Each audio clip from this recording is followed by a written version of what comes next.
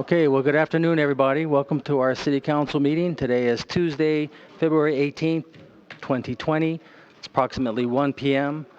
Before we start our meeting, I'm going to ask two things. One, we'll have a moment of silence for Sergeant First Class Antonio Ray Rodriguez, as well as reflecting back on the brave men and women of the United States Armed Forces as they protect our interests around the globe, as well as the courageous men and women of the Las Cruces Police Department, Las Cruces Fire Department, as they keep our city safe 24/7, 365.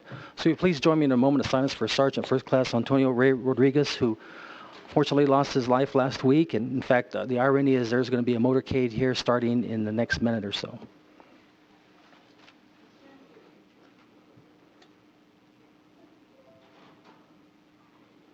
Councilor Bencomo, if you join me in the pledge, please. I pledge allegiance to the flag of the United States of America and to the republic for which it stands, one nation, under God, indivisible, with liberty and justice for all. Thank you. You can't hear back there?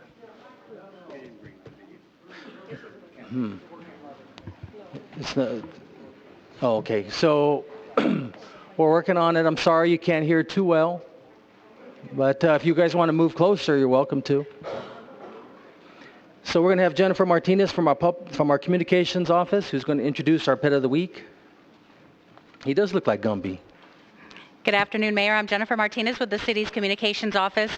And our pet of the week is looking for a walking partner.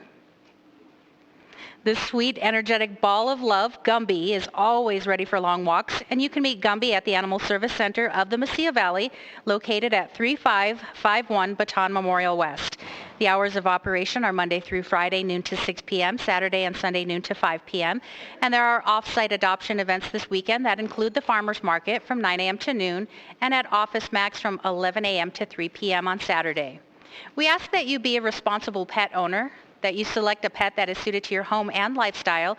You keep only the type and number of pets for which you can provide appropriate food, water, shelter, healthcare, and companionship, and commit to the relationship for the life of your pets. Thank you. Thank you, Jennifer. This one sounds a lot better, huh? Okay, so now we have Councilor Bencomo, who's going to read the proclamation. Well, I'll just come down here the entire meeting and talk through this mic. Hello, everyone. Good afternoon. May I have Mr. Roy Van Der A come down? Mr. Roy is accepting this proclamation today on behalf of the Arts Forms Artists Association of New Mexico.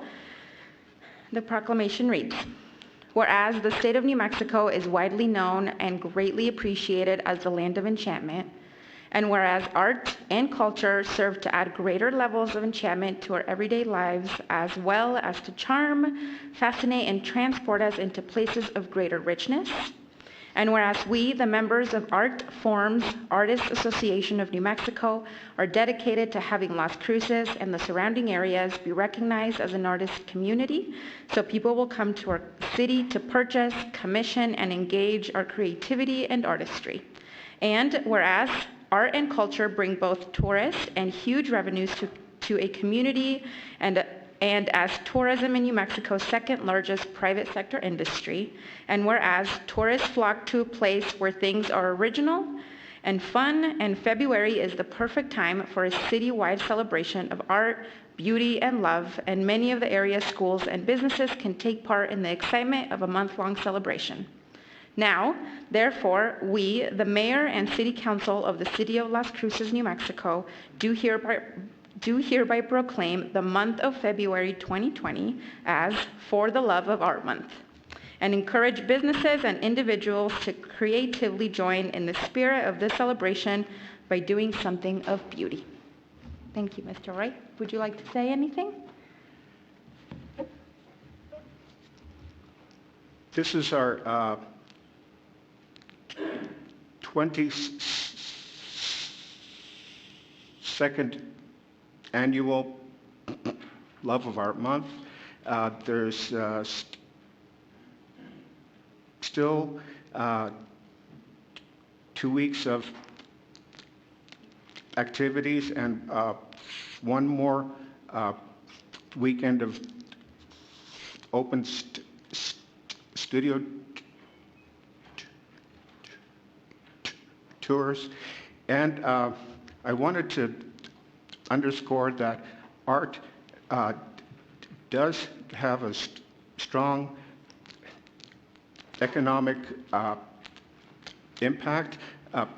Last year, we worked with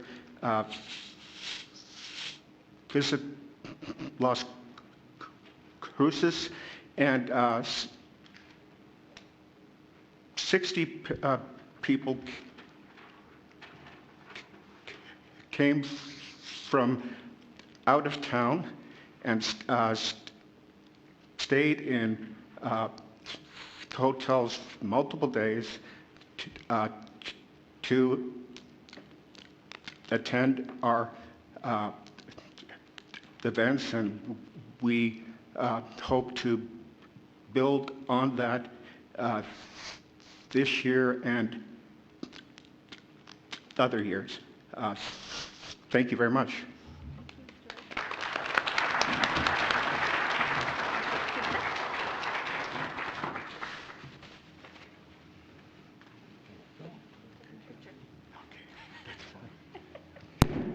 Okay, well, thank you very much, Roy, for your comments. And I have to tell you that really art really does beautify our community and our city. And thanks to you and the many artists throughout our community that have really livened up the place, and including our city hall. I know that in the beginning when we moved in here some 10 years ago that we had solicited different artists, and they put their renditions up, their drawings up, their paintings, and it just really makes the place look a lot better. And I know that when I travel to different communities and I see pieces of art, whether it's public art or different types of sculptures, we really appreciate it. And so we appreciate all that you do, sir. Thank you very much. Thank you.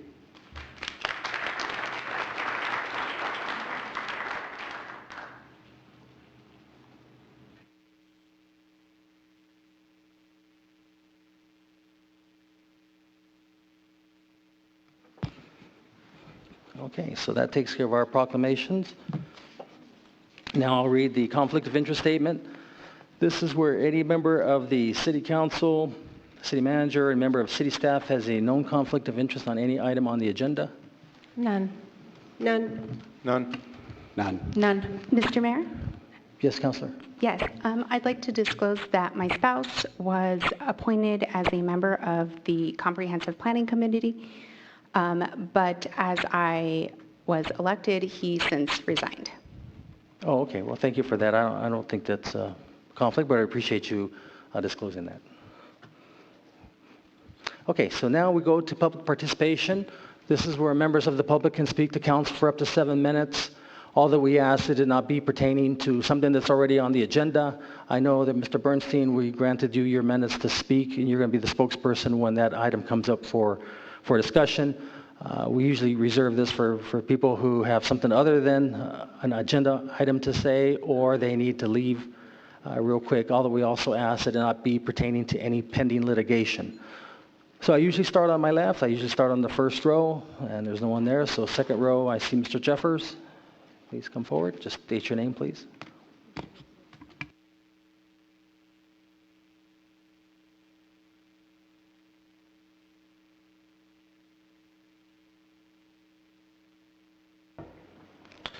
My name is Vince Jeffers, and it'd be nice to know more about that Resolution 20099.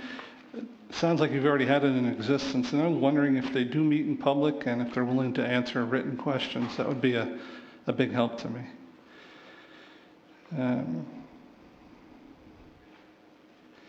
As far as Council Bill 20008, this is another one I've already spoken out on it publicly. I have nothing else to say other than it still stands what I said. It's not right, but you're going to go through it anyway, as always. This is another one. Let's see. Item 6. This goes back to the 1985 version of September 11th. Richie Rosen or Rosenberger, depending on which one you know. Still not okay with it. It's one of the bigger ones because it was a part of something else that had happened. So Still not right. Still people who are benefiting from illegal means, but it is what it is. So I hope they at least pay rent, you know? Resolution 20101. I know why you only want one person to be the one to do this, or a sole source. Still, I go way back to when I was in grammar school or grade school. Mrs. Letts, or actually Miss Cross, got married and became Miss Letts. Her advice was, if you're involved with a conspiracy and you don't want to be, you involve as many people as you can. And to put it to one person, and I've already went on public record, I've already been through the court system with this N29 Tano. It's not right, and El Paso Electric, while you say it can only be done by this person, if you were to look at all the pieces that were a part of what was going on, and why you have to have this political patronage, here's some money for you, it's not right. And we would be so much better off if you competed these things and you didn't give good deals to Steve Fleischman or whatever the guy's name is and other candidates for office, but you're going to continue on with it. And to me, knowing full well you keep doing the same thing over and over again, and the reason is you have career politicians who are in office in one way or another for 25, 30 years who are dictating this is how we're going to do it. And you are creating two classes of people, and you're kicking up from the citizens of Las Cruces to the bigger corporations. And this is another one that it's going to happen, but it doesn't have to happen. Resolution 20104. It's another one that I've already spoken on it publicly. It's one of the ones where it's another illegal transfer of property. This goes back to the Philip Papula and that whole transactions, many transactions, not just there at that property, but on Hillrise and some other ones as well, where you guys willingly, knowingly committed fraud. And this is the deal with that attorney. If you understand how it's happening with the Community Foundation of Southern New Mexico, and you see how the court system is being misused by the city of Las Cruces and the Community Foundation and other nonprofits, you guys would really wake up. You would have a much better community instead of they get a good deal because they're willing to go along with it. Can never be right in my book if you just keep going along with it. It's a chain of events going way back. It's still not right. You have other options you could have went with, but you didn't even compete it because you know how it has to happen, and it's not right. I do have some questions that I'd like to put in writing and give it to that committee that you guys have already formed, I guess, in the past. I didn't know it was an actual committee that met in public and hopefully are willing to answer questions, because there's a lot of properties that you guys benefited from which were fraudulently taken over. Thanks. Okay, you've got 2 minutes left, Mr. Jeffers, in case you decide to share your opinions with us on another item. Okay, so that was the second row. Anyone on the third row? Fourth row? Fifth? Sixth? Yes, ma'am. Seventh row? Please come forward. And you're not here to talk about anything that's on the agenda, are you? Or you can just give your summation like Mr. Jeffers and then...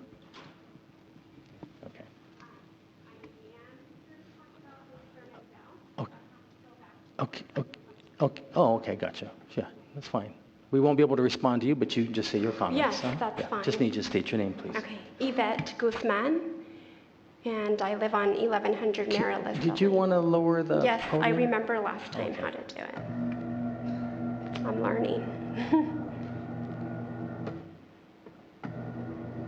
Okay, thank you for accommodating me. I have to get back to And I'm work. sorry, your name one more time? Yvette Guzman, and I live on 1100 Marilisa Lane.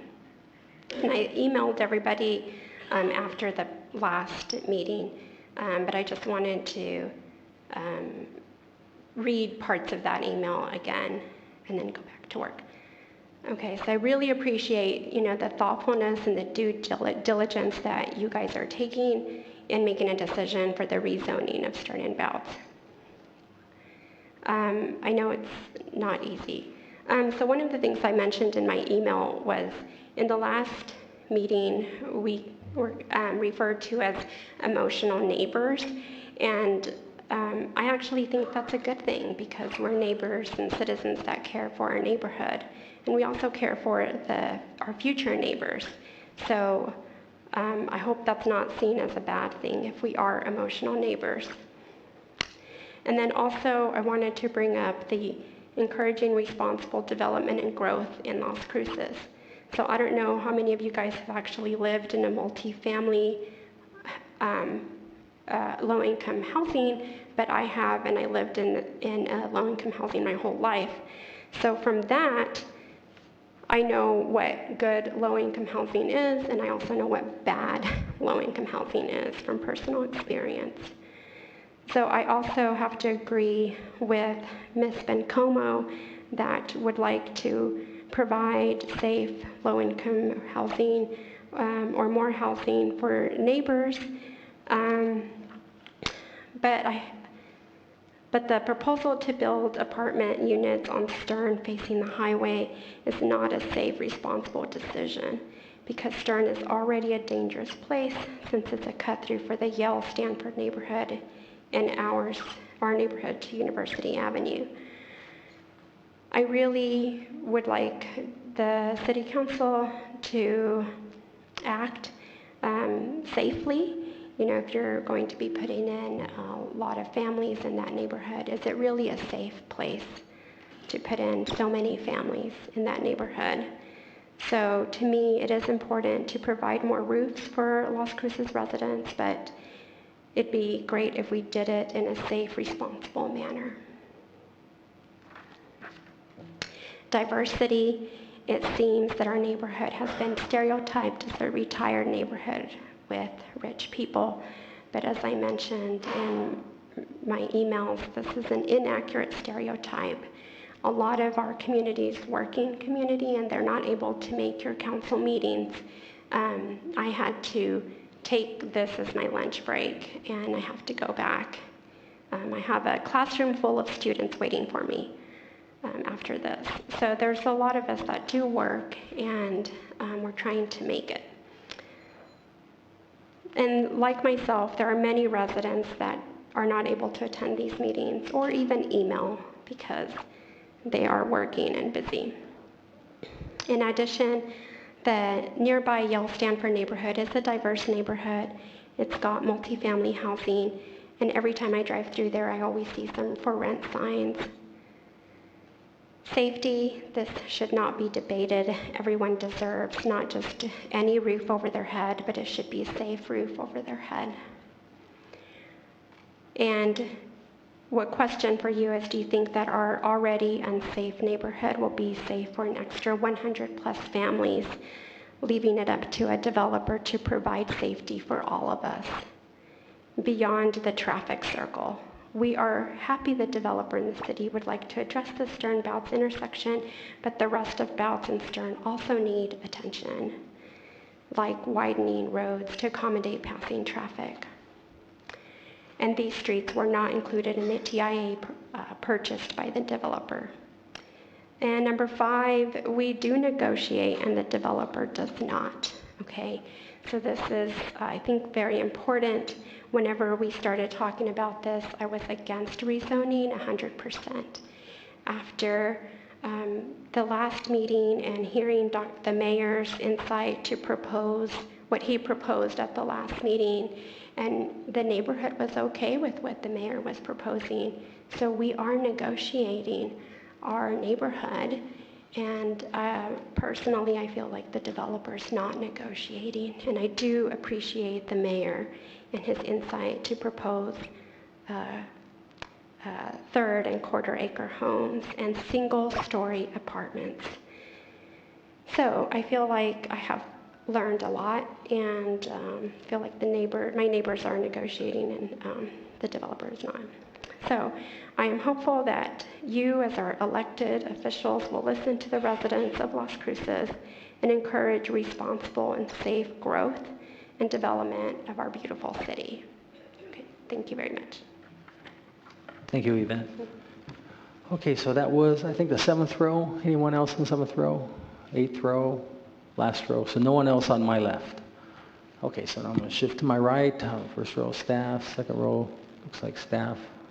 Third row? 4th? 5th? 6th? 7th? Last row. So no one on my right? Okay. So that takes care of our public participation. And I've got 2 closed meeting statements I need to read. Can you all hear me okay? Is it better? Okay. So, the Las Cruces City Council met in closed session at 11:02 a.m. on February 3rd, 2020. The following members were in attendance: Councilors Flores, Sorg, Bencomo, Vasquez, Abeta Stuvi, Gandara, and myself, Ken Miyagashima.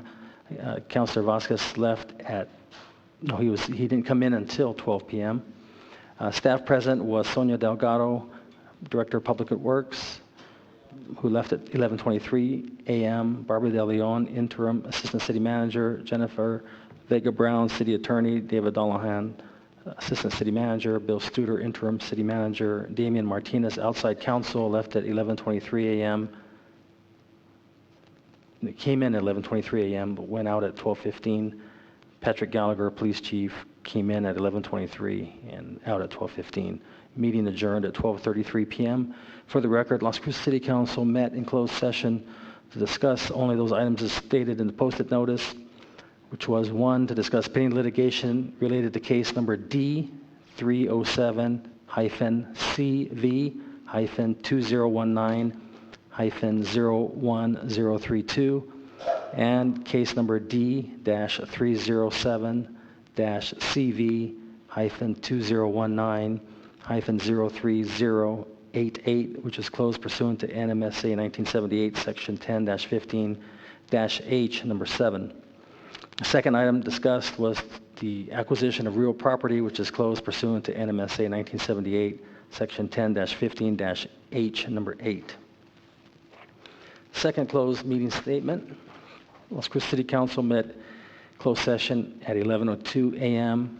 on February 10, 2020. The following members were in attendance: Councilors Flores, Sorg, Vasquez, Abeta Stuvi, and Gandara. Those absent were myself and Councilor Johanna Bencomo. And staff present was Dr. Jorge Garcia, Director of Utilities, Delilah Walsh, Deputy Director of Utilities, Robert Cavello, Senior Attorney Marcy Driggers, retired City Attorney, but on contract or volunteered to the City Attorney's Office, Bill Studer, Interim City Manager, Barbara De Leon, Interim Assistant City Manager, David Dollahan, Assistant City Manager, Jennifer Vega Brown, City Attorney, and Jessica Farrell, Outside Counsel. Meeting adjourned at 11:27 a.m. For the record, Las Cruces City Council met in closed session to discuss only those limited items as stated in the notice, which was to discuss pending litigation related to case number 2:CV-00809 JCH-GBW, which is closed pursuant to NMSA 1978, Section 10-15-H, number 7.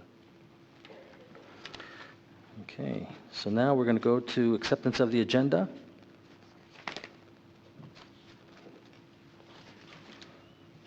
So moved.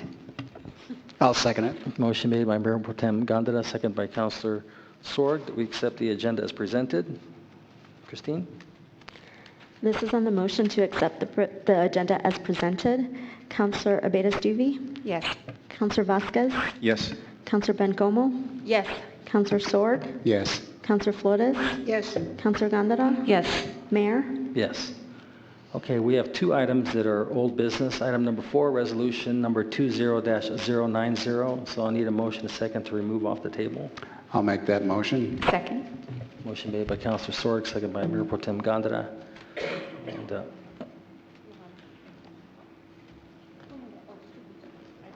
you didn't? Oh, I'm sorry. Second by Councilor Abeta Stuvey. Okay, and the Matthew signs we'll be discussing. I need to take a vote on the motion to remove from the table. Oh, yes, that's right. Okay, so the vote to remove from the table, please. This is on the motion to remove Resolution 20-090 from the table for discussion. Councilor Abeta Stuvey? Yes. Councilor Vasquez? Yes. Councilor Bencomo? Yes. Councilor Sorg? Yes. Councilor Flores? Yes. Councilor Gondeta? Yes. Mayor? Yes. Okay. Now, Matthew. All right. Okay, thank you. Good afternoon, Mayor, members of Council, Administration. For the record, my name is Matthew Sines, Senior Budget Analyst with the Budget Office, and I'm here to present the proposed quarterly budget adjustments for fiscal year 2020. First off, I want to congratulate and welcome the new councilors, and congratulations to Madam Pro Tem as well. And just for a little background information as why we bring forward these budget adjustments, according to our city charter, Article 5, Financial Procedures, City Council approval is required if we are increasing or decreasing revenues or expenditures of a fund, transferring funds from one department to another, or transferring funds from one fund to another. So with our adjustments today, there are no new programs or policy initiatives. The adjustments are focused on compliance and alignment. We do have an increase in general fund revenues and expenditures, and overall what we're trying to accomplish today is for best practice. Now, before we get started, I just want to point out that we are making adjustments to the column with the yellow text. And if I can get this mouse to work, right here. So for example, on our first line, we are requesting an adjustment from Fund 1000, which is a general fund. And the department is a non-department in this case, which means that it's not for a specific department, just for the overall fund. And the amount we're requesting under the requested adjustment is for $896,000. You'll notice that it's a positive number, therefore we are increasing our budget for that line item. If it was a decrease, it would look something similar to the second line, which is negative 102. So the letters following the amounts refer to the type of adjustments that we're making, and you can refer down to the legend down below. So E is for expense, R is for revenue, and T is for transfer. So we do have the total adjusted budget amount, which includes the amounts that we're requesting today if it does pass. And the last column is the reason for requests. So let's go ahead and get started. So in the general fund, we are requesting an increase of revenues of $896,000 for internet sales tax. This is the first fiscal year that we will be receiving the internet sales tax. And because we do have a 2-month lag in payments from the state, we are only budgeting for 10 months. So next fiscal year, we will budget for all 12 months.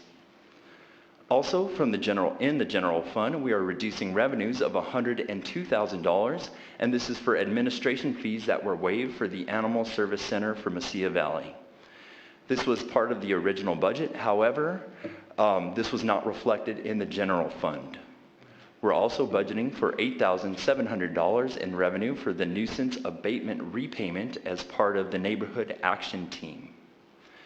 In addition, we are also reallocating expenses from mayor and council of $7,237 to city manager's office. And this is for a staff writer position that is housed under communications, formerly known as PIO.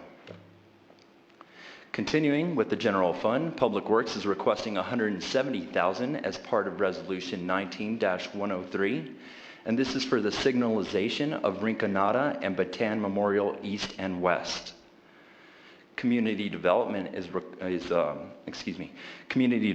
adjusting their grants to actuals by $4,233, and this is for the Metropolitan Planning Organization.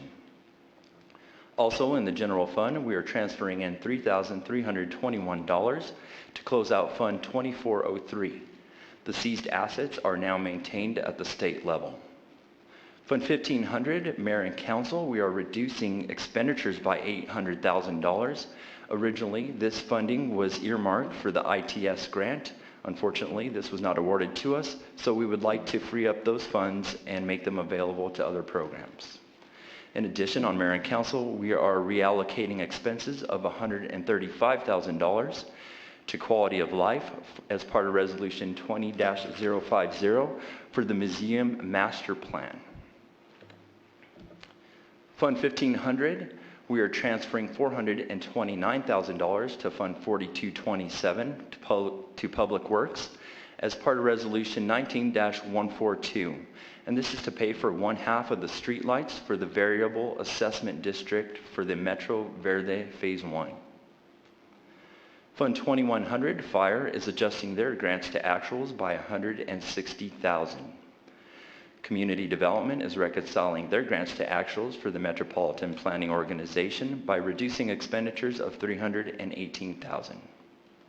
Fund 2403, Police, we are closing out the Seized Assets Fund by reducing expenditures of $15,000 and transferring funds of $3,296 to the General Fund. Fund 3282, Public Works is requesting $30,000. Their interest expense was recalculated, so they're requesting an additional amount for debt service. Fund 3295, Treasury Services, is budgeting revenue of $1.1 million, and this is for the Variable Assessment District bond for Phase 2. Fund 3630, Treasury Services, is correcting debt service allocation for South Central Solid Waste Authority. So revenue will be coming in directly into Fund 3630 of $183,000, and we'll also be reducing the transfer from 8120 to 3630 by that $183,000. Fund 4031, Public Works, is requesting a carryover adjustment for the Amador Hotel of $36,361. Fund 5100, Utility Shared Services, they are adjusting their budget to actuals by $44,690. Fund 5300, Water Operations, revenues were higher than anticipated, so we are increasing the revenue budget by $650,000. We're also providing additional spending authority of $175,000, and we are transferring a total of $450,000, which $400,000 will go to Fund 5350, which is directly below that, for water capital improvements, and they're going to use that towards operational needs. The $50,000 is going to Fund 5360, which is at the last row at the bottom, for water equipment replacement reserves, and that's for a grant match. If we'll go back to Fund 5350, we're also adjusting budget to actuals for expenditures of $286,000. Continuing with utilities budget adjustments, the following adjustments are to actuals: Fund 5345, Water 15 bond by $15,000, Fund 5347, the Water 16 bond by $40,000, and Fund 5348, the 17 joint utility revenue bond by $130,000. Fund 5400, wastewater operations, expenditures were a little higher than anticipated, so we're requesting over $500,000 to increase our expenditure budget. We're also transferring out $500,000 to Fund 5450, which is the last row, and that's for wastewater capital improvements and to complete the wastewater projects associated with that. We're also adjusting the debt service transfer from Fund 5400 of $60,000. This amount should actually be reflected on Fund 5420. Fund 5445, the wastewater 15 bond, we're adjusting budget to actuals by decreasing expenditures of $217,000. Fund 5479, the wastewater 14 bond, also reducing expenditures by $30,000. And lastly, Fund 7480, we are increasing budget for both revenues and expenditures of $150 for gifts and memorials. And now I'd like to turn it over to Mr. David Cedillo, the Deputy Director from Public Works, who will be covering the CIP amendments related to the budget adjustments. Thank you, Matthew.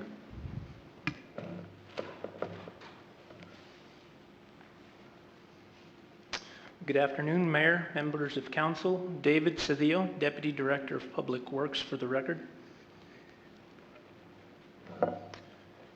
So Public Works, in conjunction with the City Manager's Office, is moving forward with a new effort to improve the understanding and better to better notify council of changes to the capital improvement program, or the CIP, throughout the year. Previously, as budget adjustments were made, those were also made to the CIP. This is to better show now, while those budget adjustments are going to council, that you actually see the adjustments made to the CIP as well. These next two slides that you'll see here, those are showing adjustments, if approved by council, while the CIP will be amended. For example, as the Amador Hotel, you will see the changes into the CIP if the approvals of the budget adjustments are made. This is just to show that also, as those adjustments are made with budget, the CIP is amended as well. That will move forward if everything is approved under this budget adjustment for the Metro Verde VAD Phase 1, the Water Development 15 bonds, the Wastewater Development Quality Lab 15 bonds, Wastewater Improvement Streets 15 bond, the water bonds for 2018, the Water Quality Lab 15 bonds, water pump station rehabilitation, water SCADA, water street utility rehabilitation. On this next slide, the first three items that you see do not have a budget adjustment, but through this new effort, we wanted to bring forward what those changes would be to the CIP. Although they don't have any budget adjustments, they do change the CIP, so we're coming forth seeking approval for that. The next two items, although they don't have any budget adjustments, it does show the adjustments that will be made in the CIP based on available funding. With that, here's council options, and we'll stand for any questions. Thank you, David. Councilor Flores? Thank you, Mr. Mayor, and thank you, Mr. Sainz and Mr. Cedillo. My question is for Mr. Cedillo. On page 14, just the one prior to the one we're on right now, line acquisition, Public Works, name change, Public Works. So only the name is changing. The fact that this is for East Mesa listed as subcategory under the rights of way portion of land acquisition, that doesn't change. It's just the name? Mayor, Councilor Flores, that is correct. This was a request from council to have this specific line item of the East Mesa bulleted under that portion of land acquisition in the capital improvement program. Okay, and how does that, so the name changes, it doesn't have any substantive effect on the transfer? Okay, of the name change. Thank you very much. You're welcome. Is that it, Councilor Flores? Okay, Mayor Pro Tem and then Councilor Vasquez. Thank you, Mayor. Thank you, Mr. Sainz, Mr. Cedillo, for your presentation. My question is on page 14 as well, the last two entries, cinematic infrastructure and downtown projects. You're decreasing a project by $104,000 to increase to the cinematic infrastructure. I don't remember agreeing to that. Can you refresh my memory? Mayor, Councilor Pro Tem, Councilor Gondra. At this time, if Mandy Gus is...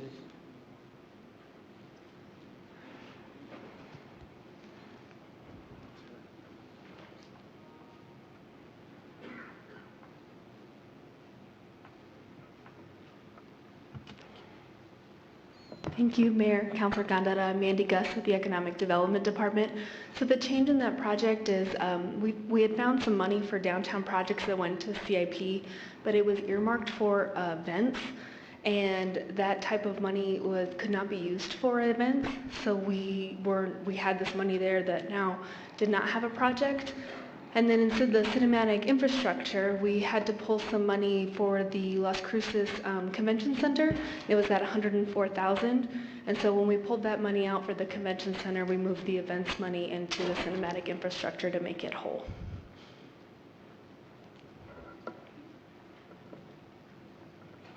Okay, so I'm still That's a lot of money, and council didn't agree to it, right? Am I correct in that? I mean, I don't know, what are you going to do with that money specifically? So, Mayor, Councilor Gondeta, I believe that this did already come to council for a budget adjustment, and the money, the $104,000, is going into that cinematic infrastructure that council approved towards a film studio. So give me an update on the film studio then. Sure.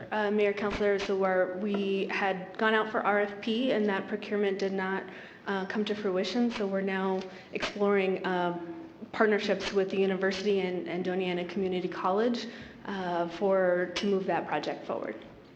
So that $104,000 is going to go to the construction of a soundstage? Yes, that's correct. Okay, thank you. Thank you. Councilor Vasquez. Thank you, Mayor. Thank you, Mandy. I have a couple questions here. The first is on fund number 1,000, out of the general fund, the Mayor and Council's department for the staff writer position. And that's to move remaining balance for contract staff writer to communications. I didn't realize Mayor and Council had a staff writer. Otherwise, I'd be using them a lot more. But could you just describe what was the staff writing position eliminated, and it now goes to the general balance for PIO, or what does that mean? Mayor, Councilor Vasquez, I'm going to turn it over to you. Hello, Mayor, Councilor Vasquez. This is a writer position that Steve Ramirez holds. When he first began employment with the city almost 3 years ago, he was working for the city council, the mayor's office as a policy analyst. Okay. We determined there was a need for a staff writer in PIO, which is now the communications program. And approximately 2 years ago, he moved from the city manager suite to the public information office. The PIO had half of his salary and was paying all his benefits, with the balance of his salary still with the city council and the mayor's office. What this is doing is pulling that balance over to the communications office, so that position is 100% funded by communications. Thank you. That explains it for Steve's position, Steve's former position as a policy analyst. Okay, that makes more sense. The way it read, I was understanding we had a staff writer that I didn't know we had. So thank you, UW, appreciate that. Thank you, Councilor. And then regarding the ITS grant, that's on the same page for fund number 1,500, Mayor and Council. Could you remind me of that grant that we did not receive and what it was for? Mayor, Councilor Vasquez, I'm going to turn it over to Amy from Grants. Thank you, Mayor. Councilor Vasquez, Amy Johnson Bassford, Grants Administrator.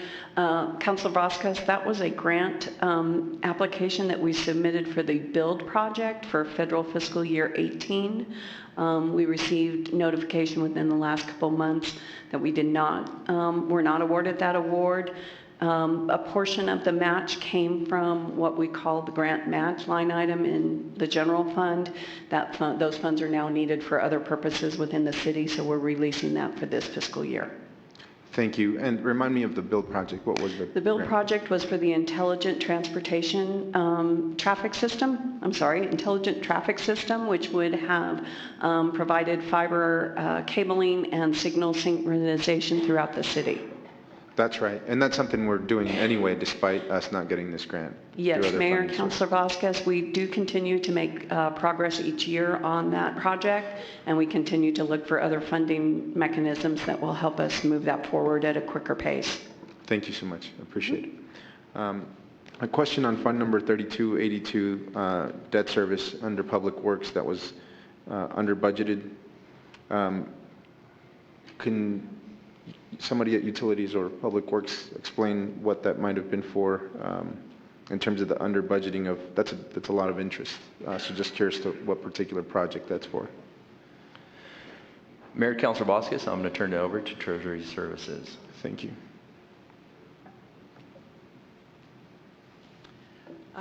Mayor, Councilor, I'm Karen Byram, and we had just made a error on the total, and for some reason it was misread, and we're just trying to correct that error at this point. Okay, so a typo more than a miscalculation. Yeah. Okay, I appreciate knowing that. Thank you so much. I do have now a question perhaps for utilities. On the water operations, on revenues that were higher than anticipated, it's a lot of revenues, 650,000 not anticipated. So wondering source of those revenues, why they weren't anticipated. Happy to have them, but just wondering. Councilors, I'm Delilah Walsh, Assistant Utilities Director. As you know, we did implement our rate increases in part of the fiscal year, and basically what was not anticipated was an increase in water sales. And so we actually have higher sales than anticipated in water use. Thank you, Ms. Walsh. Do you speculate or know what type of ratepayer might have caused that? Is it residential? Is it a big industrial customer or otherwise? Councilor, as I recall, it was across the board. It was both commercial and residential. We just saw an overall increase across the board. We anticipate that the volume that we've experienced this year will be consistent with next year. That's fairly significant, and I know part of the reason for the rate increase was to be able to develop revenue to keep our water operation sustainable. So does this mean that that now gets factored into the rate case review for this following year in terms of the additional revenue we received that was unanticipated? Councilor Vasquez, absolutely. When we come through our next rate review, that is a consideration of what we're collecting and what the water sales are. As you know, water rates hadn't been increased in 10 years, and so we have several capital expenditures and equipment replacements that we need to address first, but it absolutely does come into play whenever we do our next rate review. Thank you, Ms. Walsh. I appreciate that. And one last question for me. On Fund 5400, the wastewater operations, expenditures there were over 533,000. Reason for the increase in those expenses at wastewater? Dominique, could you explain that one? And I apologize, Councilor. Dominique has all our details for. Thank you, Ms. Walsh. I appreciate it. Hello, Mayor, Councilor Vasquez. My name is Dominique Rodriguez. I'm the Rate and Economic Analysis Manager. For Fund 5400, we had an increase that was for, let me find it. These are for operational expenses that include meeting regulatory requirements for the remainder of the fiscal year. This also includes H2S meters, replacement of doors at the Jacob Hans facility, and let's see, as well as repairs and maintenance at Jacob Hans. So the majority of it is repairs and maintenance for the upkeep of our Jacob Hans facility. Thank you. I appreciate it. Is that something you're factoring in for the next budget in terms of what the continual maintenance requirements will be at Jacob Hans? And how old is that facility? It's 30 years old. 30 years old. Okay. So yeah, it sounds like maybe we'll need to keep an eye on things there in terms of some of the unanticipated repairs.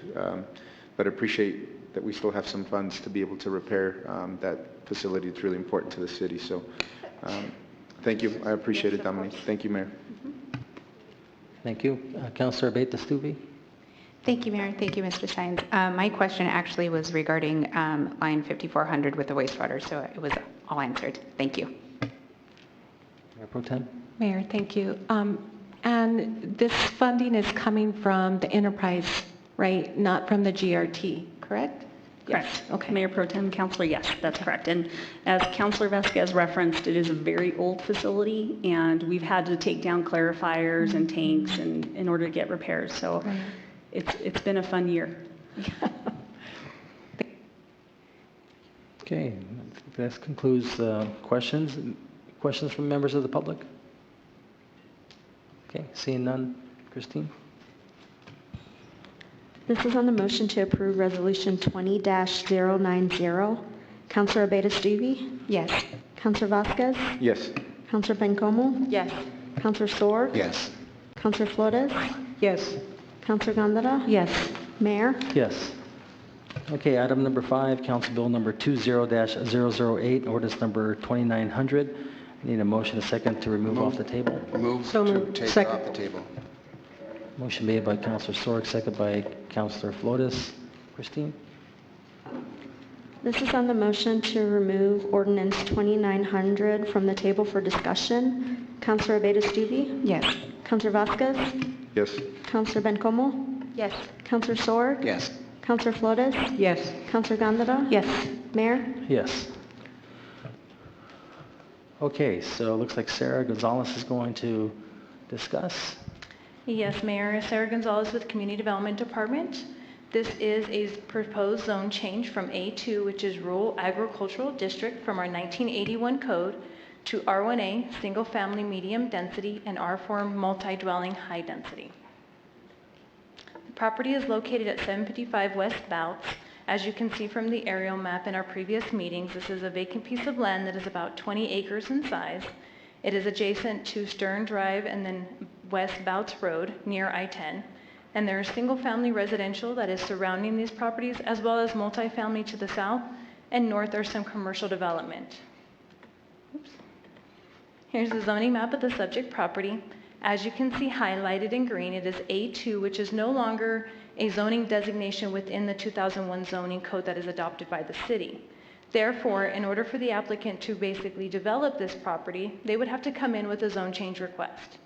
At this time, the applicant has submitted a zone change request for the R1A to be adjacent to the R1A properties, as well as R4, which is adjacent to the R2, which is our multifamily.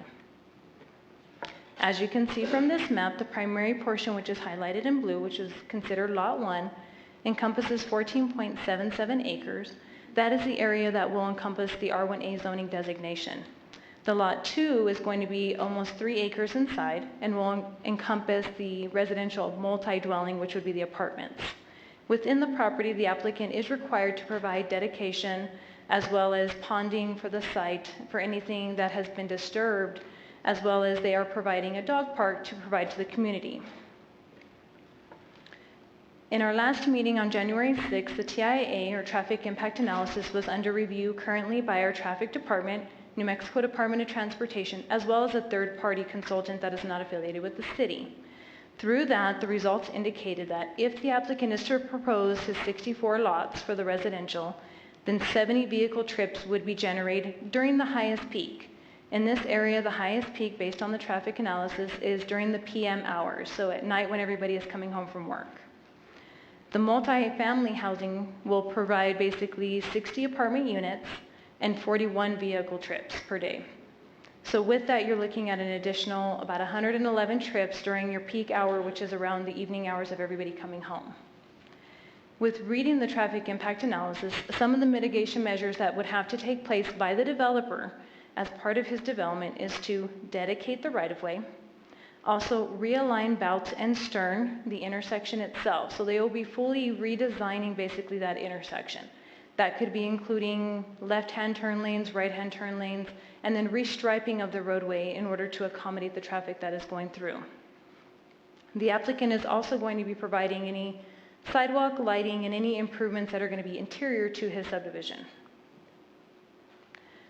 Some of the conditions that were discussed in our previous meetings were designated towards what the council could restrict as far as designation of mitigation between neighbors.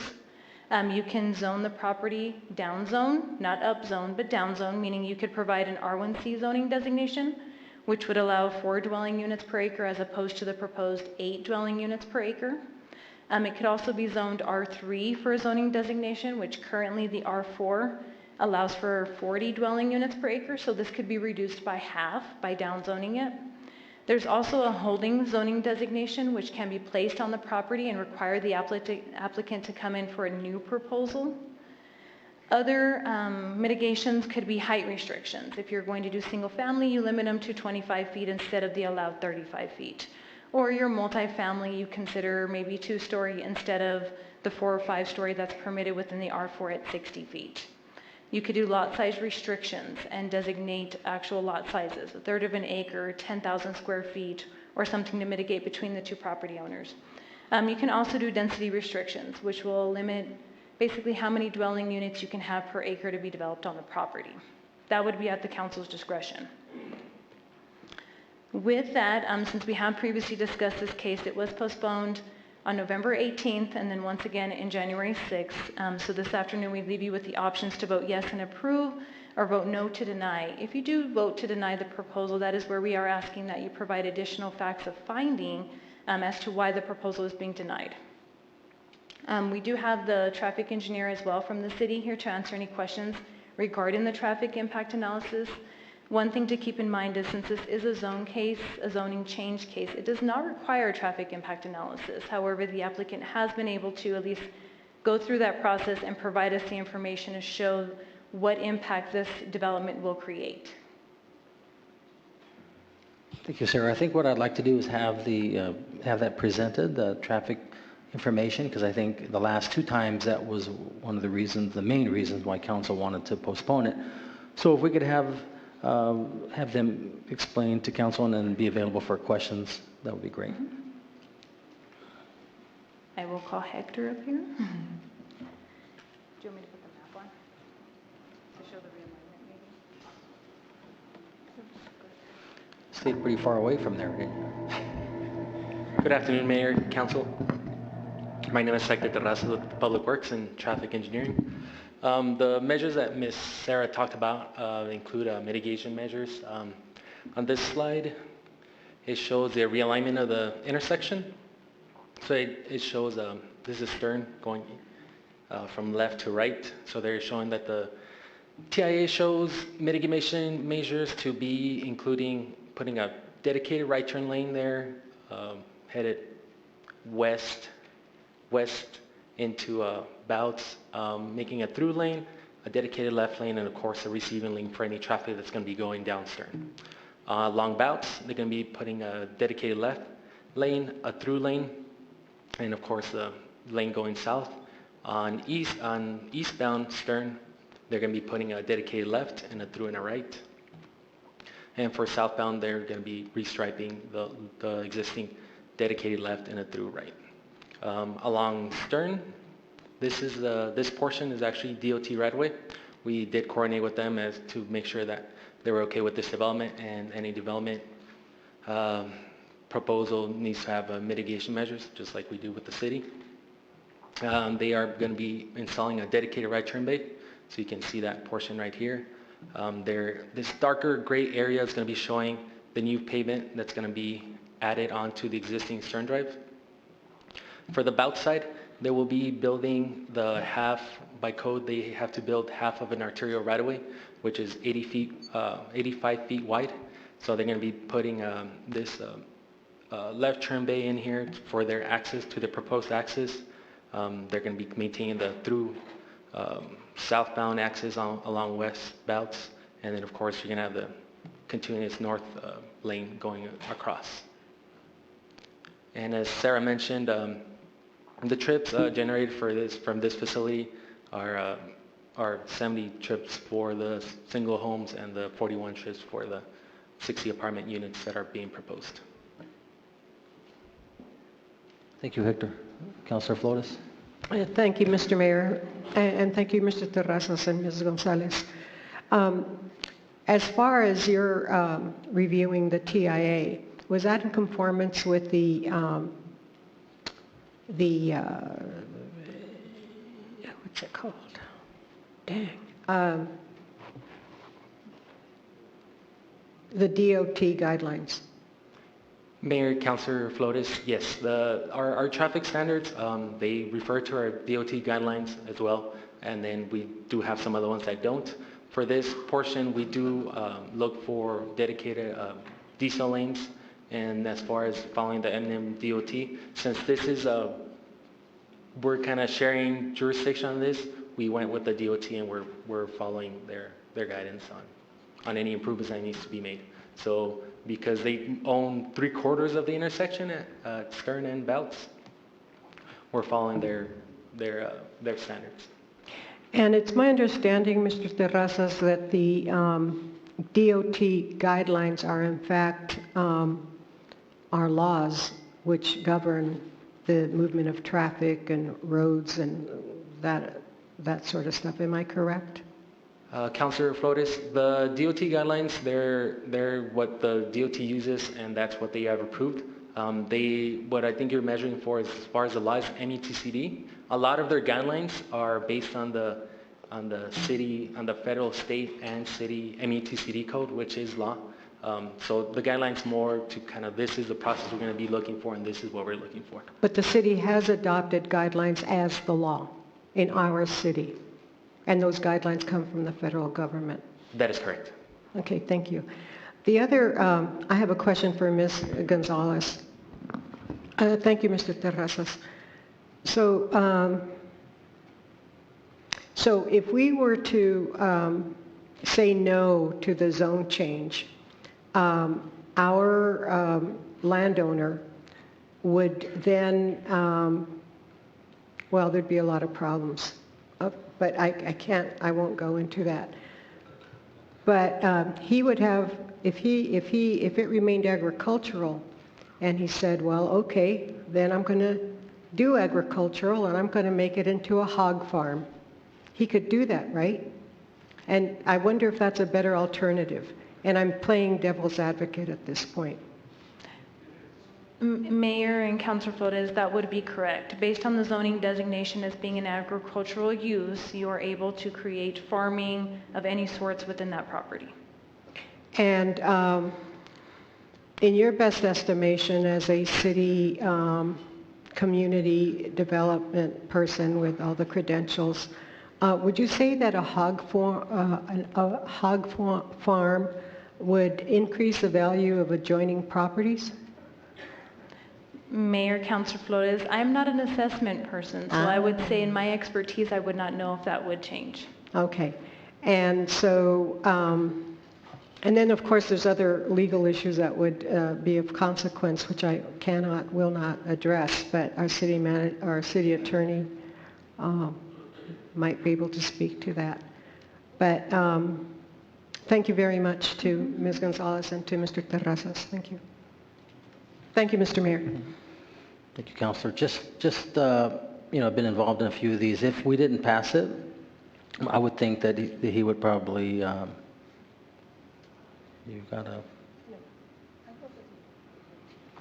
probably go to district court. District court just come in and send it back down to the city and say, you need to zone it. That's all they do. It'd be like another delay. Okay. Well, then let me ask a question to our city attorney. If we were to turn it down, he might be successful at district court. But under the Fifth Amendment of the U.S. Constitution, he could also have other remedies, arguably. Mayor and Council, there could be other remedies. Thank you. Thank you. And thank you, Mr. Mayor. Councilor Bencomo. Thank you, Ms. Gonzalez. Could you explain what happens next and then the step after that? So between now and when lots start getting sold, if the zoning passes, what happens? Mayor, Councilor Bencomo, so the process would be if the property is zoned today, the applicant would then come in with a master plan and preliminary plat. At that time, it shows how the process is either phased out or how the lots will be developed. Usually you would start with maybe single family or then you would go to multifamily, but it shows a phasing plan. From there, that would go to the Planning and Zoning Commission for approval, saying that it has met the zoning requirements that are designated from today's meeting. After that, then the applicant would submit for construction plans and final plat. Construction plans come in, which is basically your interior roadways, and then all of the developments that's going to be required to mitigate the traffic along Bouts and Stern.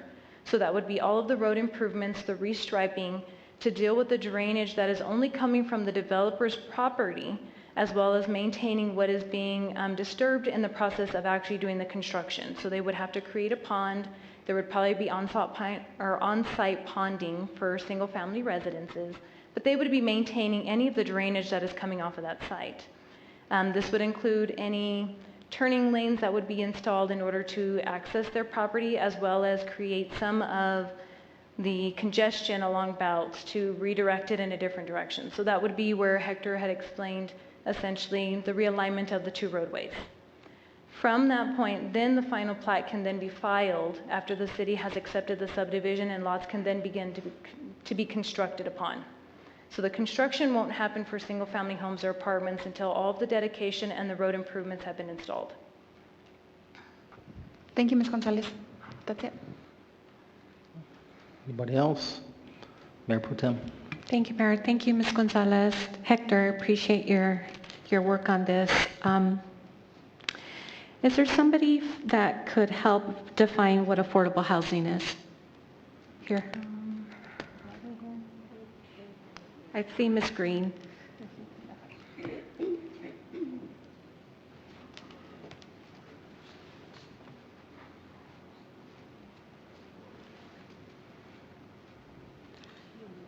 Mr. Mayor, Councilor, or Mayor Pro Temp Candida, the city defines, we use the federal standard for defining affordable housing, and again, Natalie Green with Community Development. Affordable housing is going to be any housing that the occupant pays 30% or less of their income to housing expenses. So affordable housing can range from $100,000 housing to $100,000 housing. It's what that person is paying of their monthly income and whether it's affordable to them. Mm-hmm. Now, is that the same as low-income housing? Low-income housing, no. Mr. Mayor, Mayor Pro Temp, Councilor Candida, low-income housing is going to be housing that uses federal funds usually. And in that case, that type of housing is restricted to households that make 80% or less of area median income.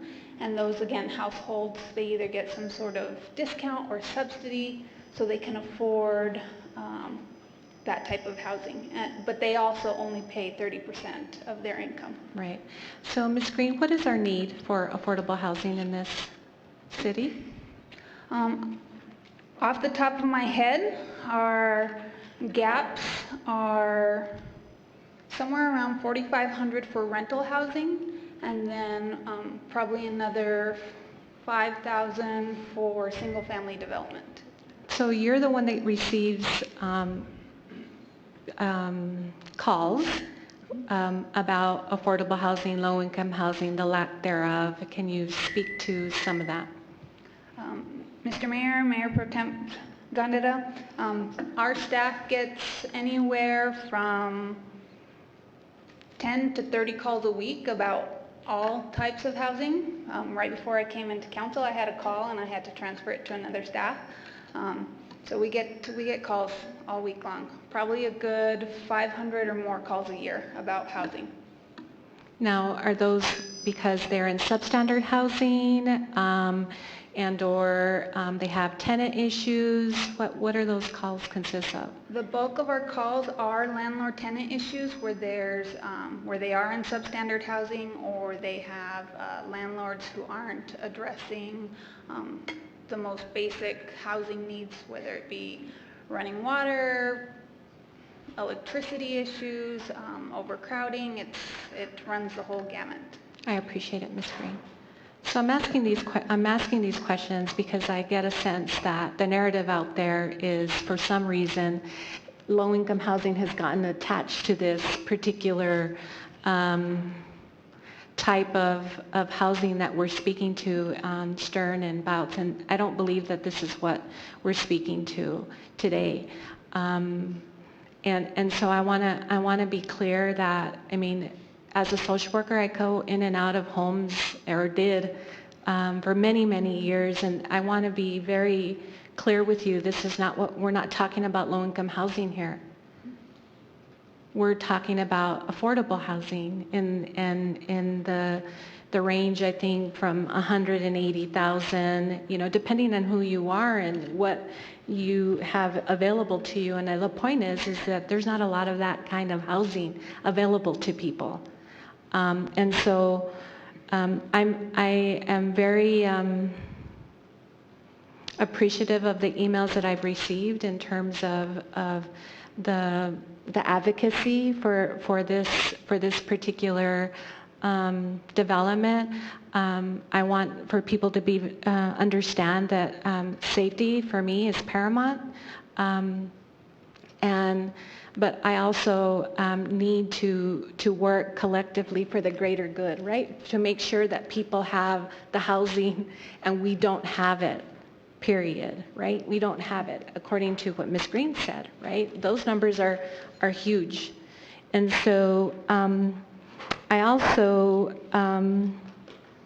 want somebody to help me, because there seems to be this narrative out there that this will generate a lot of traffic, more traffic than what currently is, and it's here. It will generate some traffic. And so I started thinking about what is also available to develop in that area, right? And looking at reading like line by line, I spent a lot of time on this for a couple of days at least, just so that I have a better understanding. The MPO talks about the horizon development of 2030. And I wasn't familiar about that. And so can someone talk to me? Because I think in looking visionary, that's going to happen maybe in 2030. I don't know. I guess I'm thinking it's some sort of development that could happen. Is that true?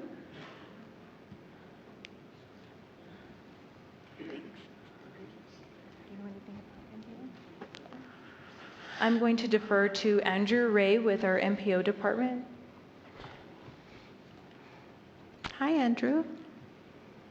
Mayor and Council, good afternoon. It's actually 2040 is our current horizon year for the Metropolitan Transportation Plan. Excuse me for interrupting. Can you state your name, please? Andrew Ray with the MPO. 2040 is the current horizon year for our MTP. We are in the process right now of working on the next version of our MTP.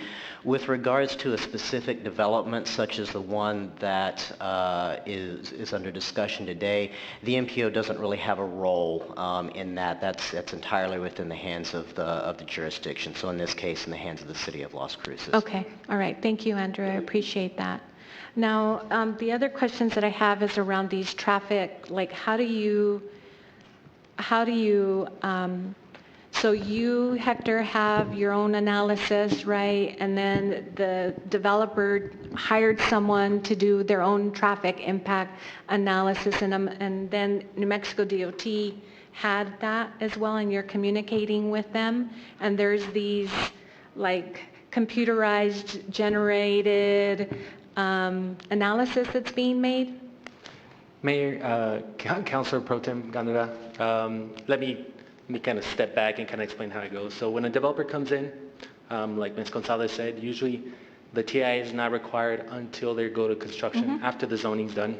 Got it. So in this case, when we request for a TIA, we have a few issues that we need to look at.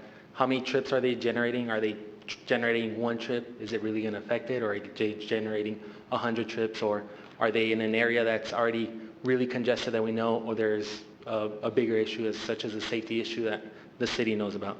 Once we get that, the developer hires an engineer to provide TIA. We meet with them, and we tell them, these are the issues we need to look for.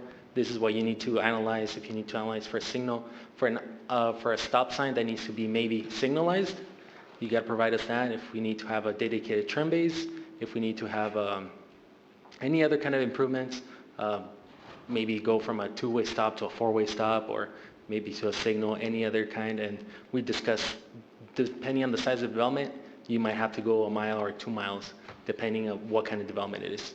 After we do that, they usually come back and they provide us a report. I'll review it. I'll send it to our third party for review, provide comments. Engineers, since they're professional engineers, we have best management practices that we have our IT guidelines, which the Institute for Traffic Engineers guidelines, and this is where the typical vehicle trips come from. It's nationwide. It's used to get these numbers. We discuss origin and destination, kind of travel paths. We look at the historic. Okay, well, a lot of people are going into town in the morning, and a lot of people are coming out of town, going back to their housing. So we discuss those items on a case by case. We ask them to count traffic to get a better assessment of it, make sure that those counts are adequate and up to date. So once we receive that first one, we make comments. For my consultant's comments, I get my comments. We provide them back. Most of the time, they're pretty close. We don't always agree on the first time because there's always something that's missing or something that we need to get reviewed and finalized. Once we go back a couple iterations, we're happy with that.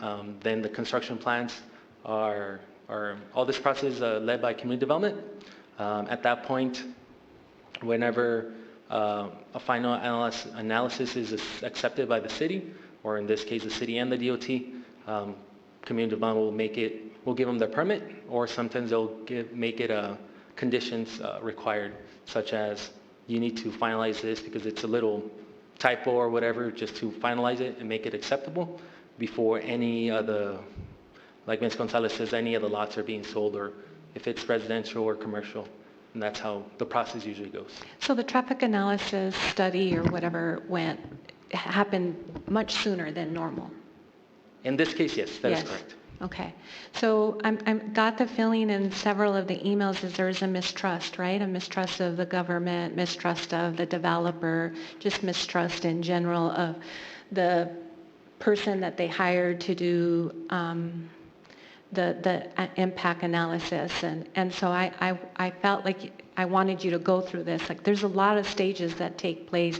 There's like at least 3 individual entities looking at this, and we'll continue to look at this as things are getting closer to the development. And so I just want for people to know that people's names and certificates, and like, for example, I'm a licensed social worker. When I put my name on something, that means that I've sworn and attested that this is true and correct, and I just want to be clear that that's, to the public, that that's what's happening there, and not just once. There's like 3 different entities looking at this and really analyzing to make sure that these things are on the up and up, and so I want to say that, because again, I got several emails that alluded to the developer hired this individual, so they're on their side, if you will. And I was a bit concerned about that, and so I just wanted to make sure that I'm a professional person, and I would hate for someone to say something like that about my work, and especially because I'm licensed, and that means everything to me in my profession, right? So I want to be clear that that I feel like things were being done very professionally, very on the up and up. This traffic impact study was done prior to it needing to be done, if you will. And so I think, Mayor, that's for me all the kind of concerns and questions that I have at this point. Councilor Flores? Thank you, Mr. Mayor. And thank you again, Mr. Terrazas. My understanding of the size of this particular development area is that it really, if it's going to be as the developer has proposed, doesn't require a TIA. Am I correct? Mayor, Council, for us, it does. Our TIA guidelines say if it's going to create more than 100 trips total. So in this case, it's 111 trips. So I thought it would 64 lots, 70 vehicle trips combined. So it would? Yes. So 70 vehicle trips from the 64 lots, and then the apartments, it's 41 for the 60 apartments. Times 2. Excuse me, sir. No. No heckling? No comments from the audience, Peanut please. gallery. Okay, so it was my understanding. I guess I did my basic arithmetic wrong, but I thought that this area wouldn't call for a TIA. But the point, though, is that the builder did come forward and at his own expense. And my understanding, it was anywhere about $20,000, more or less. So I think that's showing good faith on his part. Thank you very much. Anybody else? Okay, so let me just share a couple comments, and then we'll go out to members of the public, because I know we've had this discussion many times, and then we'll open up to the applicant. So this is the way I look at it, and I'm going to use, I know a lot of times people think I've been mayor for like 100 years, but I was actually a city councilor before that, and for District 6. So I remember years ago when there was a development. It was land. It had been there vacant for years. I mean, 25, 30 years. I know as long as I've been, I discovered, I remember riding my dirt bike out in 1981, and I thought I found a lost city, and it was the beginning of the High Range. Yeah. And so, but there was this land on Roadrunner Parkway that left vacant. And then when all the houses moved in, it had been master planned, it had been zoned. And when all the houses moved in, the developer decided to build apartments. And I remember I was a city councilor at that time, and you know, what I'm trying to get at is, like that old saying, "Let the buyer beware." You know, they knew that it was zoned for apartments, multifamily, but you know, 30 years, nothing happened. Then they decided to build apartments. Fortunately, that developer took into consideration members of the public, the neighbors, and built and lowered the ground so that the view wouldn't be obstructed. Okay, so that's one scenario. The second scenario is when you have residents who build their home and there is land and it's already zoned. And in this case, A2, which is farming. What else can you do? I mean, you've already checked. It's A2.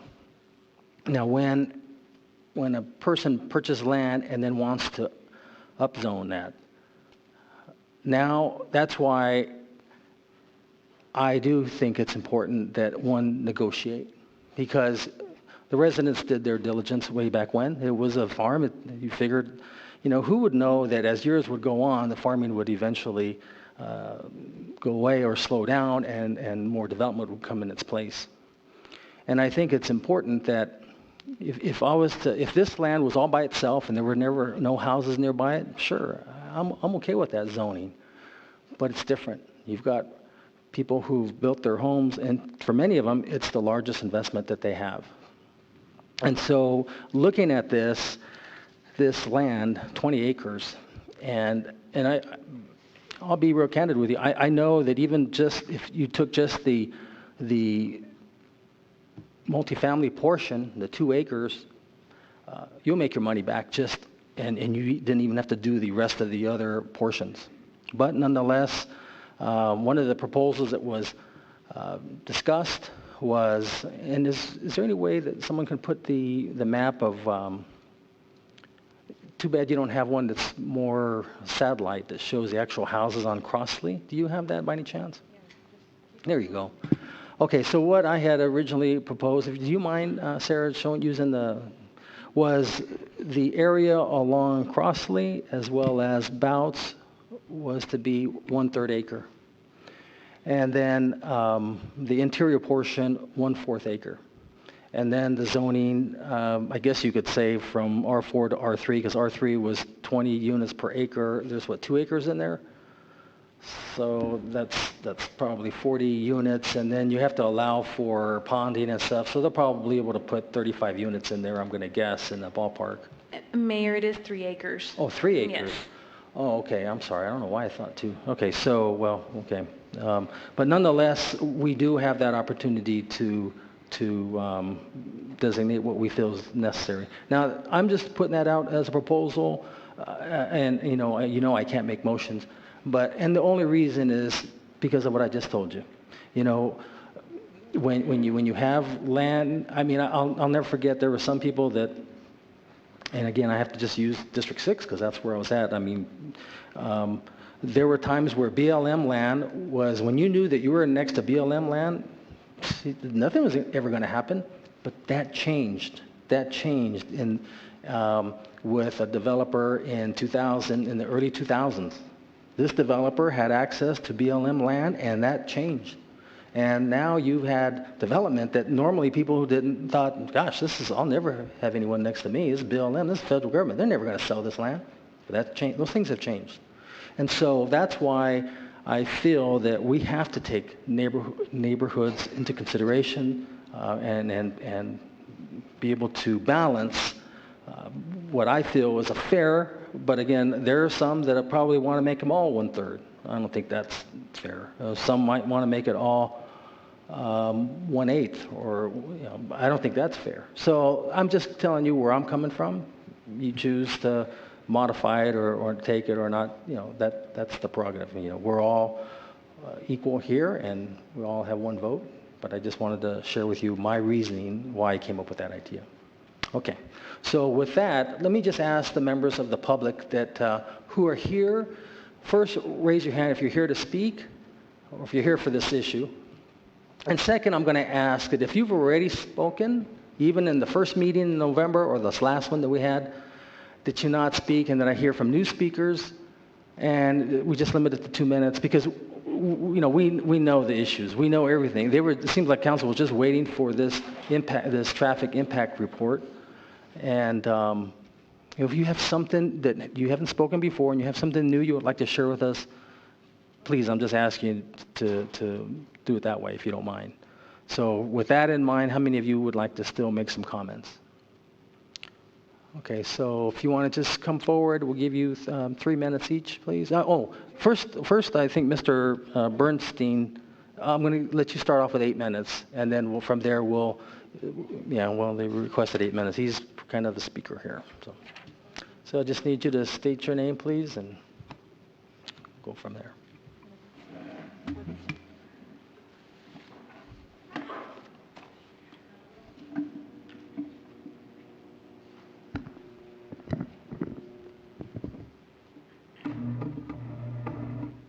I guess that's as high as it goes.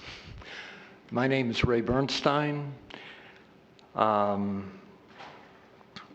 I'd like first to thank all of you for taking the time to consider this in such detail. I'm concerned about the local community's welfare. Something I haven't revealed to you in the past is that 25 years ago, I was in a near-fatal accident riding a bicycle where I hit a car that pulled out in front of me. This incident has caused me to think about road safety when riding a bike, walking, and driving a car, and it's part of the reason that I've been so passionate about this rezoning. My biggest concern relates to safety and in particular the city planning process for evaluating traffic. I do believe the process is flawed. First, safety is not the primary concern when classified roads are used to measure road capacity. The phrase from page 9 of the TIA, Bouts Road, classified as a major collector by the Mesilla Valley Metropolitan Planning Organization, is currently a 2-lane roadway. That should cause one to pause, since it's clear that although Bouts is classified as a major collector, its capacity to support this role is limited to the span that is north and east of South Valley Drive. South and west of South Valley Drive, it's a 2-foot, as indicated before, 2-foot wide, 2-lane, 11 feet wide road. No curbs, inadequate drainage. This is the span of Bouts Road that matters for this rezoning, resulting development and additional traffic. Bouts Road, classified as a major collector, is presumed to provide for 5,000 vehicle trips per day. This is most likely the case for Bouts Road north and east of Valley Drive. But since Bouts Road south and west of Valley Drive is at most half the capacity of the north and east portion, a better maximum capacity to consider would be 2,500 vehicle trips per day. I say half the capacity since, as indicated before, we have a 4-lane road that becomes a 2-lane road, 4-lane road being guttered with drainage, the 2-lane road neither. Another problem with the process, and this is new in terms of I'm bringing it to your attention today, is that the developer selects and pays for the TIA. I would claim that this is a conflict of interest since the traffic engineer hired by the developer will want to please his customer, since he also wants additional business. The analogy would be purchasing a home with the buyer having the seller select and hire the home inspector. As a result of this relationship between developers and traffic engineers, the traffic engineers within the city have a vested interest in representing developers exclusively. I have attempted to engage 2 traffic engineers to review the developer's TIA. The first indicated that he had cleared all conflict of interest concerns with his company, only to find one just a day later. During the short period of time he was willing to represent us, it was made clear that he would not criticize the TIA. The second traffic engineer I approached showed no interest going on record for such a review. I claim this arrangement ensures that the traffic engineering community is insular and will provide service only to the developer community. This is not a recipe for providing safety to the public. A typical response when questioning the validity of a TIA is that no engineer would put his license at risk by not doing a credible job. I accepted this at face value until I looked at the TIA put forward from the Bouts Stern rezoning in late December. There were a number of concerns. One was that the number of vehicles counted by the city this past January was 15% greater than that reported with the TIA last year by the developer. Notice that both of the numbers, though, that they generated, the current traffic count is already at or above the 2,500 vehicle trips that I suggest that Bouts Road can support south of Valley Drive.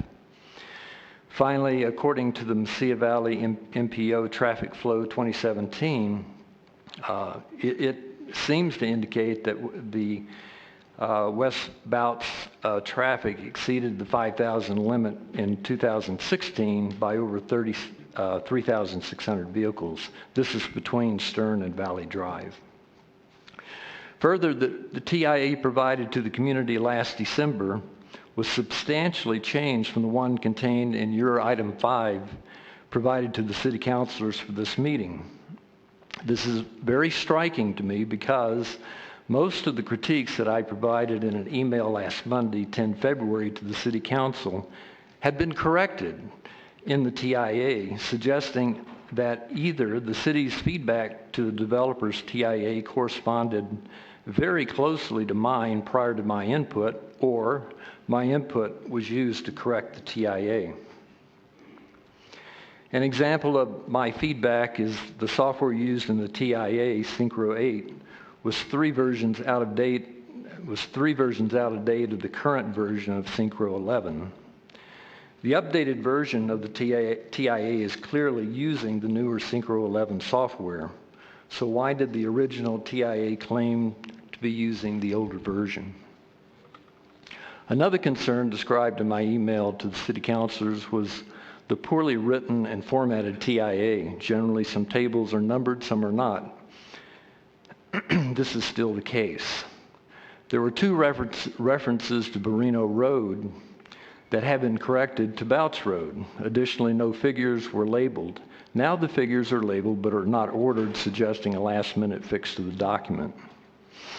There was a reference to Appendix C referenced in the original TIA stating that Synchro 8's model analysis printouts can be found in Appendix C. Now this is, they can be found in Appendix F. On page 12, there's a number of other items like this. I'm just saying that there are a lot of irregularities that suddenly, many of which, but not all, got fixed sometime between now and last December. And I didn't even see this until last night. The new table, let's see, where we go. On page 20, it states, no pedestrians or bicycles were observed during the traffic counts. I personally walk to the gym on Bouts passing under I-10, and as you saw in the video presented in the last meeting, there are both pedestrians and bicycles that use this intersection in Bouts Road. As both TIAs consistently say, so pedestrian and bicycle traffic are not analyzed in this report. That's the whole point of what our principal concern is. Sorry, Mr. Bernstein, you're out of time. I sure am. Can I would like to, can I have 20 more seconds just to give you a proposal? Okay, 20 seconds, sure. So, given all of the above as a compromise, we recommend that the City Council rezone the property as follows. Zone single-family dwellings to 4 lots per acre, R1C, and have no apartments. In the worst-case scenario, provide not more than 30 single-story apartments. The community very strongly supports this proposal based on the responses that have been sent to me. This provides balance between increased traffic and safety and the need for more housing. Thank you. Okay. Thank you. Sorry, I did not manage my time better. Okay, so we had about, I don't know, a handful, maybe 5 people who wanted to speak. So if you want to come forward, please, just state your name. 3 minutes, please.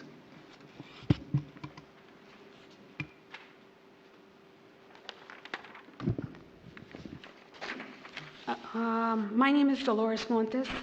I live at 1030 Crosby Lane and have lived there for 26 years. I am one of the individuals that will be directly affected by this proposed development because it is right across the street from where I live. At the last meeting, Mayor Ken proposed third-acre lots along Bouts and Crosby, quarter-acre lots in the middle, and I believe single-story apartments on the southwest corner of the property. I believe that that is the best compromise that has been handed to us, although I agree with others that the elimination of the apartments would be ideal. However, I would also be happy with the quarter-acre lots that have been suggested. The increased amount of traffic that this new development will create is my biggest concern. To use a word that Scott Bannister used, my emotions are driving my concern for the safety of the neighborhood, which includes our children, our grandchildren, our pets, and ourselves. School buses. Where will the children in this division be picked up and dropped off? We are being asked to believe that the additional 125 housing units that are being proposed by Scott Bannister will not have a major impact on the current traffic situation, which will definitely impact the safety issues in our neighborhood. It will impact the safety of the Boy Scouts that go door to door taking popcorn orders, luminarios during the holidays, the Girl Scouts selling their cookies, the children who are selling candy so they can all go to basketball camp. They leave our doorsteps, and the next thing you hear is a vehicle roaring down Bouts. And all you can do is pray to God that those children are not in that vicinity. I ask you to please take all these things into consideration. Thank you. Thank you, Dolores. Who's next? Isn't there someone else on? Yes, sir. Come on forward.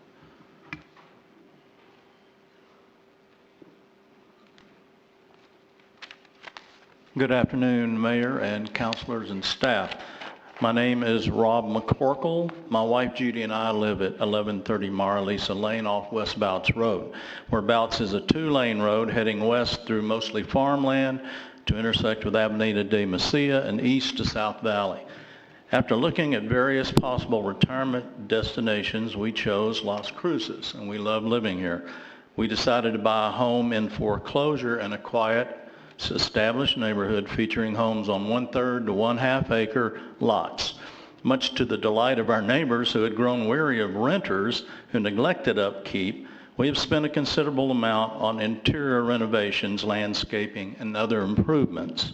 We enjoy the elbow room and the peace and quiet that our home in a quasi-rural setting affords us. It's a good quality of life to enjoy as we live out the rest of our years. I want to correct what may be an erroneous perception that those of us in the Bouts area are wealthy and unwilling to compromise. We have been amenable to compromise from the beginning. My wife and I are both retired from government jobs in Texas and live modestly, as do many residents in our neighborhood. We support our community with the taxes we pay and through our work and volunteerism. My wife brings 31 years of teaching experience to Las Cruces schools, subbing 3 days a week at ZIA with special needs children. And I serve on the board of our local community radio station and am a program host. We are active and we vote. I strongly urge the council to approve rezoning of the 20 acres in question that would allow no more than 4 homes per acre and would limit the proposed apartments to 1 story with 30 units. The development should also comport with city guidelines to preserve the existing character of the neighborhood and include any necessary road improvements to ensure an already dangerous traffic situation is not made decidedly worse by this project.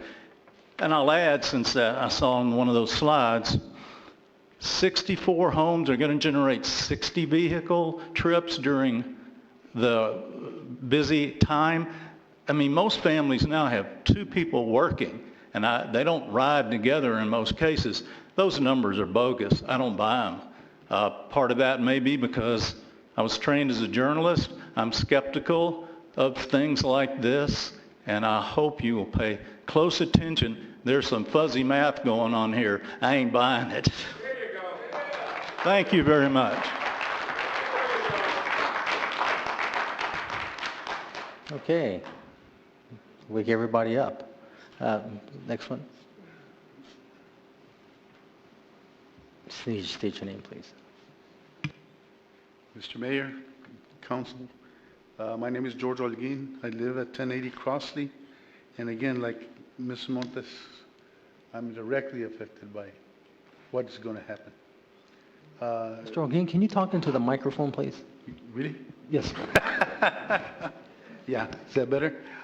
I was questioning, this young man was talking about the improvements that are going to be made.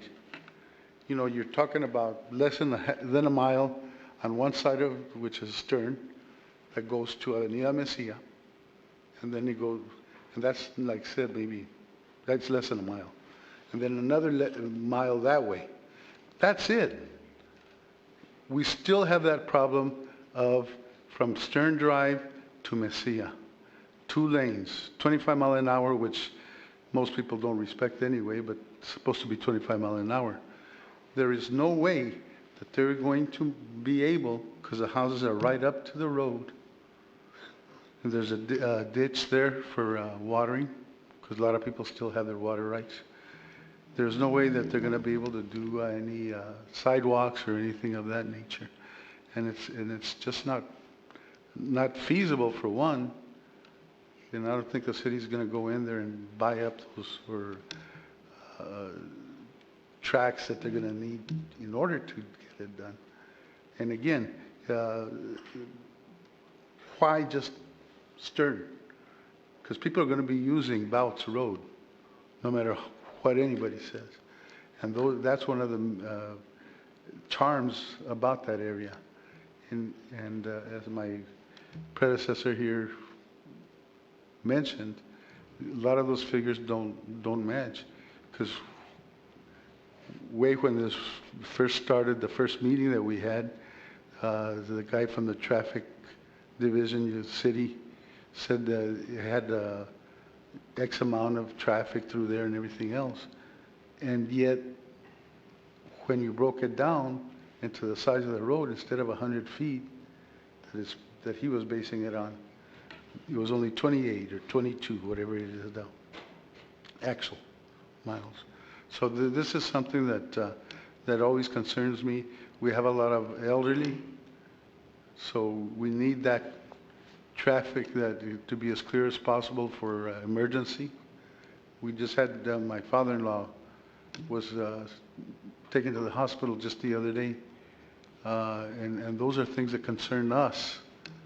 You know, these are generations that have worked hard to get to where we were at, and then to have this happen. Now, we're not begrudging anybody making a profit, but We need to make sure that it's done in a sensible way.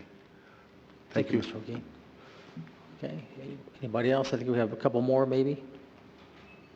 One? None? Okay. Was there someone? No? All right, so, Mr. Bannister, would you like to have some comments? And then perhaps council can ask you some questions? Or your representative, either or. Mayor, councilors, Scott Bannister, here with my business partner, Rick Morales. We came here in November simply asking for a rezoning, and there were some issues that more information was needed. We met again in January. The TIA had been submitted but hadn't had enough time to be reviewed, so we pushed for another month, and here we are. Excuse me. I completely understand the safety issues and the traffic were concerns.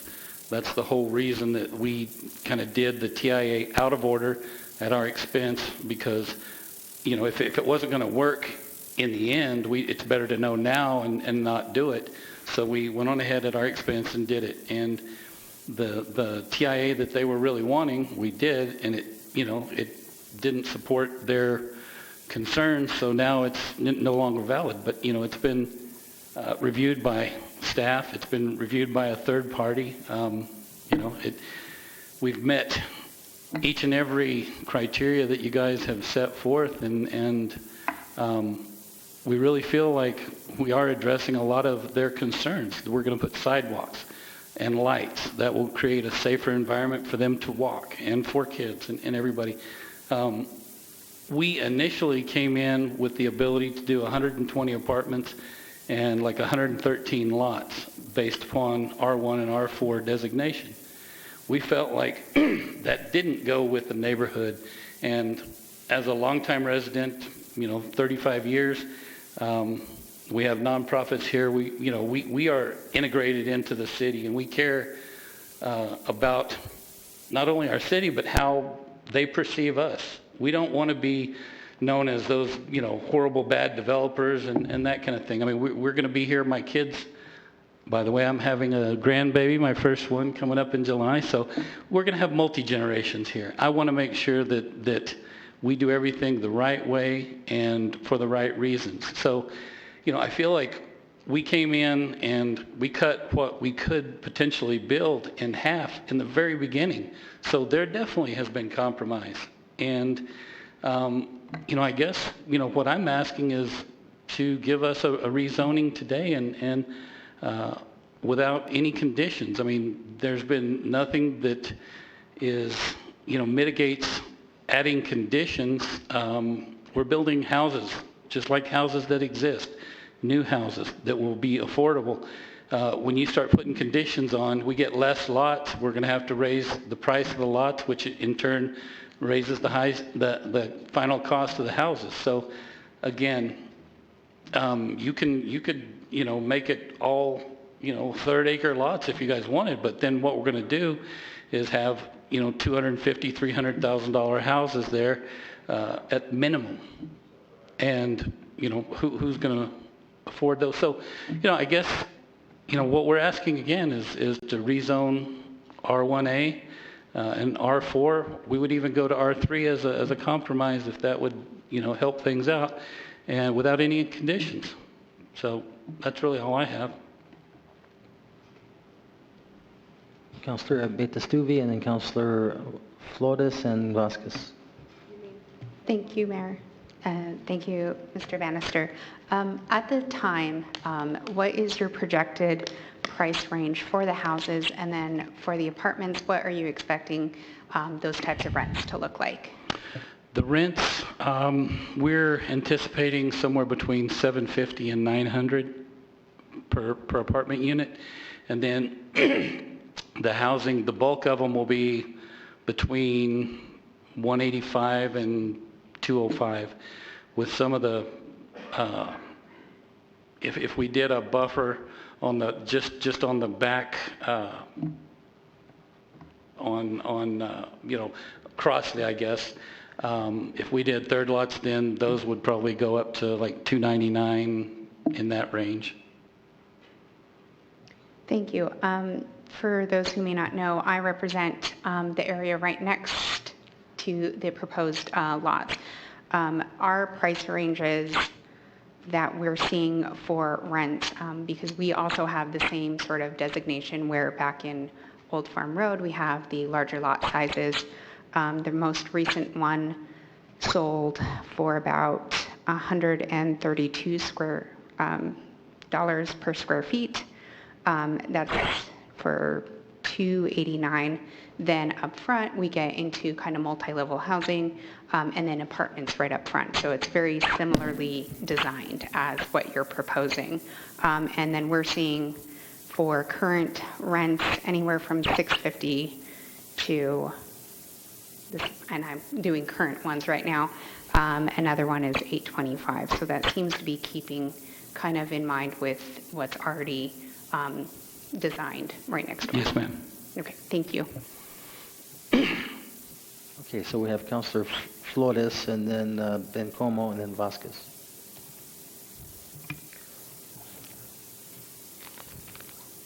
My understanding is that we are here today to make a decision as to what the zoning is going to be. It's not our role to designate what your land use will be other than what the Planning and Zoning Commission has already said it would be zoned for. Correct. So I think that decisions have to be made based on that, and how each individual councilor and mayor will vote is, their call. But I want to make it clear to the audience that that we can't step into your backyards right now and tell you that you have to use your land a certain way. And I think that there is a lot of concern. I've spoken about how beautiful Bouts is and how beautiful that road is. But we're not here to weigh those issues. The Planning and Zoning Commission is the only entity, the only body that can determine land use. So that's what we're here for today. I want people to understand that. And government cannot tell people how to use their land specifically. So for requests to be coming from the floor as to zoning and what we can zone, it's not appropriate. We don't do that. We're here to review what has been brought before us, and that's what we're limited to. And people have to understand that there's a provision in the U.S. Constitution, for those of you out there who really want to know about land use. A government cannot take land from someone. And we can't say to Mr. Bannister that, we can trade this piece of land for that piece of land, because no two pieces of land, each piece of land is unique. So that's what has to be understood here, that we are here to make a decision on zoning. We cannot dictate, we cannot decide and impose on someone how that land is going to be used, other than for the designated zoning. That's all I have to say. Thank you, Mr. Mayor. Well, thank you, Councilor Flores. I was going to ask our city attorney to chime in on some of your comments, which I believe I wanted to be kind of clarify that. So the city council can overrule planning and zoning. We can overturn whatever the planning and zoning proposed or passed. I mean, we're the authority. So, Mr. Mayor, if we oppose, if we reject it, it has to be on grounds that are not going to be appealable, or if they are appealable, they would either lose at district court or federal district court. Correct? Well, Councilor, let me just share this with you. So what you said is correct as far as taking. So, for example, is a lot of times we have rezoning, we have land that comes up to be rezoned to our new 2001 zoning code, and it may have been zoned, may have been grandfathered in, and residents say, hey, we don't want you to do that. Well, you know what, that's kind of a taking. So I think I agree with what you're saying on that.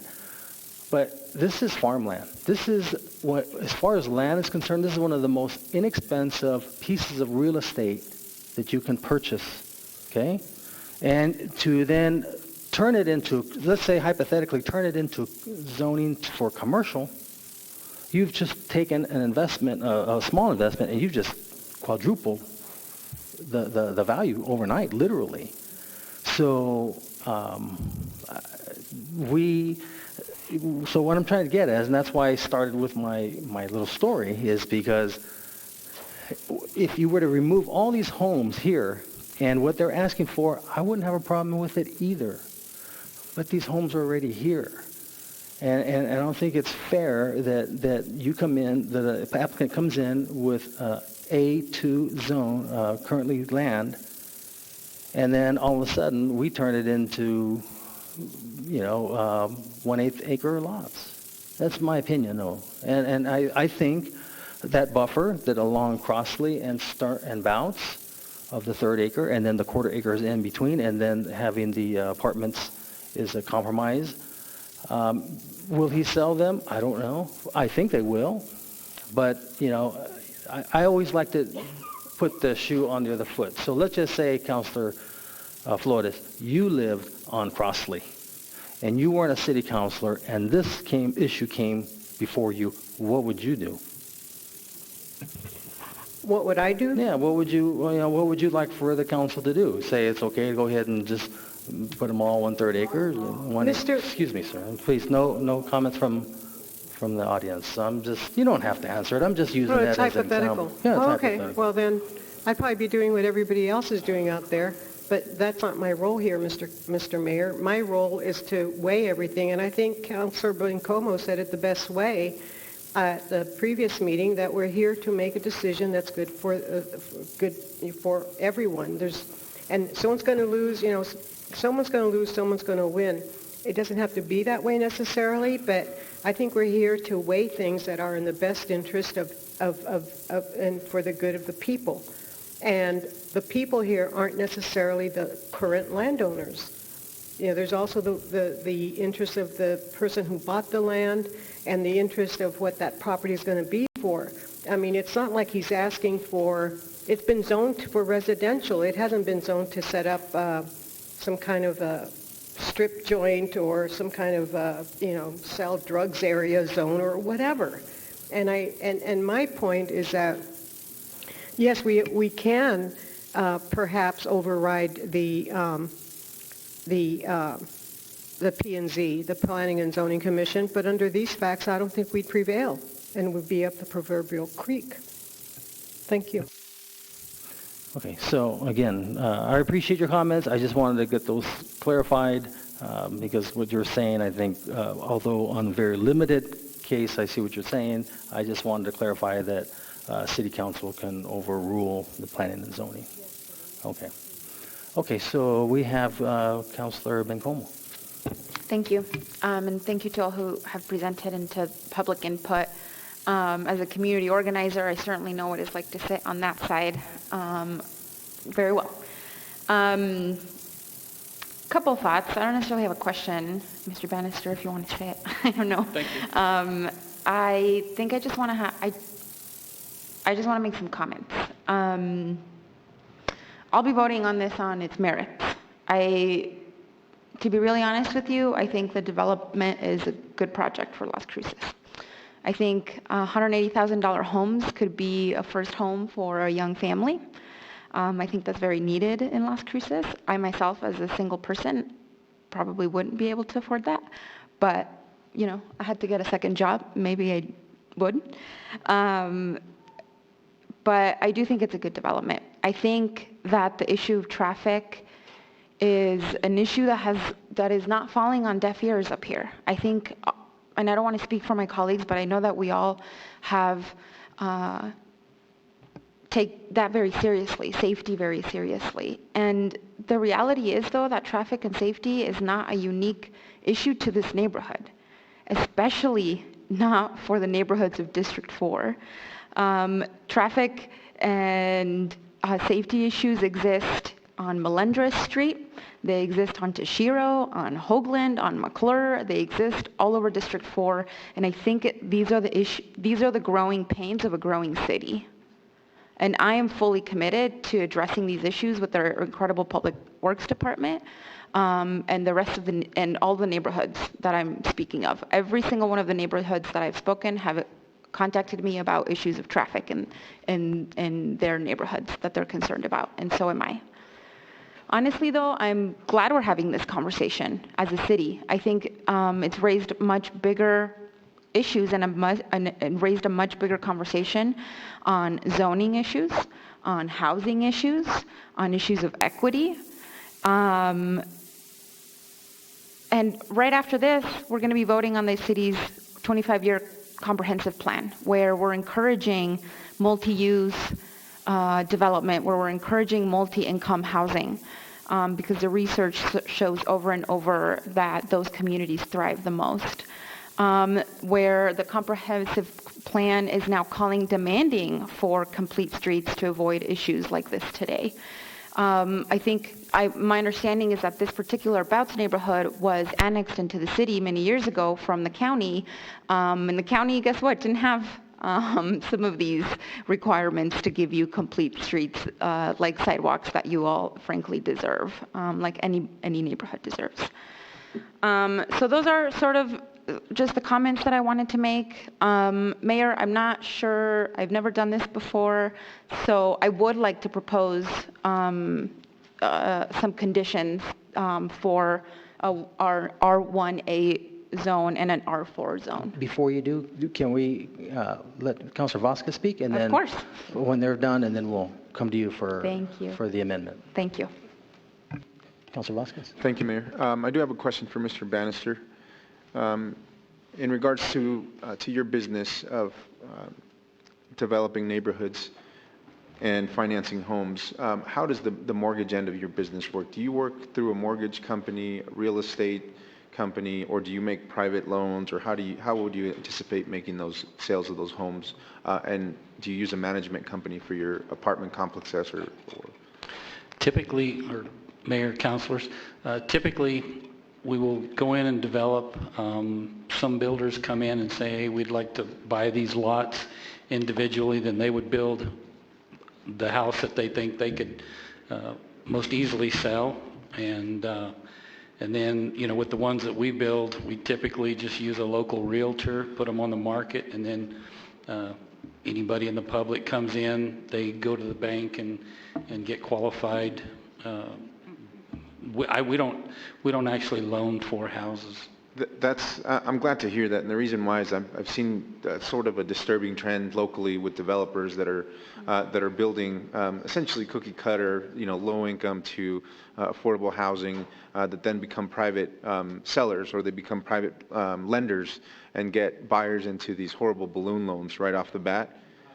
Yes, it's super high interest, and it's something that I don't want to see in the city anymore, because as we are struggling to address the affordable housing situation that we have here, it seems like certain developers are taking advantage of that situation by offering folks with, not the best credit or no credit at all, these really high interest or balloon loans, acting as private lenders. And so they're kind of building the houses, they're being the lenders, and folks are getting foreclosed on. And so I just wanted to make sure that wasn't a situation here with your particular development company, because I've seen it in other infill areas that maybe is not as desirable or as easily developable as the East Mesa or West Mesa.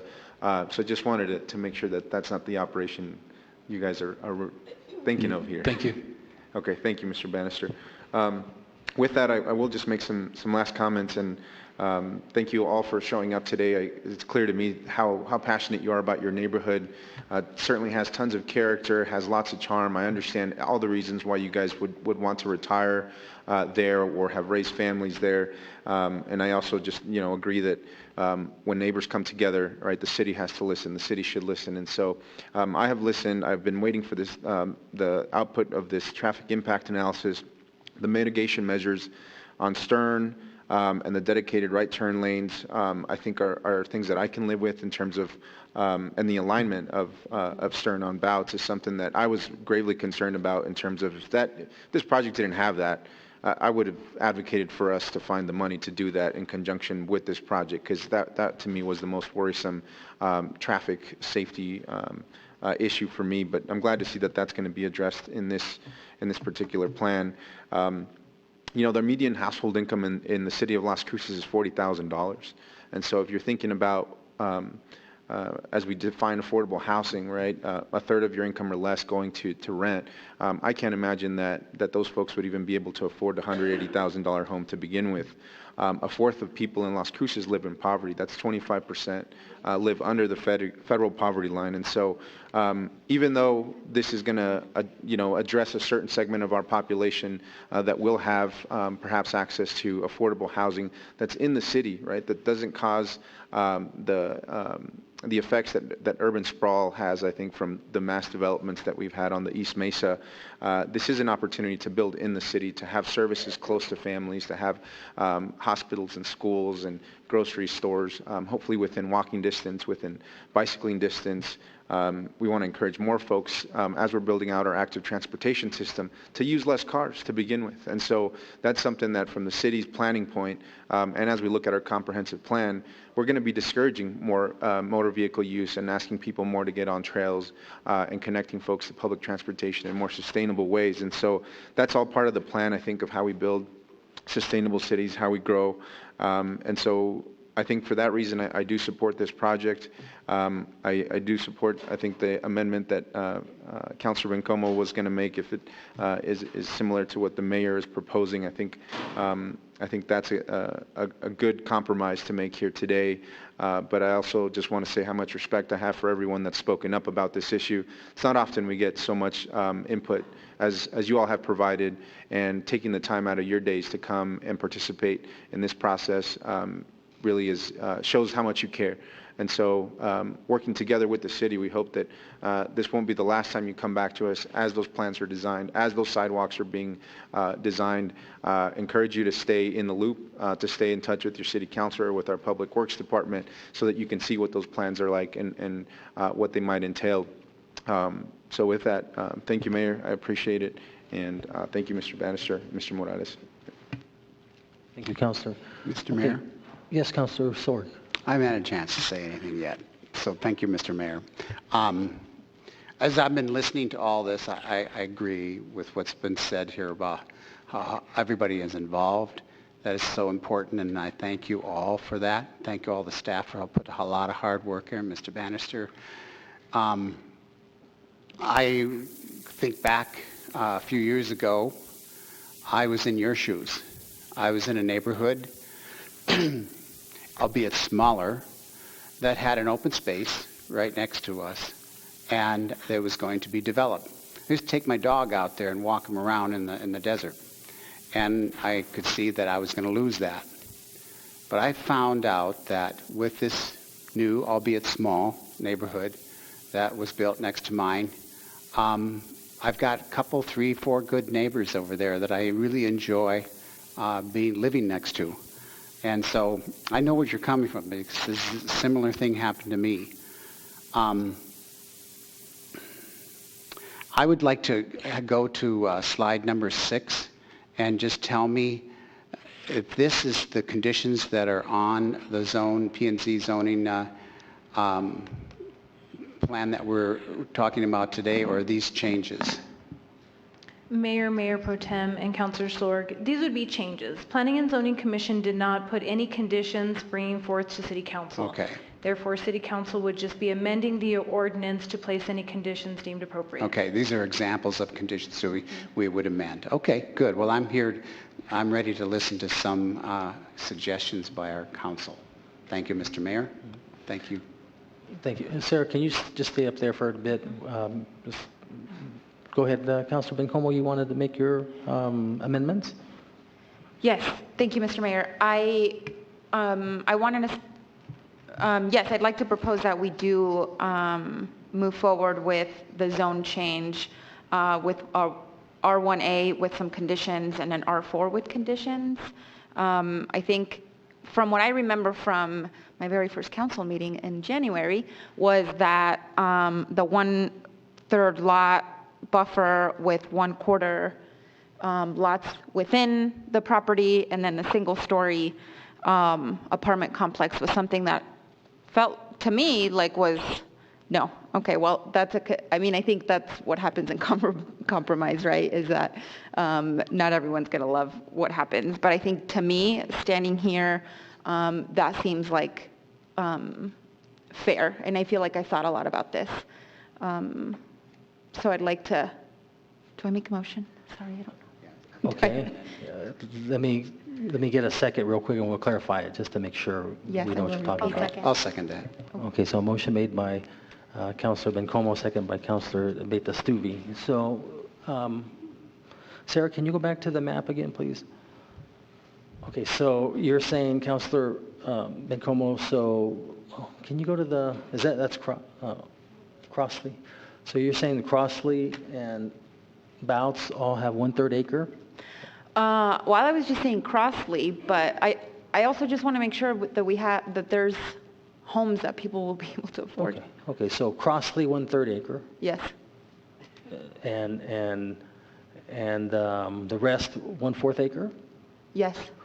And so nothing on Bouts? That's still the 1/4 acre or 1/3 acre? What were you? See, this is the problem. I'm not a developer. I don't know. Okay. But honestly, I think 1/4 Okay. acre. Okay. I'd like to propose that. Okay, and then where it was zoned for the R4, you're just saying single story? Yes. Okay. Okay, Councilor Beta-Stuvi, now that it's clarified, are you still good with your second? Yes. Okay, so now we'll have discussion. Anyone have any discussion on the amendment? No? Members of the public? Mr. Bannister?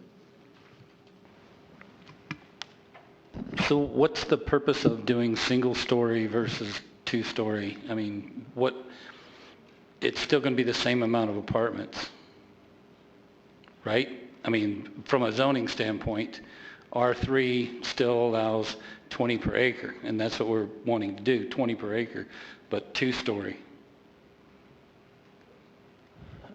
I'll be real candid with you, Mr. Bannister. I don't think you can get 20 units in an acre, single story. Planning and zoning will, be able to, I mean, we will follow. If we're unable to, then we won't, based upon the codes and everything, but it would be nice to have that option. Yeah, because there's going to be some that are going to be required ADA accessible, which is going to be a little bit larger. Absolutely, and if we couldn't meet that, then we wouldn't. Okay. So I get what you're saying about the 1/3 acre on Crossley, okay, because now that's where that's at, but transitioning to the neighborhood. So as much as I, disagree, I understand the spirit of compromise. So if we could do 1/3 acre on the Crossley, and if we meet our criteria that the city puts forth, do the 3 acres of 2-story apartments R3 instead of R4. Does that seem fair? I mean, where I'm coming from, Mr. Bannister, is in trying to keep with the character of the rest of the neighborhood, right? And I'm not sure that 2-story apartments necessarily do. So then we'll cut down from, even though we need 5,000 apartments, we're going to cut it down from 60 to 30. I mean, I don't know, but that doesn't make, if we're trying to afford, get the affordable housing. So anyway, that just my thought. Okay, so All right, so then, that's okay. Moved in second. We've, yes, ma'am. I'm going to give just maybe 3 people 1 minute each, just to rebut. We've got this lady here first, sir. I'm consistent with his, Okay, well, I'll get to you in just a second, sir. It was my understanding, I'm Dolores Montes. Okay. It was my understanding from the last meeting that Mayor Kent had proposed 3rd-acre lots on Crossley and Bouts, 1/4-acre lots on the inside, and single-story apartments on the southeast corner of the property. Am I correct, or did I misunderstand? Yes, ma'am, that is what I propose. Basically, I think what Councilor Bencomo is her amendment was virtually everything, but instead of 3rd-acre lots along Bouts, they'd be 4th-acre lots along Bouts. With the 3rd acre still being Crossley, which would protect the neighbors that live on Crossley. 3rd acre is pretty decent size. Well, sure. And then 4th acre up on along Bouts, and then the single-story apartments. Okay, thank you. Mm-hmm. Yes, sir. Just need you to state your name, please. Steve Calderazzo. I've been working with Rick and Scott on this project. Councilors, Mayor. So just to comment on the apartments. So if we go single story, okay, you're right, we're not going to get 20 units. But to get the 20 units, we're going to shoebox them. Okay, so we're going to take what's now a really nice 2-story design that would have aesthetically fit real nice in that neighborhood, and we're turning it into a shoebox so that we can get the numbers that we need. So that's the problem with the single story. The microphone sucks all the oxygen away from your face for some reason when you get up here. In terms of the residential lots, when you go to 3rd acre, you're taking a $39,000 lot and you're making it 69. That's the math for it to work out.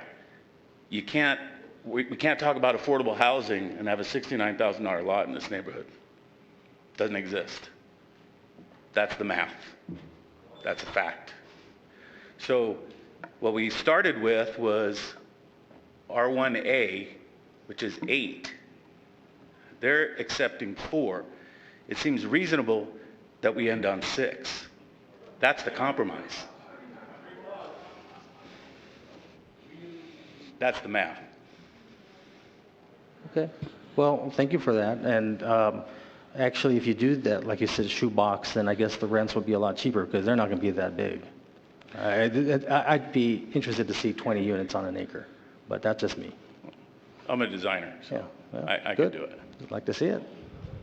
Good luck. I appreciate that. Okay. Yes, sir. This lady and Mr. Bernstein, sign. I'm sorry. You've already had your 8 minutes, and yeah. No. Okay. Yes, ma'am. Please. I'm not a public speaker, so please forgive me. That's okay. My name is Paula Lee. I live on Marilisa Lane. I have lived here for 12 years. I have seen traffic increase to the point where I cannot walk my dogs across Bouts. The only thing that we're asking, we understand that there's a need in the city for certain as a solution to certain problems. The only thing that what we're asking is that the solution does not create more problems. And I don't think that the information that has been provided us is enough to guarantee that. And maybe it's not in this process that we need to guarantee that, but we need that solution open to us. And it's not, Mr. Bannister is worried about profits, and he is allowed that. I am also worried about my bottom line. And I think that the city council does, I believe it is your job to worry about our bottom line, not just his. Oh, thank you, ma'am. Okay, there was, I think, one more. Okay, so let me just say, I'm just going to guess that on Bouts, I'll be supportive of this. I think you're only losing about 1 or 2 more houses. If you were to go hypothetically, what I had first initially said, 1/3, let's say you get 10 houses on there. With 1/4, you probably get 12 houses on there. It's pretty small. Because a fourth acre is still a good size. It really is. But I think that's a good compromise. I really do. Yeah, I do. Okay, so it's been moved and second on the amendment. So Christine on the amendment. Oh, just Jennifer. Mayor, may I just clarify, please? The amendment is for Crosley at 1/3 acre. The rest would be 1/4 acre and 3 acres for R4 single story. Is that correct? That's correct. Okay, thank you. And I meant to just say this will include based on the findings of fact. We're going to do that. You're good with that on the motion, on the second? Okay. Okay. Christine, this is on the amendment. This is on the motion to amend Ordinance 2900 to zone R1A with 1/3 acre lots on Crossley, 1/4 acre lots for the rest, and to zone R4 with single-story apartments on 3 acres. Councilor Abeyta-Stubbe. Yes. Councilor Vasquez. Yes. Councilor Bencomo. Yes. Councilor Sorg. Yes. Councilor Flores. Yes. Councilor Gandara. Yes. Mayor. Yes. Okay, so the amendment passed. Now we're on the main motion.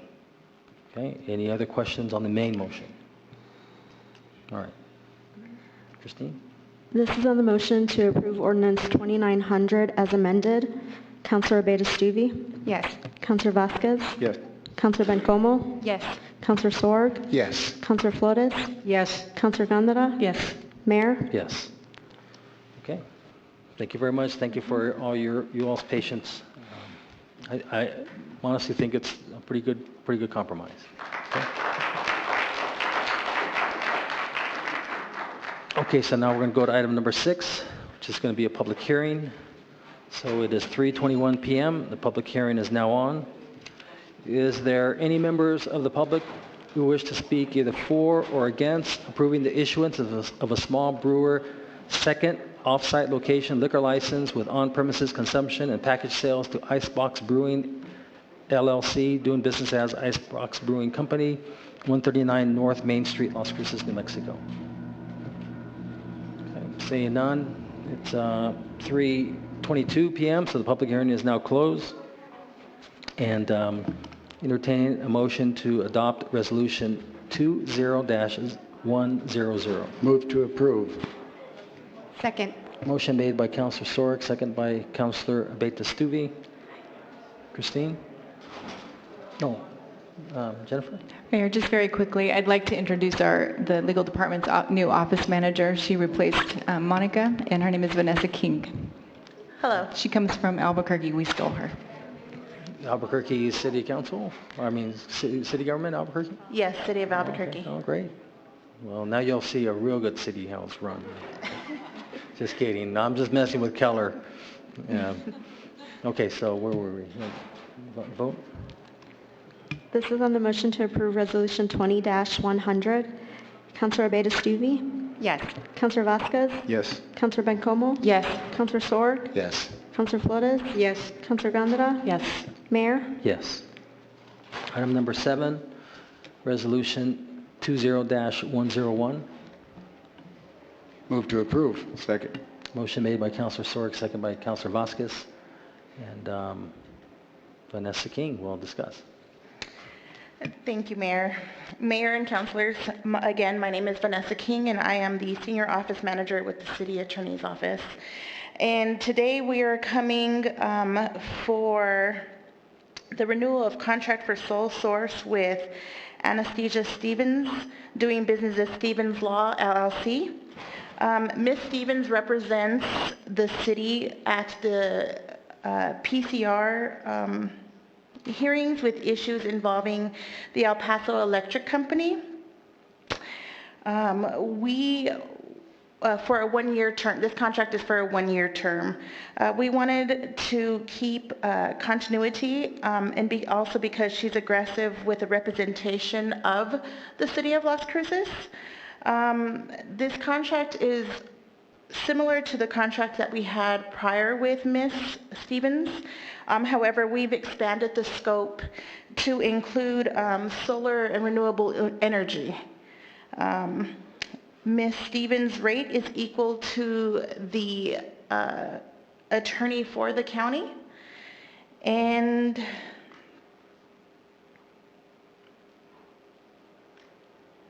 that's it. Okay, thank you, Vanessa. Thank you. Councilor Sword? Thank you, Mr. Mayor. Thank you, Vanessa. That's very good. Thank you. Yes, Anastasia Stevens has been an attorney for the Utilities Department back when we used to have rate cases that were run like the PRC is in the state here. And I was very impressed with her work, and I've only heard good things about her since that time too. So this is a good thing this is good to have her on our team. Someday, I was dreaming, very much dreaming, someday we won't need to have legal representation of the PRC. They will do the right thing. Thank you, Mr. Mayor. Well, that was a dig. Any other questions or comments? Okay, Christine? This is on the motion to approve Resolution 20-101. Councilor Beta-Stevie? Yes. Councilor Vasquez? Yes. Councilor Bencomo? Yes. Councilor Sword? Yes. Councilor Flores? Yes. Councilor Gandara? Yes. Mayor? Yes. Item number 8, Resolution 20-102. Move to approve. Second. Motion made by Councilor Vasquez, second by Councilor Beta-Stuvie. You're going to discuss this, Vanessa? Yep, that's it. Thank you very much. Oh, okay. Welcome. Thank you. Welcome Okay. home. Thank you. Aaron? Is that you, Aaron? Yes. Okay. Sharad? Sharad? Share it. Sharad. Do you work for the city? I do. Okay. Nice to meet you. Yeah, nice to meet you as well. Good afternoon, Mayor. Good afternoon, councilors. My name is Aaron Sherritt, and I'm the Grants and Contracts Compliance Specialist in the city's Grants Administration Office. And I am here with you this afternoon to talk with you about a grant submission to the Non-Metro Area Agency on Aging.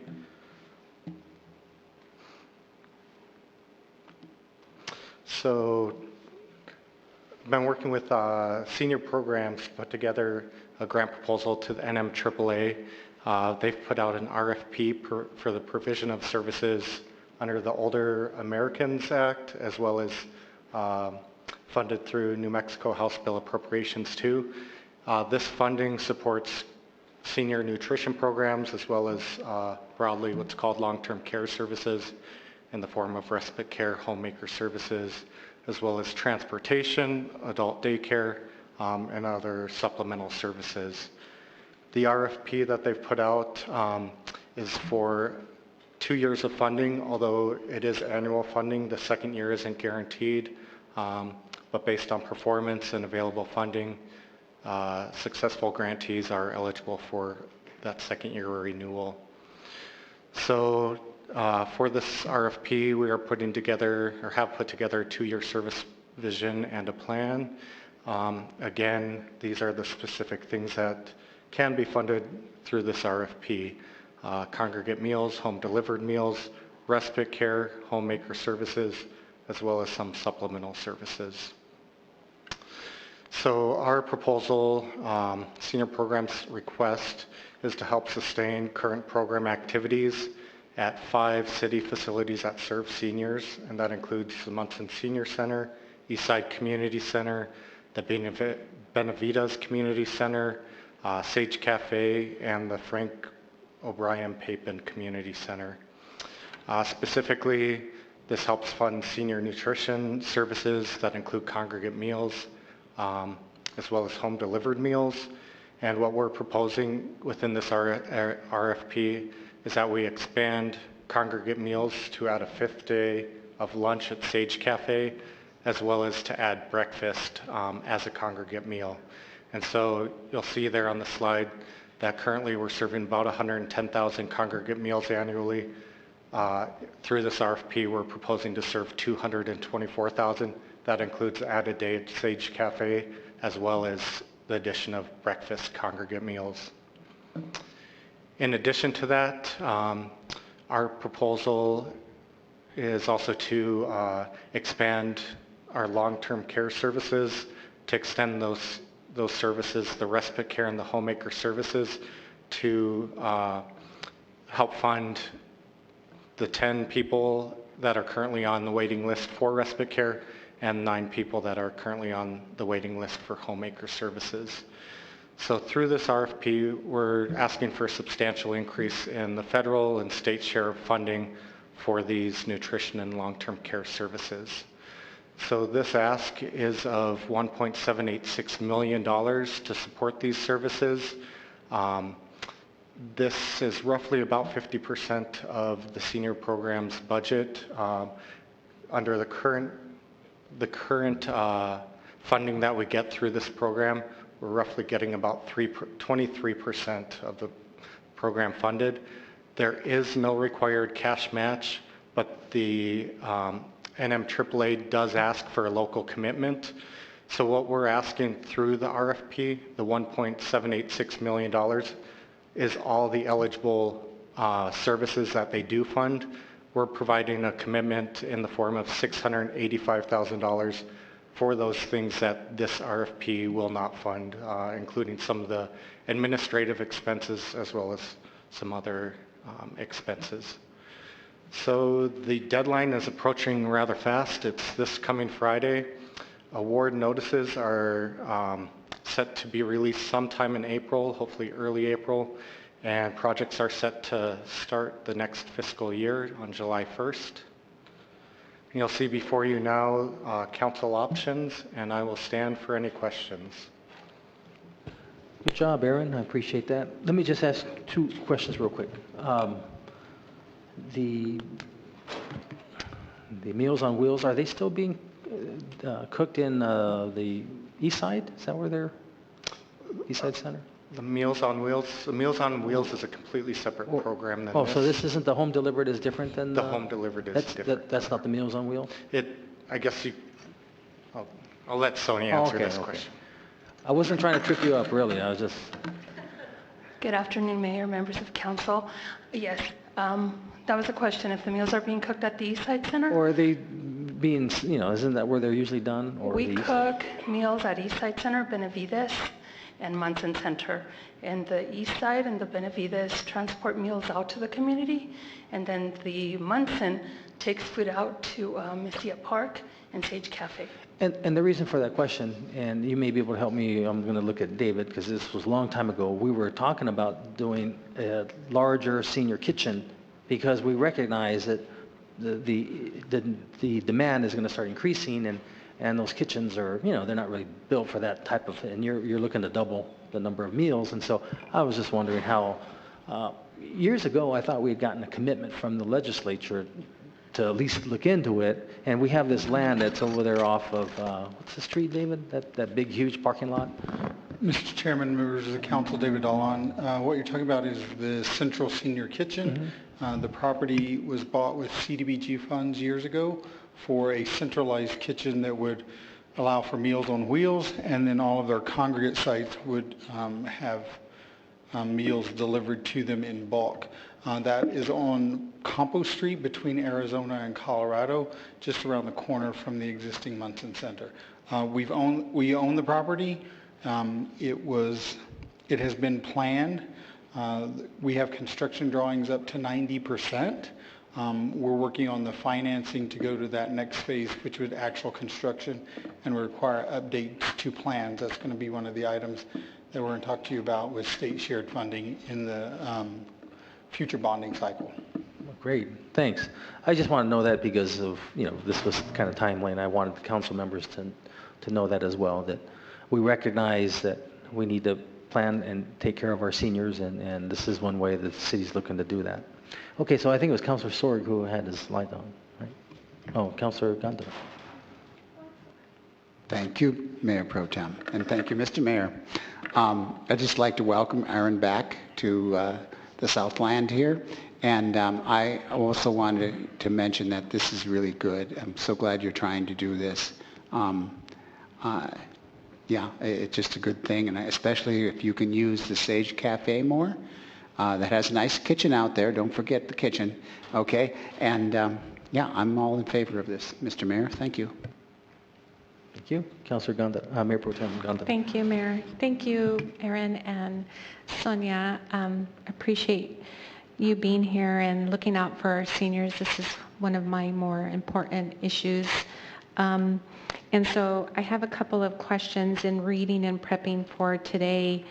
I noticed that we would be asking for the city to provide either in-kind cash or in-kind, so that's like for paying for the services basically that you provide, say, Ms. Delgado. Do you have to identify specifically in the grant what that amount is going to look like? Does that make sense? Mayor Pro Tem Gondara, within the grant, it does ask for that local commitment, and broadly what that encompasses, it does not specifically break it out. Okay, so you're not going to break it out. So I don't know right off the bat what the cash would look like that I'm approving. It's up to $700,000. Sure. Okay. I will let Sonia answer that question. We can broadly speak of everything that does encompass. Mayor, Councilor Gandara, we can definitely break those numbers down for you. Currently, what we're looking at, I'm looking at FY 18-19 numbers, and I know that our local contribution for recreation alone was over, give me 1 second here, over 500,000. So we are spending a lot of money. Our in-kind services also are those services like our case management staff that provides those other support services to the seniors. Basically what the grant pays for are those employees that are directly related to the grant. So like the cooks, the delivery drivers, the homemaker services, the contract that pays for those people that sit with the respite people. So it's really directed only to those services. Okay, that's good. Yeah, I started to the first of the year to visit. I was invited to go eat at the East Side with one of my constituents, and I was excited to go, and everybody was very pleasant. It was clean, very welcoming, and the seniors gave me a lot of information. And you know, you just ask them; they're free to give you everything that they need. And one of the things that struck me was this sort of camaraderie that occurs. Like, I'm better off than this person really needs case management or home services, right? And so I want to let go of 3 hours of my service, right, to allow for this because she's homebound, he or she's homebound. And you see and you hear a lot of those kinds of situations. Now, I don't know how you all decide on that, but I guess what I'm getting at is, and I've been harping on this for a while, is the need. Like, what is the need?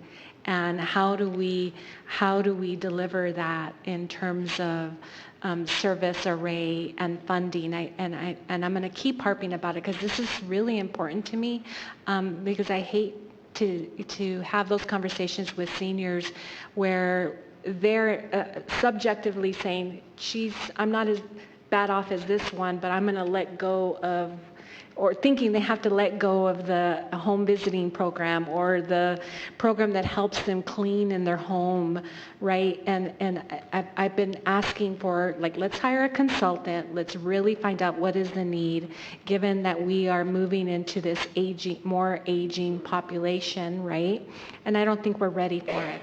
And I know we don't have the service array and the numbers of employees that we need to take care of our seniors. And so, so the other thing that I'm concerned about is how did we come up with Sage Cafe, for instance? Is it because you have the need there? There's a number of folks that are coming there, and they're not able to come that fifth day, and so you come up with a plan, and then this gets sent to the senior board, because we have a senior board, right? And did they agree to this? So, Mayor, Councilor Gandara, yes. So within our last 4 years that we had submitted for our grant application. That was one of the things that was identified through public hearings. We have people that are requesting a fifth meal. So what we did up at Sage Cafe was, when it was first opened, I was giving the facility and said, okay, try to come up with activities. We started out with 2 days a week, then we moved to 4 days a week, and then realized that we need the additional serving day like the rest of the centers, and that's what we're asking for. We want to ensure that all the seniors, because they live in that area, that are not able to come down to Las Cruces, that they have the fifth meal as well as everybody else does. Okay, all right, perfect. I think that's it. Thank you. I appreciate that. I'm very excited. I think this is really going to add. So did you bring this information to the senior board? I didn't think you answered that question. Yes, the senior board has been aware. A lot of the members are really familiar with the services that we offer, and they were actually some of the ones that were instrumental in asking for a fifth meal up at Sage Cafe. Okay, thank you. Councilor Bencomo? Thank you. I just have one question. This seems like a really great opportunity. Do you, with the expansion of some of these services, are you hiring new staff or current staff just having more work? Mayor, Councilmember Bencomo, we are asking for some, not a lot. We are able to cook. Our staff is really efficient, so for our breakfast, we're going to be able to do sack lunches the way we do for home delivered. So we are able to work with the same staff and be able to do two things at once. And we will be asking for a little more help. Okay, good. Yeah, I just want to make sure that there's, yes, enough capacity for the services. Thank you. Anyone else? Okay, members of the public? Seeing none. Thanks, Christine. This is on the motion to approve Resolution 20-102. Councilor Abeyta-Stevie? Yes. Councilor Vasquez? Yes. Councilor Bencomo? Yes. Councilor Soar? Yes. Councilor Flores? Yes. Councilor Gondara? Yes. Mayor? Yes. Okay, so now we go to Resolution 20-103. Move to approve. Second. Motion made by Councilor Vasquez, second by Councilor Sorg, and Karen Byram will discuss.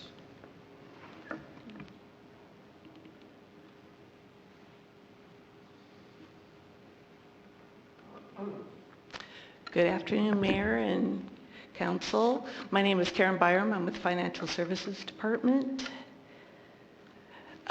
This resolution is requesting additional budget and contract availability for our financial advisor or municipal advisor and our bond counsel services. When we first came to you in December, we were really trying to get our refunding for the state shared and the joint utilities debt going quickly, and fortunately we were able to do that, and we were able to take advantage of some historically low interest rates. It's going to work out really well.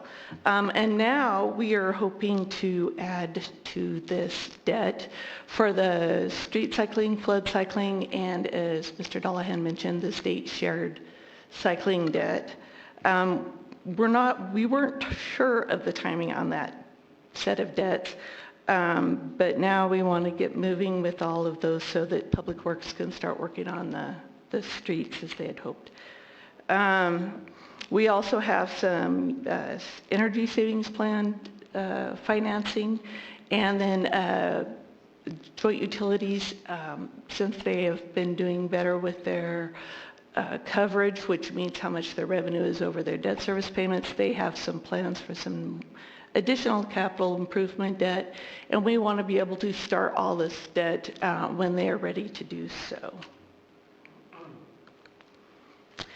For RBC Capital Markets, the council did approve a contract in December for the financial services through June 30, which is continuing on a piggyback with the City of Clovis contract. The contract amount that we originally asked for was $158,000, which allowed for the refunding bonds and some new debt, which has actually changed since then. But now we were asking to increase the contract amount by an additional $110,000, which would make the total $268,000. For Modrell Sperling, which is our bond counsel, we have a current contract through June 30th as a piggyback on the City of Santa Fe contract. The council did approve $242,000, which allows for the refunding bonds and some new debt completion. We are asking to increase this contract amount by an additional $290,000, which would give us a total of $532,000. Now we are asking for this budget in certain funds, for example, the general fund, the $221,000. However, this debt issuance cost, which both of these are, totally planned to be paid for out of the debt issuances as they close. So they will not stay in the general fund, and that's why we have said that it doesn't affect the 212's reserve. We, as you see here, 5577 is solid waste. They didn't want to do the solid waste borrowing at this time after all, and so that's why we're moving up into other debt issuance. And I will stand for questions. Karen, before I turn to council, so this, is it a total of 400,000 or 500,000? Well, the total for, Mr. Mayor, for Modrell would, after this increase, would be $532,000. Okay. And this is for the year? Through June 30th of 2020. We are putting putting into the budget for 2021 the costs for next year. How much is the cost for next year? Oh, I forget how much all we're putting in. So about how much do you foresee us total bond between now and June 30th? If we did all the bonding and I don't think we would finish it all. Let's see, we would have the 10 for the 10 billion for the MGRT, 10 million for the state shared. Cycling, we would have the current refunding ones, which are going to be around 30 to 40 million. We could do the new joint utility bonds, okay, well, which that's would be another right 10 billion. So you're thinking of at least 50 million that we would be doing between now and June and the end of the fiscal year? I think that we will not complete all of that. But let's say we did half, or even, what I'm trying to get at is, this price is a set price. We don't, if we were to, let's just say hypothetically, we were to do the 50 million, this is all we pay. Well, actually, we do have some smaller costs, like for rating agency costs and a few advertising costs here and there, CUSIP costs that are not included in this. They're additional, but... And the reason why I say that, and I'm just doing, sometimes if I have an opportunity and I try to share with my colleagues how it used to be, okay, it used to be that, I'm talking about a long time ago, the rule of thumb was we would spend about 3%, or they would charge us 3% of the whole bond, and then they would take care of everything. So if we did $10 million, that's $300,000, but they took care of all this. So now you're seeing governments now kind of break it up like this and have it separate. So even if we did 25 million, using that old rule of thumb of 3%, that's 750,000. So what I'm trying to say is prices have come down. I know it sounds like a lot, but they do an awful lot to get this to the investors and get us our money. So I just thought I'd just share that with you. That was it. Also, a long time ago, they used to take us to New York or wherever, and all these nice places. Now we don't do nothing. They just tell us. But that's how it goes. We have to deal with it. But we were on their dime. Yeah. Those were the days. Okay. Yes. Oh, I'm sorry, Bill. Mayor and Council, that's the miracle of telephones and emails and things like that.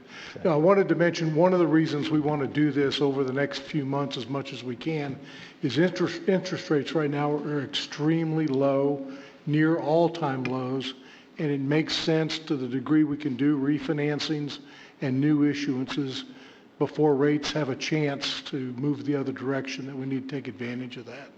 It allows us to save money on what we've already got out there in some cases, but also to avoid costs on new issues particularly. Thanks, Bill. Councilor Vasquez. Thank you, Mayor. I know we had the discussion probably about 2 years ago, but remind me of the piggyback provision in these contracts from the city of Clovis and Santa Fe. What does that get us in terms of savings to the city, or how is that beneficial other than having our own contracts? Because I know we've had RBC on board since I've been here. So do we keep going through Clovis, or is there some point where we no longer have to do that? Were you asking me or are you asking Karen? Whoever can answer. I'm going to defer that question to our purchasing manager. Okay, thank you.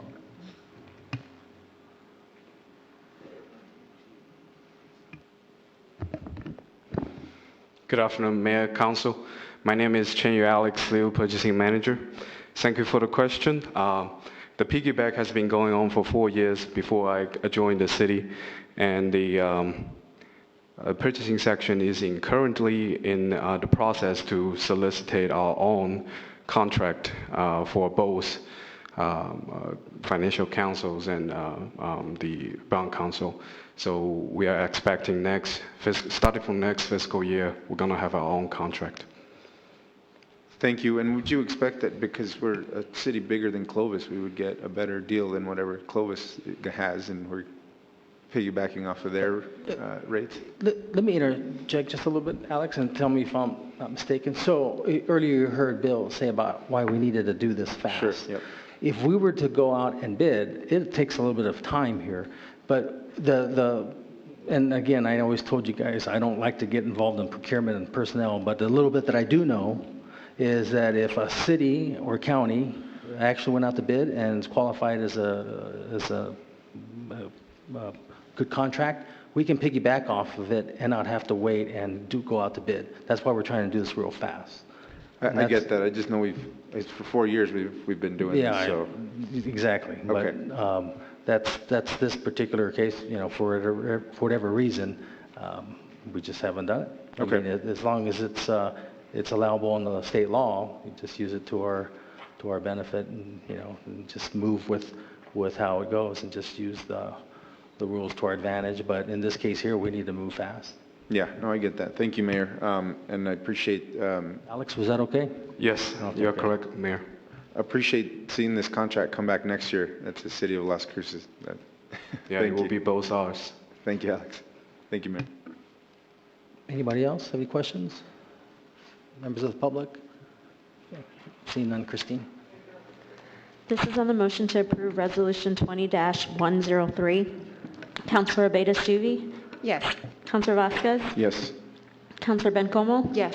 Councilor Sorg? Yes. Councilor Flores? Yes. Councilor Gandara? Yes. Mayor? Yes. Item number 10, resolution number 20-104. Move to approve. Second. Motion made by Councilor Sorg, second by Councilor Bencomo. And Raymond Birchfield? Yes, sir. We'll discuss. Mr. Mayor, members of the City Council, Raymond Birchfield from Community Development. Before you, we have a resolution to approve a community development block grant agreement between the city and the Mesilla Valley Community of Hope for the Seuss House Improvement Project. Funding for the project came from the Action Plan 2019, which was approved last May by Resolution 19-156, which approved $15,000 for this project. No, $20,000 for this one. And there's a 50% match by the nonprofit. This will improve the bathroom. It'll provide for a second shower. This is a shelter that houses 4 chronically homeless women, and this will help improve their living conditions. And that's about all there is to this one. Are there any questions? Questions, council? No? Members of the public? Okay. Christine? This is on the motion to approve Resolution 20-104. Councilor Abeyta-Stuvey? Yes. Councilor Vasquez is absent. Councilor Bencomo? Yes. Councilor Sorg? Yes. Councilor Flores? Yes. Councilor Gandara? Yes. Mayor? Yes. Item number 11, resolution 20-105, or was I just do that one? Move to approve. Second. Motion made by Councilor Sorg, second by Mayor Pro Tem Gandara. Looks like you're up again. Mr. Mayor, members of the City Council, This is a resolution to approve a community development block grant agreement between the city and Families and Youth Incorporated for a project to improve the My Friend's Place shelter. My Friend's Place is a 8-bedroom homeless youth shelter, and on the upstairs there's no hallway access, and for monitoring and safety they need to improve that, and they've requested $15,000 out of a $30,000 project to do this. And funding for this was also approved last year on Action Plan 19 in May of 2019. And are there any questions? You just go right to it. You just, Yes. yeah. Any questions, council? Members of the public? Seeing none. Christine? This is on the motion to approve Resolution 20-105. Councilor Abeyta-Stuvey? Yes. Councilor Vasquez is absent. Councilor Bencomo? Yes. Councilor Sorg? Yes. Councilor Flores? Yes. Councilor Gondara? Yes. Mayor? Yes. Before we get to item number 12, I just want to, I know I was joking about flying to New York and all that stuff, but believe it or not, this is why when the city maintains our reserves that we do, and we have the highest bond rating that we do, years ago we used to have to go over there and plead the bonding agencies to give us a lower interest rate.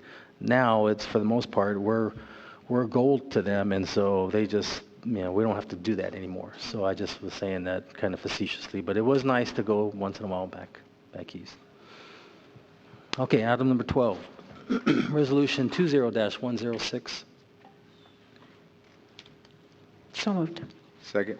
Motion made by Mayor Pro Tem Gondara, second by Councilor Vasquez. Looked like you wanted to go to New York there, Councilor Vasquez. No comment. Huh? Yeah. I'll abstain. Okay. Larry Nichols will discuss. Good afternoon, Mayor, Mayor Pro Tem, and members of City Council. Larry Nichols with Community Development Department Director. I want to make a few comments, if I may, Mayor, regarding this endeavor for the Elevate Las Cruces Comprehensive Plan. I will say it will be the 3 E's. It will be to elevate, enhance, and enable the city to have a comprehensive plan that will be the future of our development for the next 10 years by city charter and possibly longer. The Elevate talks to the aspirational goals and the inspirational goals of the comprehensive plan's composition and design. The enhancement is the overall city's impact on the quality of life, the quality of place, but most importantly, the next step on that, which is the quality of experience. And lastly, the enable is a tool to empower and implement the comprehensive plan for Las Cruces. This has been a 21-month endeavor from the time we began to do the study to update our plan for Las Cruces. There have been extensive public meetings and city staff outreach, numerous city comprehensive plan advisory committee meetings, numerous public outreach meetings, citizen surveys, and participation by council members and staff in meetings among the public. I'd like to take a moment to make a few special recognitions for the support and participation and the hours of diligent work to produce the Elevate Las Cruces Comprehensive Plan. To begin, I want to thank the City Council, Mayor, and City Council members. I know you attended several of these meetings. You took a lot of your time to do that, and it has been to our benefit. We have a very wonderful comprehensive plan for you to hopefully approve today. I want to thank the city manager and assistant city managers for their participation and support of this plan. The Comprehensive Advisory Committee, Plan Advisory Committee, I was speaking to the chairman, Ms. Thomas, and to Mr. Gordon, who are your chair and vice chair of the Planning and Zoning Commission. Their assessment, they have spent thousands of hours in evaluating and putting together the plan for you to evaluate today. I want to thank Half and Associates, Mr. Jim Carrillo. He's here today to present the comprehensive plan for you. I want to thank my associate department head directors, fire department, police department, economic development department, public works department. All departments participated in helping this plan come to you for its fruition. And lastly, the community development department staff, in particular the professional planning program led by David Weir and by Srijana Basnet, who was the project manager for this project. And with that, I'll have Srijana and Jim present the plan for you. Thank you, Larry. And while she's here, I just want to also thank Committee Chair, former Mayor Pro Tem Sharon Thomas, for your work on this as well, and your colleagues. So I'll say it again tomorrow, too. Good evening, Mr. Mayor, Council. My name is Srijana Basnet, Senior Planner with Community Development. And so today we are looking at the proposed comprehensive plan, Elevate Las Cruces, to replace our current and existing comprehensive plan, Comp Plan 2040. The comprehensive plan is the premier and most overarching policy document for a municipality. And as you know, it will guide future regulatory tools such as your zoning code and your subdivision regulations. Land use is the heart of the plan. However, we realize and recognize the interrelatedness of policies, and therefore transportation, housing, economic development, parks, and community design are all part of this comprehensive plan. When the city awarded, or this council in particular, awarded the contract to develop the comprehensive plan to Halfin Associates in May of 2018, there were certain key elements that were required of this planning process and the final product. They were to look at smart growth principles, to develop the plan in a systems thinking approach. They were to model growth scenarios with sustainability in mind. They were required to do a fiscal impact analysis for the first time in the history of Las Cruces comprehensive planning, and provide significant public outreach and engagement. So here's the rough timeline, which you have seen before.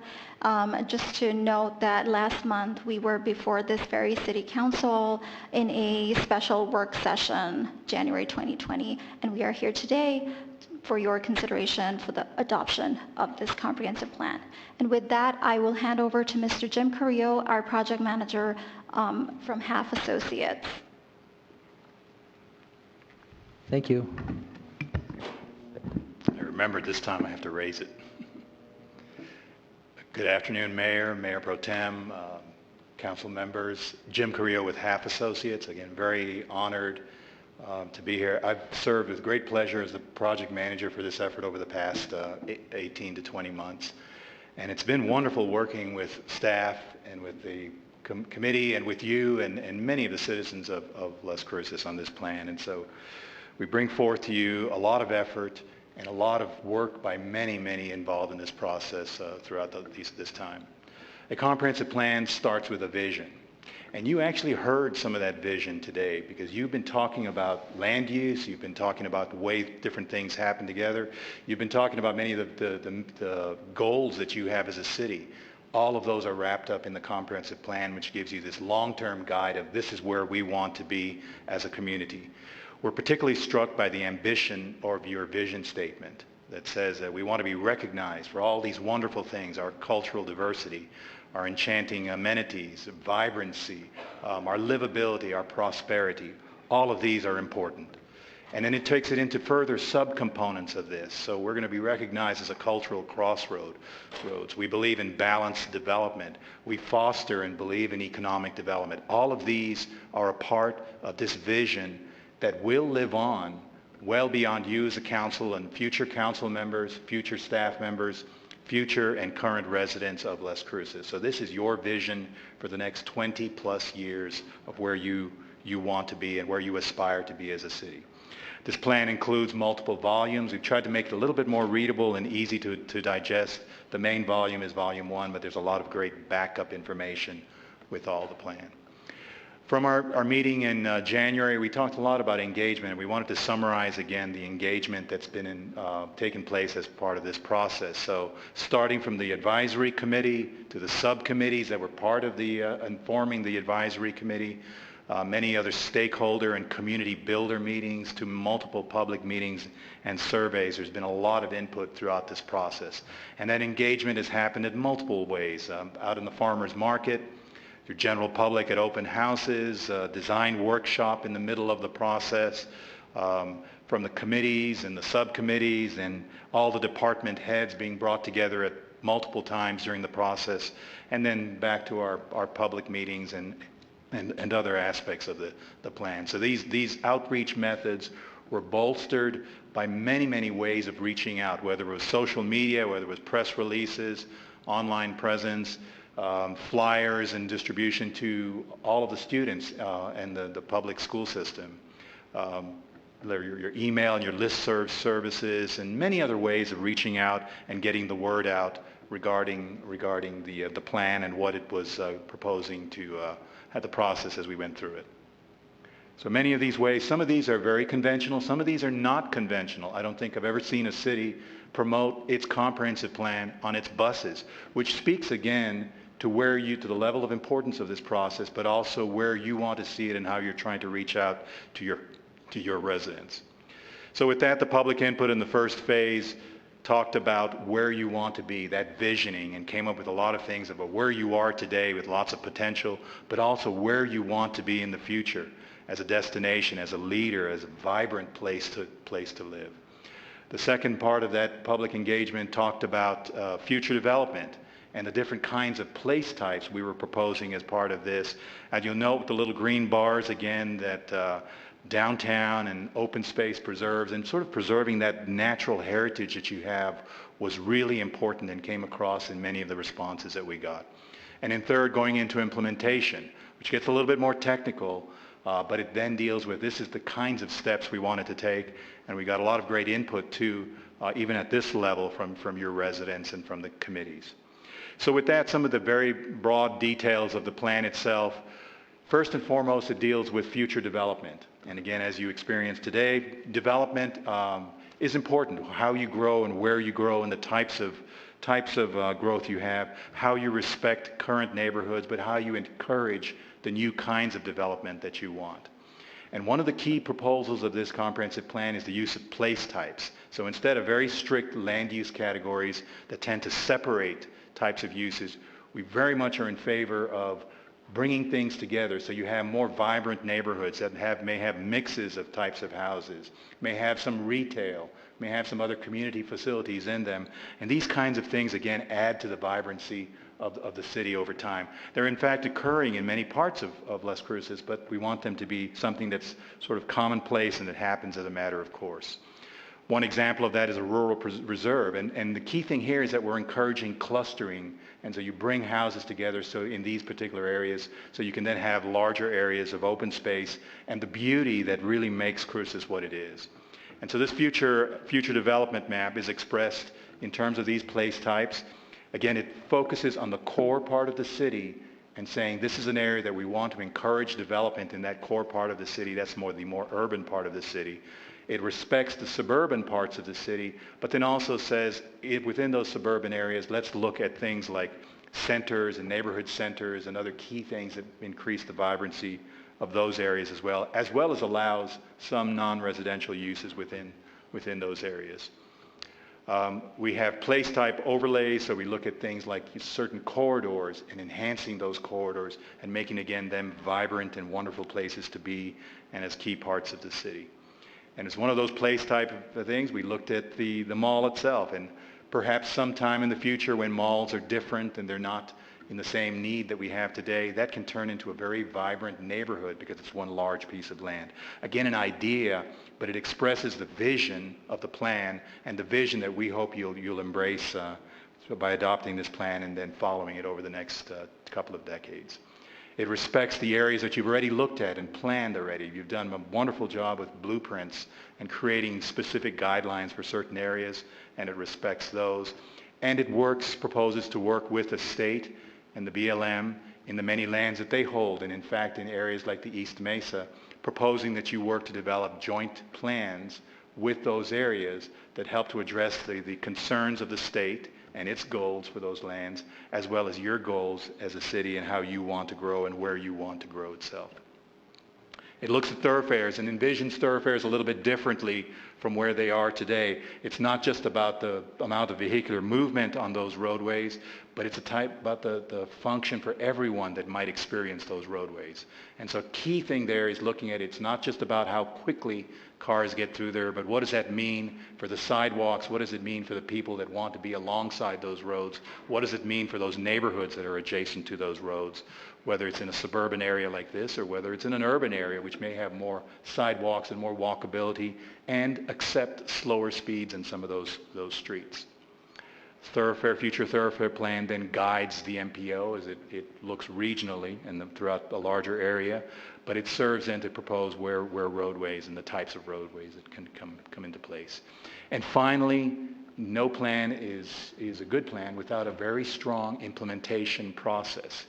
And as we've said in multiple meetings, this plan is about how you make it happen. It's about following these actions. It's about getting to work with the many things that the plan recommends, from its goals, which are the high-arching, this is where we want to be, policies that you will adopt and you will look at and you will implement and refer back to you on many, many of the actions you take as a council, and then the specific actions that come forward to make all of those happen.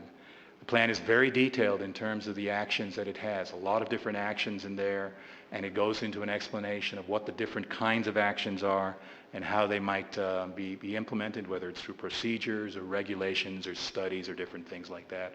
It also proposes a time frame to look at to start these actions, to get them underway. And it gives you flexibility in terms of how you look at that, but it does also challenge you and looks at who's the department, who's the agency, who's the other outside entity that might lead these, and what role does the city or other departments or other agencies have in terms of following that. So it's very broad in its sense of the guidance that it gives you. I want to take a second to thank everyone that's participated in this plan, from you as council members and your involvement and guidance, to the city manager's office in helping to provide very valuable guidance throughout the process, to the significant work that the Comprehensive Plan Advisory Committee did. Selflessly meeting multiple times, reviewing many, many documents that are sometimes as large as the packets that you receive for your meetings, and doing this selflessly for the benefit of the city and for the future of the city. So we owe them a great debt of gratitude for that. But then everyone else that participated in this, and of course the wonderful staff that helped guide this. When we started this process, we said that this was a partnership with you. This wasn't us creating this plan or you all telling us exactly what to do. This was a partnership with you to develop this long-range plan for you. And it certainly has been a wonderful partnership to help create a great plan that will guide your future. So with that, I'm going to turn it over to Srijana to wrap this up.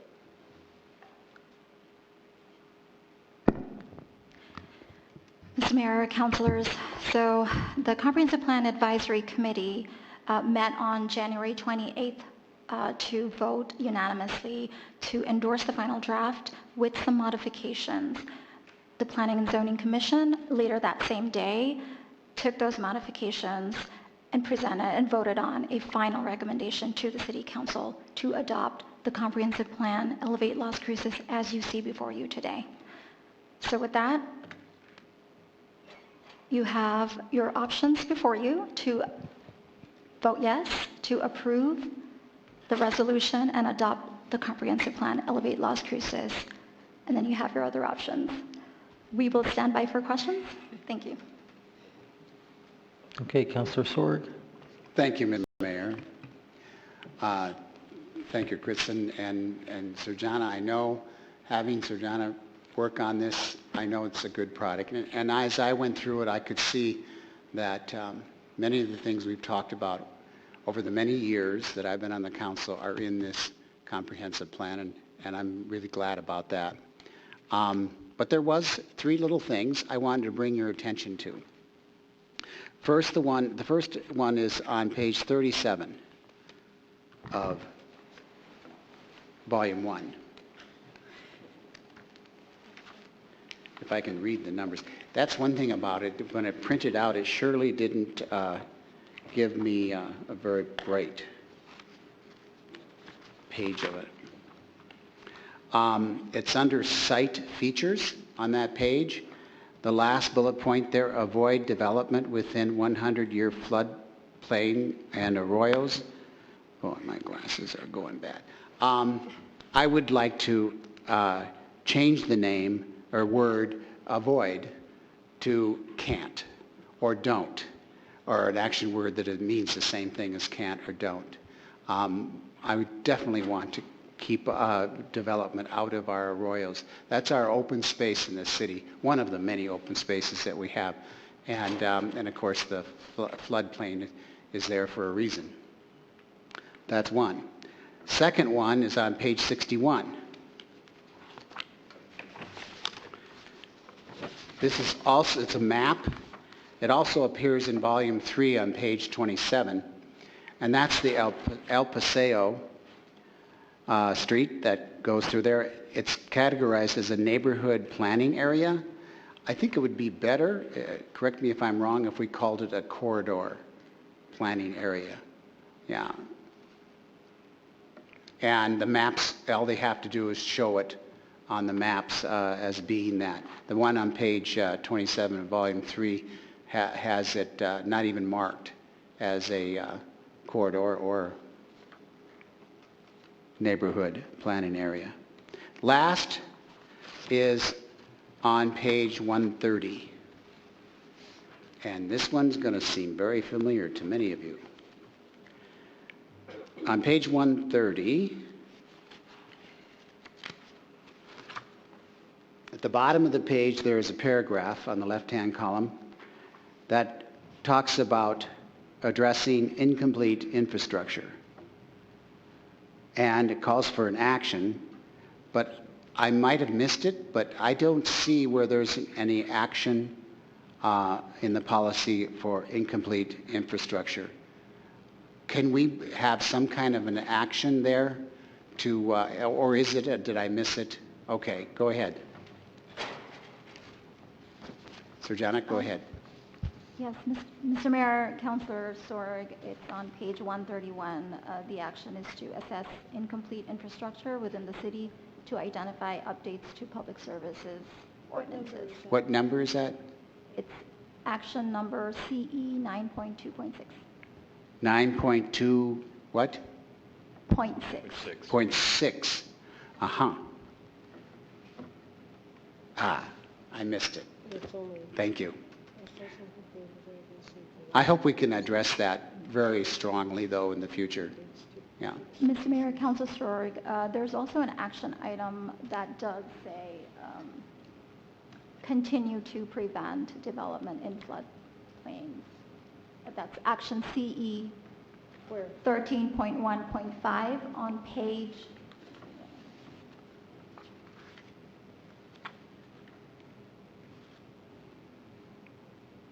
138. 138. And just to remind council that because this is a policy document and not ordinance, it is typical to use a broader set of verbs rather than require or... So the policy can translate to ordinance in the future and become law. Okay. And if I can add, one of the Sure. other actions, I think, is to look at your arroyo ordinances and your guidelines and look at those and see if they do need to be enhanced or adjusted in any way as part of this process. Okay. Okay, good. That's it. I like the plan. It's very good, and I thank everybody, including the CPAC, all the members of the CPAC, led by former City Mayor Pro Tem Sharon Thomas, for sure. And so good. I'm really pleased with this. Thank you, Mr. Mayor. And then you naming it the corridor. Did you get an advance copy of my State of the City address? Not really. No, sir. Okay. All right. So I don't know about that. Councilor Flotis? Thank you, Mr. Mayor, and thank you, Mr. Carrillo. And We have a new rule, 2 questions. No, I'm just kidding. Go ahead. You can go home right now. Thank you, Mr. Nichols, Mr. Carrillo, and Ms. Srijana. I had the same concerns that Gil had, and and you did say, Srijana, that the verbs used are suggestive, not suggestive, but the verbs are used in a way that establishes policy that can become ordinances. So, but there are, I went through different parts of it, and volume 1, and there are shoulds in there. You do use shoulds in certain areas, and then action CE 13.1.5, continue to prevent development. So that to me presumes that there is an ordinance in place, but as Mr. Carrillo said, we have to go back to look at that to make sure that we don't have the fiasco of the Alameda Arroyo, where the Custer brothers have tried to sell it to the city for $1, I think, and the city has refused to buy it. That's east of Sonoma Ranch Boulevard. So I think we have to look at that and try to figure out exactly what went wrong there. There were other areas of concern for me. For example, there's a little typo too on page 171 of volume 1. It's in the that blue health in all policies. It says the Center for Disease Control. It's centers. So that's a typo. When I see a typo, it kind of bothers me, because then you think, and that has, being a professor or something like that, maybe. So in social services of that same page, it goes on and about how the function of local government is to provide services and programs to potentially underserved populations, including the yada, yada, yada. And then that there are also several nonprofits. And so I think I'm trying to understand, I know that this is a blueprint for further action by City Council insofar as our development. So part of this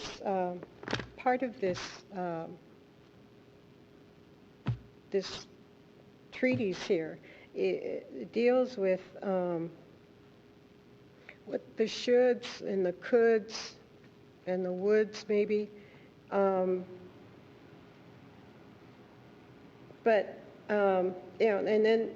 then it goes into how there are also several nonprofit organizations. I'm trying to understand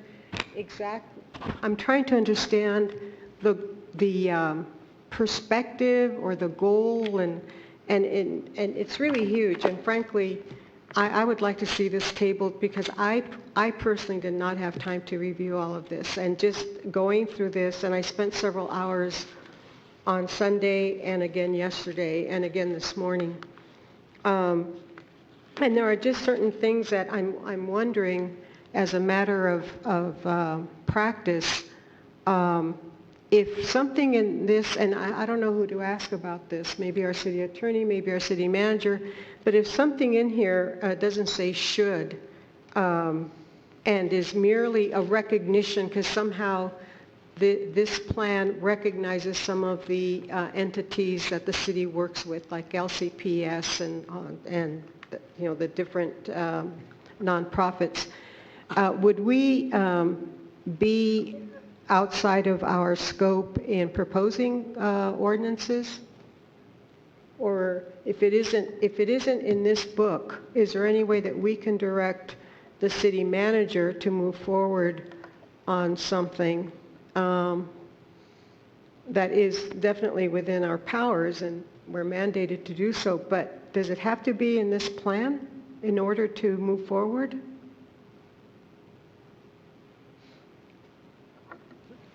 Mayor and Council, if you're talking about, are you talking about zoning issues, or anything that you do should be, Yeah, zoning, well, specific, yeah, let's just it take should zoning. not conflict with your comprehensive plan.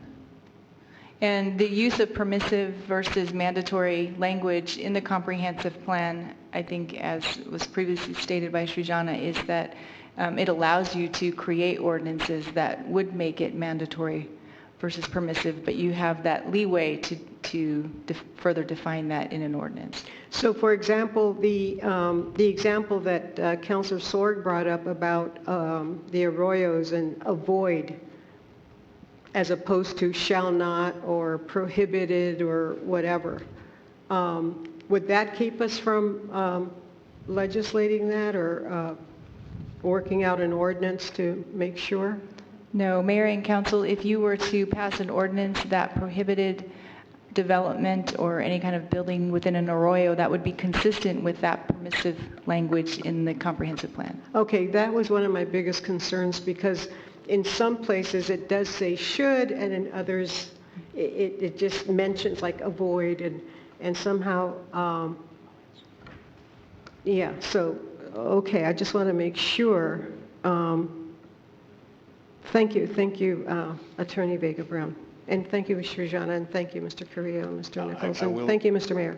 And I will reiterate the things that the plan covers. Such an incredible range of different topics and things that go into the plan. So it is, again, a guidance plan that then gives you and informs you, this is what your residents, this is what's come out of the plan, and it guides you as then you move into more specific policies and ordinances that definitively identify what you're going to do.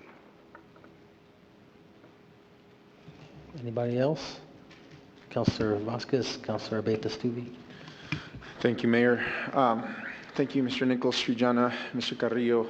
Thank you, former Mayor Pro Tem Thomas and your committee at the CPAC and staff for all their 2 years of work on this. I know it's taken a lot of time and a lot of public meetings, a lot of input from residents, lots of charts, lots of graphic design that looks beautiful, by the way, this report. I'm so impressed with the quality of the work that Half Associates and staff were able to produce for this.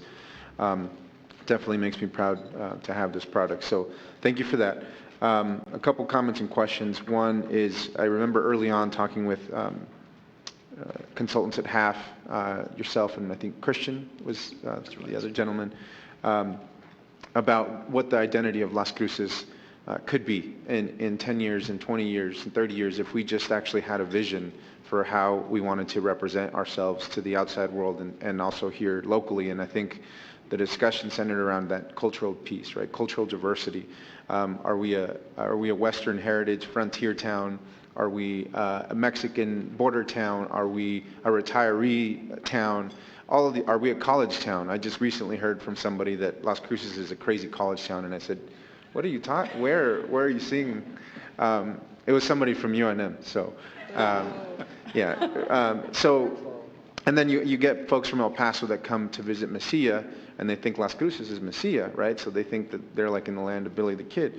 But the reality is that 100,000 of our residents are in very diverse districts, in new neighborhoods, in old neighborhoods, neighborhoods with a lot of history, neighborhoods connected to natural places that also have natural history. And so there's a very unique set of different cultural identities that I think really benefits Las Cruces and sets it apart from other communities in New Mexico, but also to the south of us in a place like El Paso.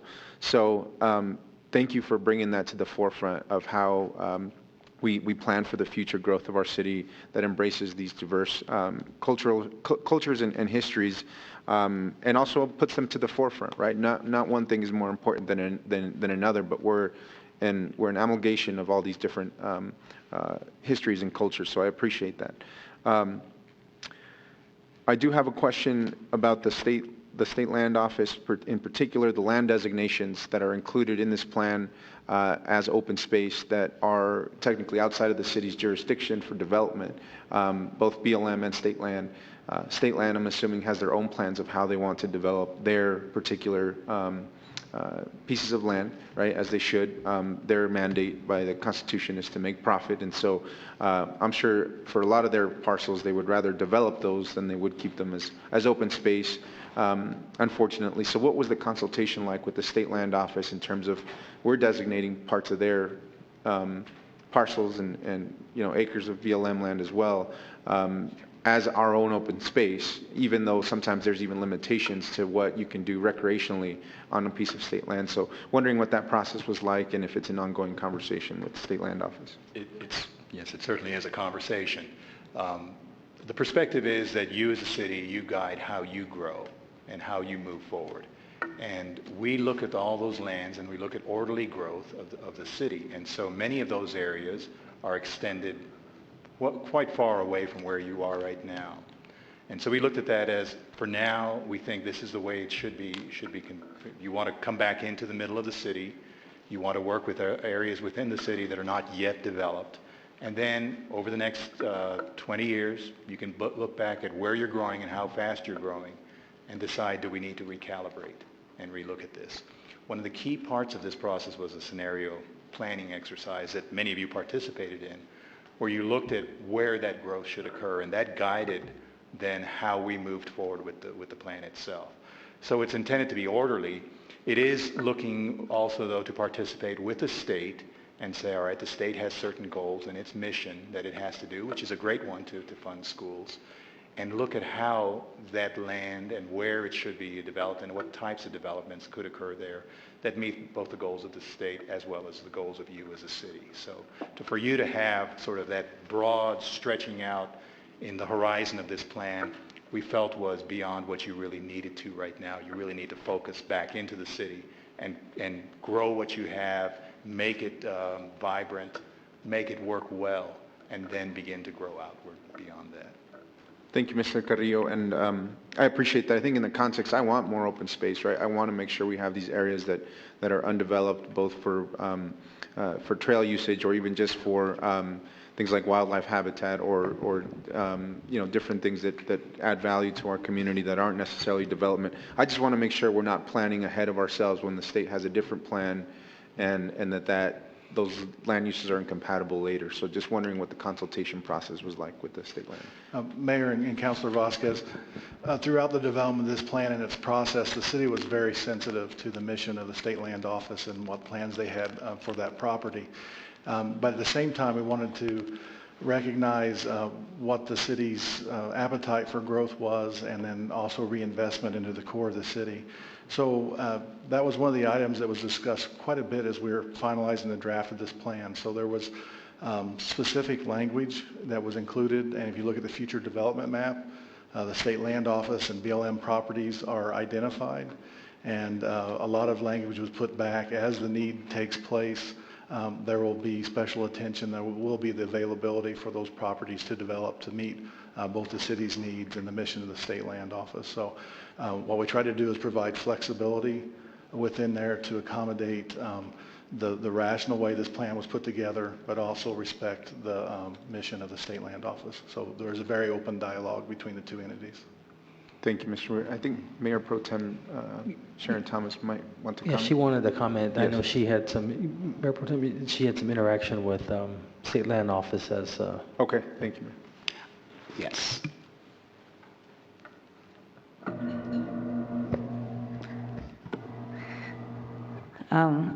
This is Sharon Thomas. I've been mostly in conversation with Steve Varick at the State Land Office.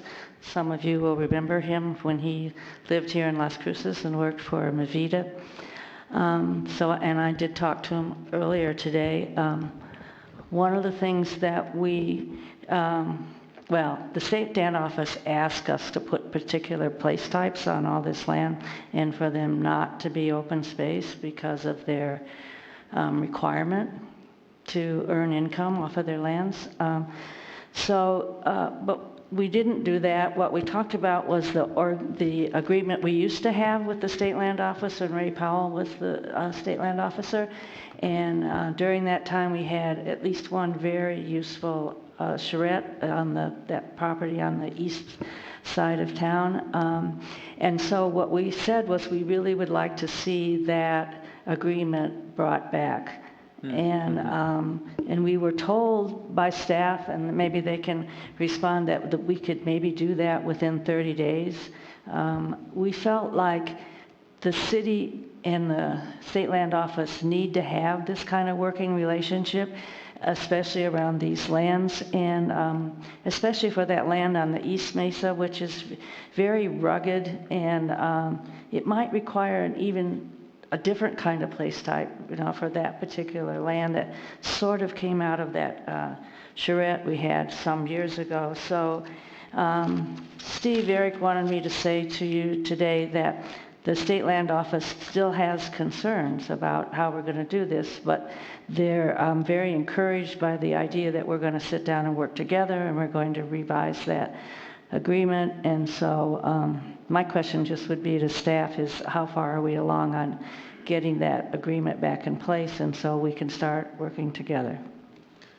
Thank you, Mayor Pro Tem. I appreciate that. And that would be a question for me in terms of if we needed to table this for a month or longer before that agreement until that agreement is in place, and if that impacts any of our land use projections on state land, would want to just respect that relationship to make sure everyone's on the same in the same boat before approving prematurely, working with that kind of stakeholder. Councilor, Yes. I don't know if we need to delay that. Keep in mind that this is really more of a plan, and I did reach out to Commissioner Garcia Richards about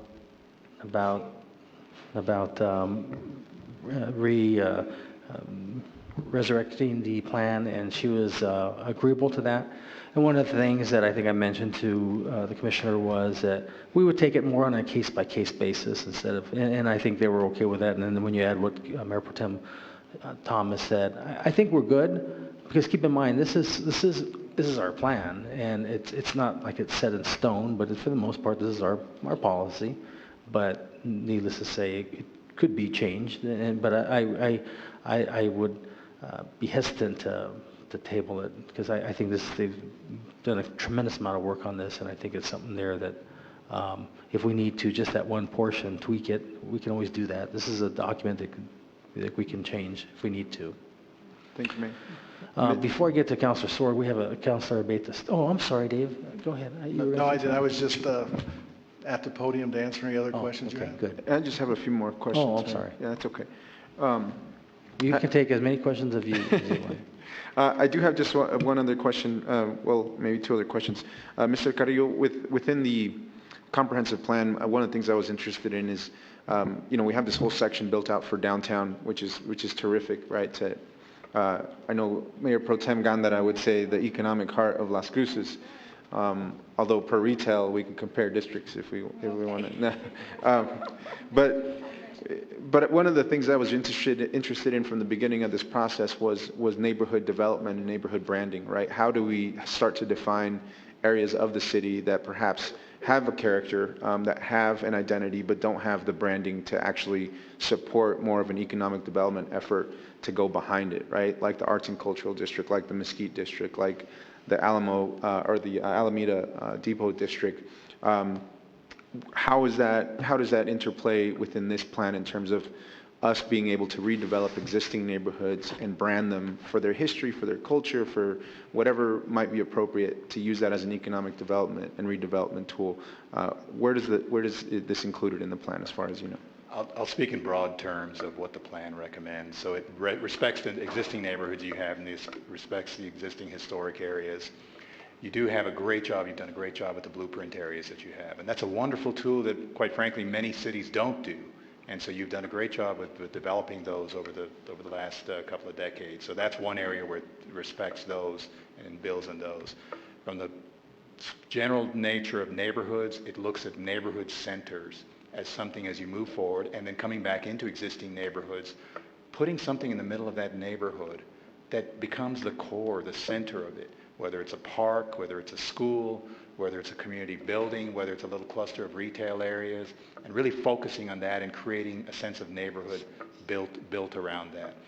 in no way does it stop you from looking ahead to other neighborhoods that may not have, as you said, that branding that you don't have right now, but that really should be pulled together and should be respected and announced and identified as a specific neighborhood. So certainly that's something that you could continue to do, because it does bring a very specific focus to that idea of neighborhood as a key principle of the plan itself. Thank you. I appreciate that. And having the flexibility to plan for that, especially as we're thinking about a potential TID, tax increment development district for an area like South Solano or El Paseo, which folks here know where those places are at. But in terms of that, again, that revitalization piece, if we could brand that as a completely different district or part of the city or area of the city that makes it more appealing both for housing but also for commercial development, is a tool that would be super helpful. And knowing that this plan kind of allows for that, right? And that might include the gateway markers, that might include, absolutely, like you said, some of those place-based things that set that place apart. To me, it's a place rich in small local business. I don't know how you would encompass the whole area or what you would call it, but would want to make sure we have the ability to do that. Yes, Srijana. Councilor Vasquez, I'd like to direct your attention to page 294. There's an entire set of actions that are for neighborhood identity and to encourage neighborhoods to flourish and revitalize. And one other thing that I want to mention is the entire the idea behind place-type planning is to really focus on creating and nourish, or letting these neighborhoods flourish. So the central neighborhood identity and the central neighborhood idea itself is a very core planning philosophy where the neighborhood is the main unit, and you create a city of neighborhoods as opposed to having a city with just random neighborhoods that can't really coalesce and identify with, within each other, within itself, I guess, the neighborhood. But the idea is, in the comprehensive plan, it definitely encouraged that type of branding and revitalization. Thank you, Srijana. I appreciate that. One more quick example I'll give of something that I think I would like to do with neighborhood branding is, from Missouri to Espina to Lowman to Treviso, that giant chunk of residential housing that's just surrounded mostly by strip malls and a couple of other commercial developments has very little within it. It's such dense housing with almost nothing there in terms of commercial or retail businesses actually in the neighborhood. That people see it as an area of the city, right? People know that area of the city, but there's nothing to call it, right? There's no impetus for that economic development potential, which leads me to my next question is, in places like the Mesquite District and downtown where you have old housing that can be converted into like retail space, I know often we're governed by the rules of parking and ADA and that kind of thing that often limits our ability to have foot traffic in an actual home that's been converted into a business. But that's, again, something that I think I'm seeing in newer neighborhoods. I'm seeing in more urban settings that I would love the option to have folks, be able to repurpose their homes so that they're not paying overhead on a commercial space, but maybe they're good at having a certain product that they can create, and they can go from the farmer's market to having their own little shop, where it's a jewelry shop or a shoe repair shop, or they sell arts and crafts.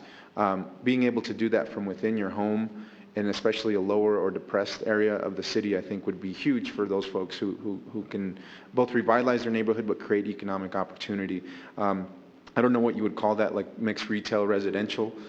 Is there something in this plan that might allow for that type of zoning designation? Yes, Mr. Mayor, Councilor Vasquez, those type of units are referred to as live-work units in the comprehensive plan. And one thing, upon adoption of this plan, the City Council can adopt and revise and amend the development standards and should to implement these ideas. And in fact, one of the key early actions of the plan is to go back and look at your ordinances and look at your development requirements and look at those and adjust them based on now what the philosophy and the principles set forth in the plan is. So kind of make that match now the direction that the plan says this is where we want to go.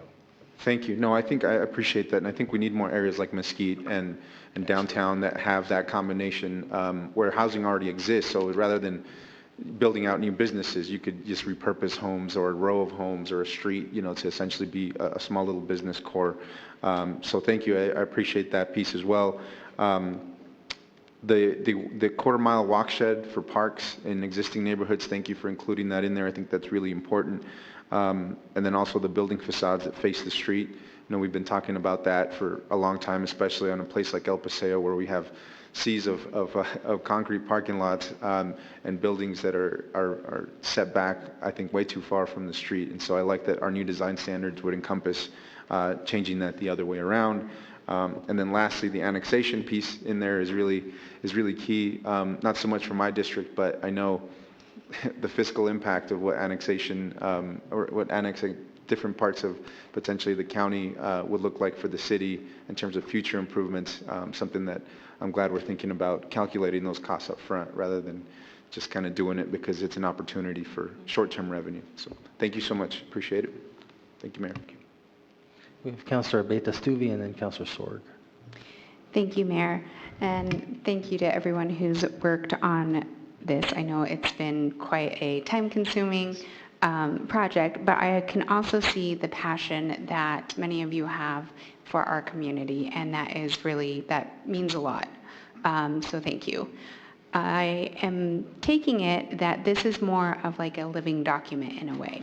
And so as we know that times are changing and they change fast, and so that we can make any sort of review of it. And is there a process that's designed on here to go back and do like a yearly review? Mr. Mayor, Councilor Abeda-Stuvi, there is a section in the comprehensive plan that talks about 5-year major amendments to the plan, but also annual review and reporting and amendments. So that process is built into this document, and you should see that reflected in future operations. Thank you, and I think that's really great where if there's any sort of little tweaks that people have to make or areas that they just, we think it's going to work out or agreements that need to be made, those yearly reviews are areas that we can update that. And because we've spent so much time working on this project, I know that we want to make sure that we are adhering to these principles and guidelines to really move things forward. Is there also sort of a directive on who is going to start up those conversations on, okay, we've adopted this, now city staff is going to bring forth amendments, or city councilors are now going to start guiding that or bringing that up? Do we have kind of a sense of that?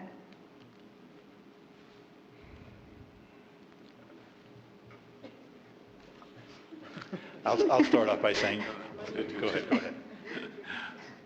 Mayor and Council, the City Community Development Department were the main driving force to develop the plan. They'll be the one that will be carrying it forward and bringing amendments, recommended amendments to the City Council. The next step on this will be, we'll go back and begin to look at our zoning ordinance and make sure that it is coherent and workable with the comprehensive plan. I would also make one comment here. Many of the comments that the City Council have made today caused me to think this. This particular plan is different than other comprehensive plans that I've been involved with. And it's different in this regard. It has a point of difference. And if you want to be successful in an endeavor, you need a point of difference. This is what will encourage people to want to come and develop here and move here and live here. And we said at the beginning of our conversation that it is designed and encompasses a quality of life, quality of place, and that leads to quality of experience. You have a unique plan here, and I think that it's going to serve you well. To answer your question, City Community Development Department will be heavily vested in bringing amendments for your consideration. Thank you. And I think former Mayor Pro Tem Thomas wants to also chime in as well. I'm sorry, I didn't understand. Mayor Pro Tem Thomas is going to speak on behalf of that as well. Sharon Thomas again. On page 336 to 338 in volume 1, there's a list of all the short-term projects. I think if you've looked at the implementation, you can see that some are short-term, medium, long-term, various, and it lays out who's responsible to lead on them. But on those few pages are all of the short-term projects. So my recommendation to you as a council would be to look at that list and be very familiar with it. Maybe you want to actually have a work session with staff and say, okay, these are the things we want to do first, or you might want to think about some of these things as items for your strategic plan, but that's a kind of condensed list of, you know, what the consultants see as the most important first projects, and so I think you could use that for some guidelines. Thank you. And thank you again, everyone, for all your hard work that you've put into this. That's all the questions I have. Okay. Jennifer has a quick comment before we get to Councilor Sword. Mayor and Council, the role of the Zoning Commission is defined in Section 3810B2A, and it describes that the Zoning Commission, along with city staff, will make recommendations for changes and updates to the comprehensive plan. Thank you, Jennifer. Okay, Councilor Sword. Thank you, Mr. Mayor. Thank you again, Chris. No, Bill, Jim, right? Jim. Right. I wanted to make a comment about the state land again, to add to what was already mentioned. As you can see on the map on page 29, it shows the ownership of land in general in and around the city. There is lots of pieces of BLM land, some pieces of BLM I didn't even know it was BLM land. But the state and the federal government have in many times, in many cases, exchanged their lands. So in other words, if we would take a piece of state land and trade that with BLM piece of their land, we could make an open space where the BLM land is, whereas Councilor Vasquez, we couldn't if it was state land.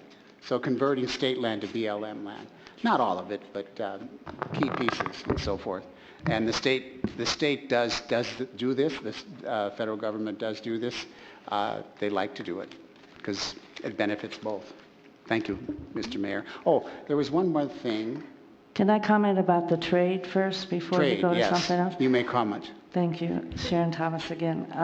So I talked to Steve Varick this morning, and they're compiling a list of BLM land that they would like to trade for state land office land. So, for example, the land around Centennial High School was under discussion at one point, because if we have this agreement with the state land office to plan together, and if that can become state land office land rather than BLM, then the city and the state land office can work together on that land.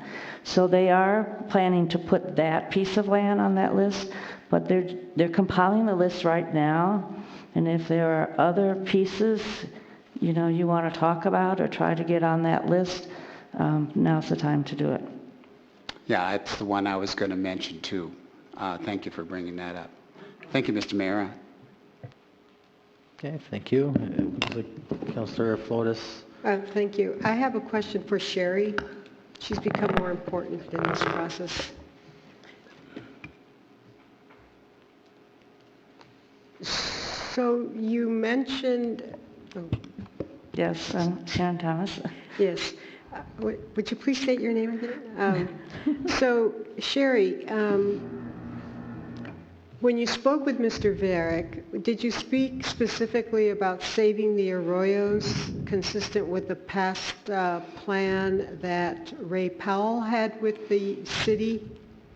Or... it wasn't a plan, it was the results from a charrette, so it was just community input and ideas, and Shrizana was there, and there was quite a bit of emphasis from the public on saving the arroyos, and it's very steep out there, and the arroyos are very deep on East Mesa. So,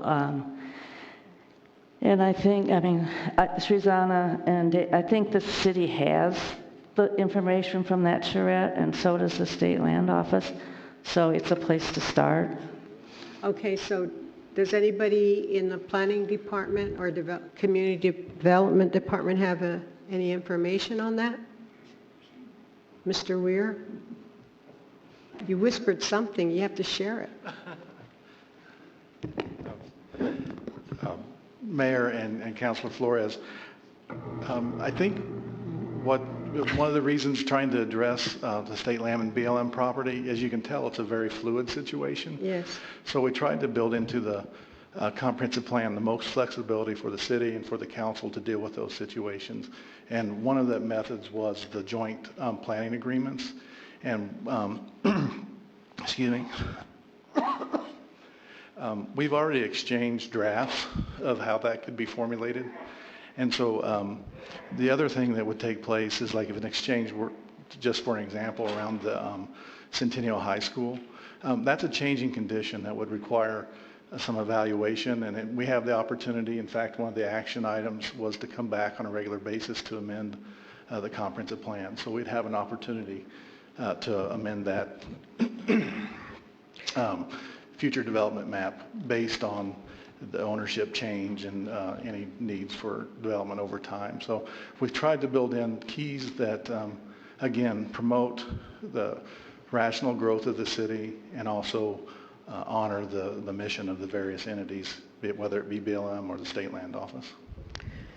I think my concern is that, I mean, everybody knows, I mean, it's constitutionally mandated for the Secretary, or excuse me, for the Commissioner of Lands to generate money. Mm-hmm. And I know that there are some developers in town who have long-term leases to develop, and I don't know what they're going to develop on a 20-year lease. I don't know what happens after that. They develop and then the lease is up and then everything's demolished. I don't know.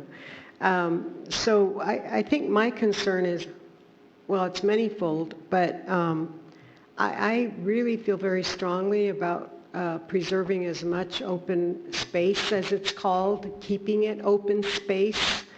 And the mayor accused me of being anti-development, and I'm not anti-development, but I am against encroachment of our wildlife, encroachment of what, I mean, I've been here, bought a house in 2005, and I shared this with you all the other day. There were coyotes, just running around, and all sorts of wildlife in just that little park around the corner from my house. And you didn't have to go very far to just see all sorts of beautiful wildlife, and you just don't see that anymore. And we're driving away we're killing our ecological system. And so I feel very strongly about having an agreement with the state, but then the state has its mandate, so I don't know how you're going to work that out. And then what Councilor Sorg suggested or has come up, that we can trade lands and we can trade space or whatever. And looking at the map on page 33 of volume 1, you have zillions of arroyos, so arguably maybe we won't have any development there because it's just ridden with, it's like California has fault lines, Las Cruces has arroyos. Yeah. And so maybe that could be, a tool or a negotiable term or something to make sure that we just don't have all this not sprawling development, but mindless, just really mindless insofar as who we are as a people, who we are as a community, and really looking out for, our infrastructure, our environmental infrastructure, so. Mayor and Councilor Flores, thank you for offering us to get into the weeds a little bit about the plan.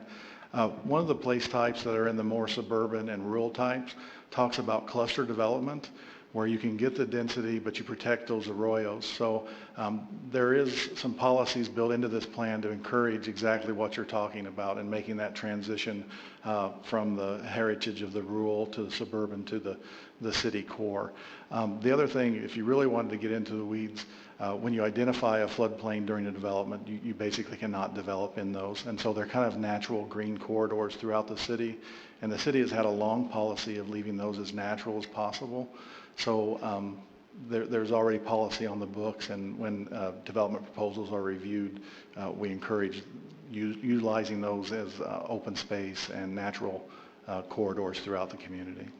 So how long has that been in place? Because the one thing that always comes back to haunt me is that horrible situation in the Arroyos. I think it's Arroyos 3, or I get the Arroyos confused. The developments. The one by the Arroyo that the Custer brothers own. So that type of issue that they're dealing with wouldn't be dealt with at the comprehensive plan level. It's more of the subdivision ordinance. But at this level, it does provide the provisions that it be left open, so and that we protect that. Now, as far as policy, back to the mid-90s has been the policy to keep arroyos as natural as possible. So hereforth, we won't have that problem with developing almost on top of or abutting an arroyo that runs deep and potentially very wide? What the comp plan gives us is an opportunity to evaluate those and improve on what we've done in the past. It gives us a direction of how we want to improve those areas.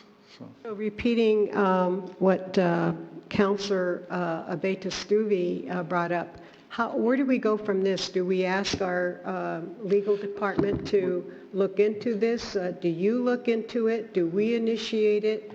I mean, it seems that not irrespective, but in conjunction perhaps with an agreement with, or an understanding, an MOU or whatever, with this, the State Lands Office or the Commissioner, how do we coordinate all of this? I mean, we can say all sorts of stuff and then... Mayor and Councilor Flores, I think if you approve the plan today, you've taken that first step. You have a major implementation chapter through the comprehensive plan.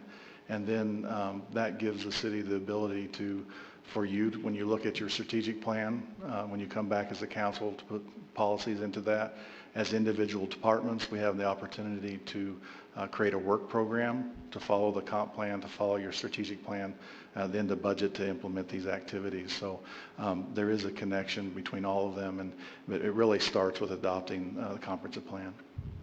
And how soon do you anticipate having an agreement, an MOU with the State Land Office?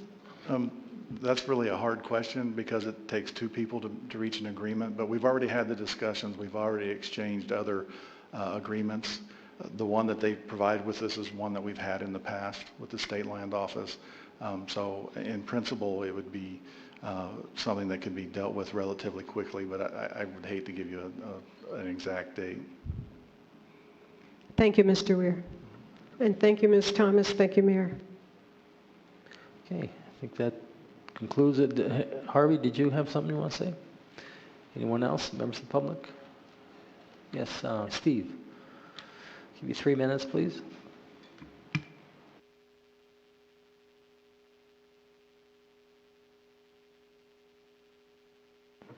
Thank you for the opportunity to speak today. My name is Steve Montañez, and I'm just here to read a statement from the Las Cruces Home Builders Association.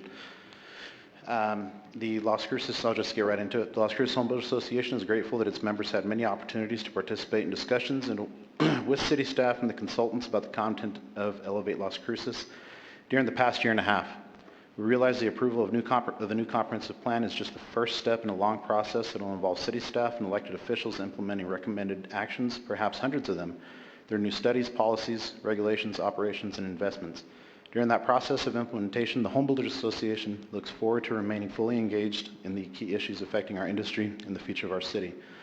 Early in our stakeholder discussions with city staff and the consultants, our members expressed concerns that the comprehensive plan might add new regulations on an already heavily regulated industry, and that those regulations would increase the cost of land development and home building. While our association understands the goals of the comprehensive plan and agrees with many of them, we're committed to working with the city staff and elected officials to ensure that the implementation of the plan does not increase development and building costs. Actions that make homes less affordable are not beneficial for either our industry or our community. Our members realize that infill development is an important goal and that it will help lead to the creation of a more dynamic downtown. The innovative features of new urbanism will rightly play a role in this development. At the same time, our members know that the success of their business depends on meeting the needs of the customers, the vast majority of whom have indicated a preference of a more suburban lifestyle. The local preference has remained constant for decades and is unlikely to change. Limiting opportunities for suburban development within the city will either increase costs as demand outweighs supply, or will push that development further out into the county, or both. Infill development and suburban development are not mutually exclusive, and infill development can be incentivized without restricting suburban development. Our members are enthusiastic supporters of the comprehensive plan's goals and actions related to economic development. We know that policies that aim to support the successful businesses, expanding businesses, and new businesses will ultimately help our industry. We know as well that the availability of housing in attractive new neighborhoods can be a factor in the decision of opening a business here. Moreover, housing itself is economic development. Our industry supports thousands of jobs that generate tens of millions of dollars in taxes. In fact, the fiscal impact analysis that is a supplement to the comprehensive plan shows that any of the projected growth scenarios will lead to a positive fiscal impact for the city. Our members are in the unique position not only to work with city staff and elected officials in determining the shape of our community, but also to actually build it, because no one else will. I personally want to publicly thank some of the, especially the community development members in attendance. David Weir, I saw Tim Pitts here. How you doing? Srijana, I really appreciate you putting up with us for the past year and a half. And also a special thank you to Larry Nichols and just everybody who's allowed us to participate. Many of our members were part of committees, subcommittees, and even part of the CPAC. And that's all. Thank you all very much. Thank you, Steve. Okay, I think that's it. All right. Christine? This is on the motion to approve Resolution 20-106. Councilor Abeyta-Stuvey? Yes. Councilor Vasquez? Yes. Councilor Bencomo? Yes. Councilor Sorg? Yes. Councilor Flores? Yes. Councilor Gondara? Yes. Mayor? Yes. Okay, congratulations. Number 13, Council Bill number 20-020, ordinance number 2912. Move to approve. Second. Motion made by Councilor Sorg, second by Councilor Vasquez. And Karen will discuss again.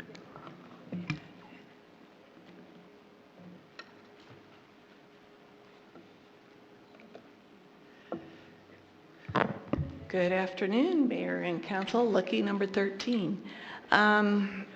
This ordinance is for the refunding of the state shared gross receipts tax refunding bonds with the Series 2020.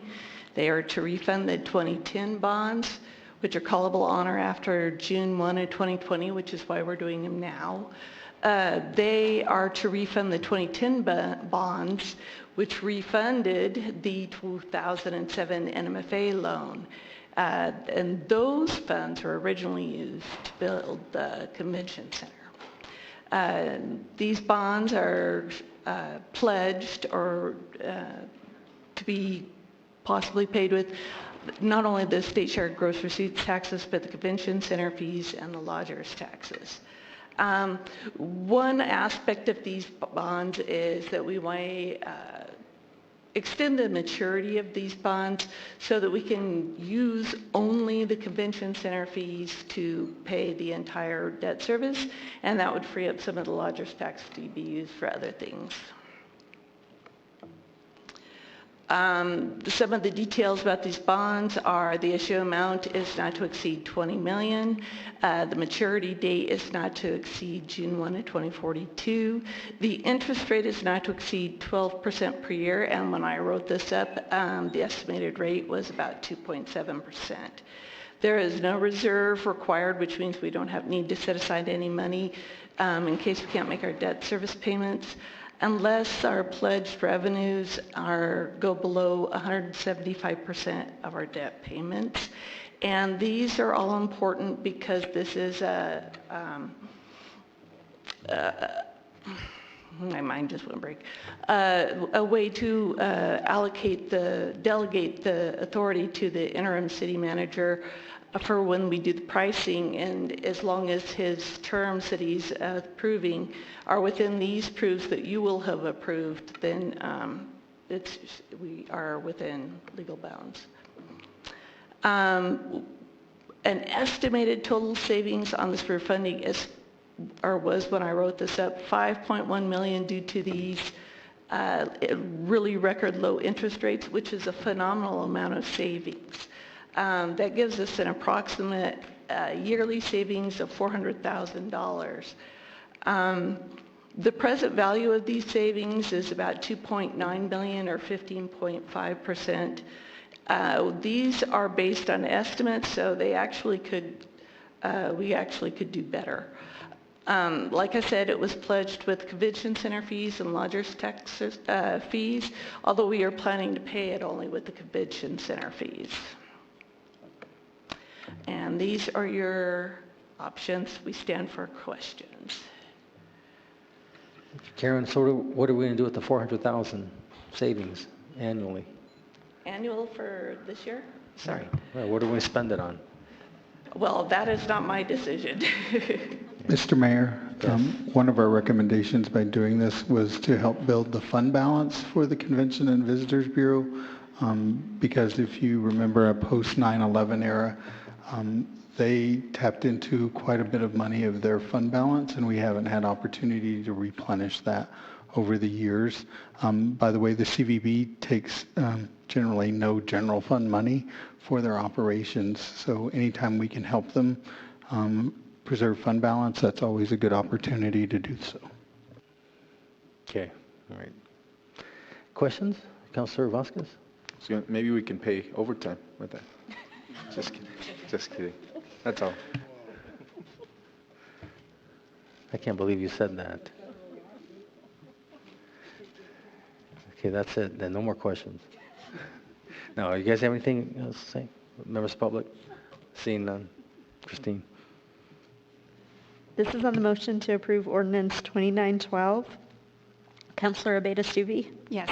Councilor Vasquez? Yes. Councilor Bencomo? Yes. Councilor Sorg? Yes. Councilor Flores? Yes. Councilor Gandara? Yes. Mayor? Yes. Okay, takes care of that. So now we'll go to board appointments, and Justine Breen, a new appointment by Councilor Gandara to the Health and Human Services Advisory Committee. I know her. She's good. You do good. Do you? Hmm? I think you know her. Yeah, I do. Right? Justin Wright? Yeah, I'm pretty sure I know who this is. Okay. She just changed her name back.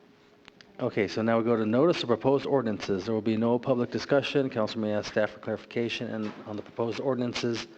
Number 14, Council Bill number 20-021, ordinance number 2913. Bring it forward. Okay, bring it forward. Number 15, Council Bill number 20-022, ordinance number 2914. Bring it forward. Bring it forward. Number 16, Council Bill number 20-023, ordinance number 2915. Mayor, I would like a presentation. Okay, presentation, item number 16.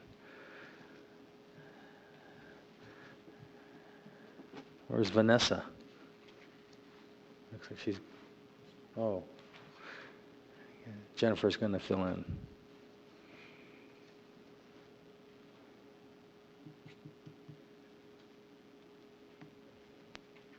Mayor and Council, I'm Jennifer Vega-Brown, your city attorney. I apologize, I let Vanessa leave because we don't usually do it this way, so I will go through this with you. This is just changing the existing ordinance to permit UTVs.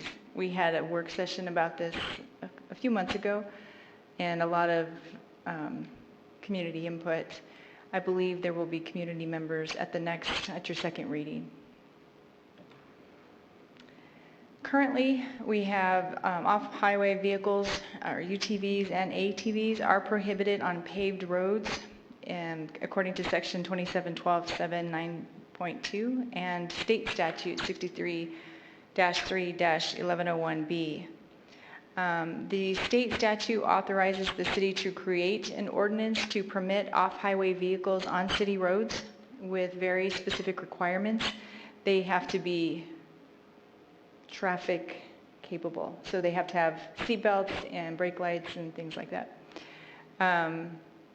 State statute also authorizes city to set separate speed limit for off-highway vehicles. Oh, sorry, I'm going the wrong way. The proposed ordinance defines UTVs and permits UTVs on city roads. They must meet the requirements of the state statute. The set speed limit of UTVs less than 45 miles per hour, or the posted speed limit. And the drivers must follow the same relevant traffic laws as other vehicles.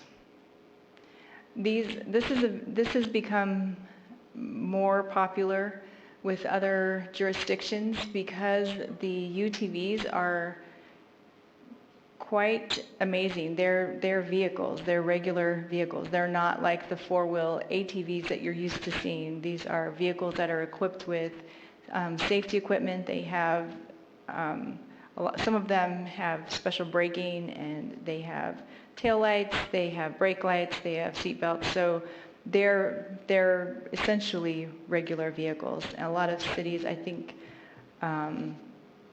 Bernalillo County has permitted them. Silver City, other cities throughout the state have also permitted them. I'll stand for any questions. And Jennifer, they have catalytic converters, they have mufflers, they pass EPA standards. I mean, they're $20,000, $30,000 vehicles. Yes. And so, I mean, yes, Councilor Betastuvi? Are we allowed to ask questions? I believe so. With this? I was going to ask if one of the requirements would be for the vehicles to have the DOT-approved tires. I would have to check the ordinance, but yes, they have to comply with state statute. Okay. Because a lot of it, I actually researched a lot of this, and so there's a varying range of what each state approves, but just I would say imperative that we would include the DOT-approved tires and the safety glass windshields if we have a list of other things to approve. I think they do. I think those tires are approved by DOT, but that's a good point just bring up. And then second, contrary to popular belief, they're not allowed on the freeway, so just on the roads. Oh, good, because I was going to ask if some of the language said like highways and stuff like that, so I was wondering if we should expect to see these, going to the grocery store, or if they're just going to be mostly used as kind of offloading to get to the space that they need. I think 45 miles is the maximum speed that they can be. So, thank you. Councilor Bencomo? I'm just super curious. How did this come about? Are there like ATV activists that want this repealed, or? Yeah. Oh, okay. So I'll tell you the whole story. Okay. So we had right after the election in November, we had a work session at Lynn Middle School, and so there was a lot of. It was right before. No, I thought it was after. No, it's right after. No, it wasn't, Mayor. I think it was that. Before. It wasn't? Yeah, I was gonna bet them. Now I lost my bet. Now I can't. Anyway, so we had a really good discussion. There was a lot of people who shared their information as to what it is about, and I didn't think council wanted to move forward without yet another work session. But their pictures were being passed around, and then Councilor Yvonne Flotis, of all people, she says, "We don't need another work session. Let's just approve it." And I said, "Okay." So there you go. Thank you, Mayor. No, yeah, I know. Okay, so that was it. So bring it forward. Okay. Okay, thank you, Jennifer. Okay, so now we go to City Council member board reports and comments. Just want to remind everybody about the State of the City address tomorrow at 12:15. So hopefully you all can attend. You have reserved seating. And, yeah. Okay, looking forward to tomorrow. Mayor Pro Tem, anything you want to say? Yeah, thank you, Mayor. Let's see, where do I begin? Yep. I have the Mayor's Task Force for the Prevention of Suicide meeting tomorrow, 11 o'clock. You'll probably have a nice group at your State of the City. I was also attended the Behavioral Health Collaborative today. They had it at La Clínica de Familia. They elected new officer or new board. This particular group is getting a lot of traction as it relates to behavioral health. They have many organizations that participate. They are currently getting ready to do a gap analysis and a focus group where they will be looking at, what are the gaps and barriers to receiving behavioral health services. They also have consumers that are participating. Chief Mr. Paul Ford got elected onto the board, so that's really exciting. And we look forward to hearing more from him as it relates to, what they're seeing as they report to different scenes and whatnot. It's really exciting to see this grow, and I'm looking forward to what the information that they will bring back. But one of the things that I want to continue to bring up is this idea of mitigating. There's a lot of people out there that are afraid to talk about behavioral health, mental health, suicide, those kinds of things. And again, I can't express enough as a parent how important it is to speak to our kids and just our kids in general. So I'm really excited to see that we will be having a group of kids come to the city on Friday to participate in, it seems like a day-long, and Jamie's nodding her head, yes, a day-long sort of activities of what the city offers, and we're always trying to engage our youth in lots of different ways. So it's really exciting to see that they will be a part of this, and we'll have small groups, it seems like, and have the opportunity. So I know Councilor Flores and I will be a part of speaking to them about this, but I think it's sort of unheard of for the city to be speaking to, behavioral health, mental health, if you will, and there's just such a problem being able to have those discussions. And I just read some data that we're like fourth in the nation as it relates to suicide, especially around our young people. And so I can't express any more clearly how important I think working towards mitigating the inability, of people to just have those conversations. And I was talking to somebody last week that said, if you're from the West Coast, like San Francisco area, California, it's like nothing to have this conversation about, like, I see a therapist.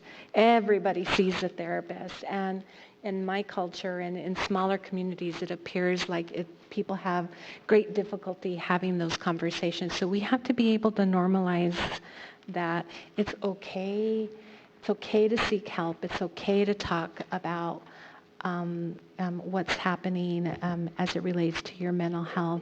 And I'm hoping that the city will be a big part of, and I've had these conversations with Mr. Studer about operating a more robust 411 or a 311 system, being able to have, wouldn't it be amazing to have a city that has a citywide depression screening, anxiety screening, where it's and especially, and I guess the only place that I can affect most changes within the city. So I've been having these conversations a lot with different people, Bill and others, about the access that our city employees have to not only health, right? Dental and physical health, but behavioral health services. And I know they've engaged with a third party to have sort of that telehealth, right? A phone call. They're just a phone call away. So I've been asking, what about behavioral health? Can our staff call this number and be able to access a behavioral health specialist in those opportunities where they may be feeling anxious, depressed, and not be able to feel like they can talk to anybody in their work environment or in their family environment. So I really would like to see us really exploring that further, because I think that's going to be important. The data is more and more clear that lots of our folks in this city are really having trouble with depression and anxiety, and we have to get a hold of this. And if we don't, it's going to get to what we call the stage 4, right, where there's crisis, where Paul Ford and the fire and city police are experiencing this at high volumes. And so I'm hoping that we can set up a structure to be able to ensure that our public, our constituency can be, can find a way to call a number, if it's a 211, a 311, and we're able to get them the services that they need. So I'm really excited. There's lots of things bubbling up in our community as it relates to behavioral health and mental health, and I'm so thrilled to be a part of that. And with that, Mayor, I'm looking forward to your State of the City. You have like a big group of people from that local collaborative that will be here to hear what you have to say. And really exciting. I'm starting to meet with some people around housing opportunities as well. I think there's going to be some really exciting things happening, and some collaboration and coordination around, especially in our housing, our low-income housing. I think I've said this before, Mayor, to you specifically. On Ash Street, we're having some real issues, and I hate for our neighbors. And so I live in that area, right? And they're calling that the war zone. There's some very, very concerning things that are happening there. Lots of violence and calls over from law enforcement and whatnot. And so I had an opportunity to speak to our housing authority, and they're just like very available, excited to participate in some sort of collaboration. And so I'll say publicly that I'd really like to have a block party in that area, trying to bring community together to really address the issues that we're facing there. And I always tell people, I spend a lot of time in the downtown and my Mesquite and Alameda historic districts and whatnot, and I've neglected my neighborhood, I feel like, and not realizing all the numbers of things that are happening, incidents and different things that are happening, and people feeling very hopeless and helpless in our neighborhood. And so I promise that I'm going to pay a little more attention and try to get some services out there. And there's some exciting things given the funding that we received around Apalaca Park and those areas to rehab and renovate in our park, and to give more access to kids and their families and whatnot. So thanks, Mayor. Sure, thank you. Now, I'll probably dedicate at least a fourth or a fifth towards behavioral health tomorrow. Yeah. Councilor Flores. Thank you, Mr. Mayor.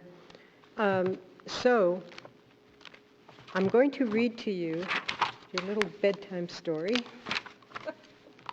You're going to have nightmares, but it's okay.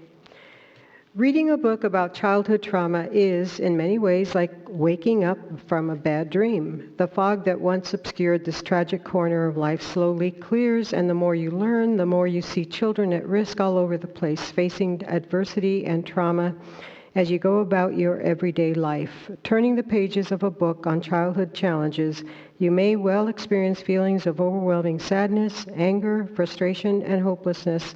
You may feel powerless, as though you are single-handedly facing some monstrous thing far too big to confront. This is a book, Anna, age 8,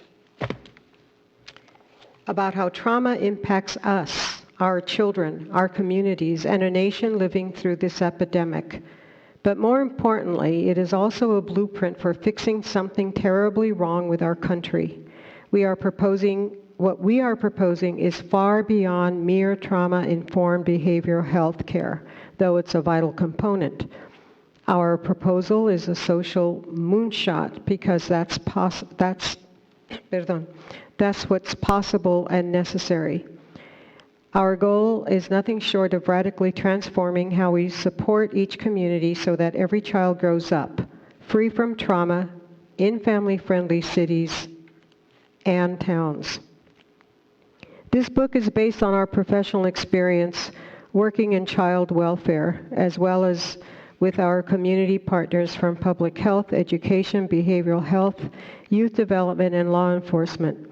Our insights are informed, but everything from educational programs focused on continuous quality improvement, brainstorming sessions with software developers, the tales of street activists, and everything in between. Because we have also endured trauma and witnessed trauma's ravages on families, there are passages in this book that reflect deep frustration with those that block solutions.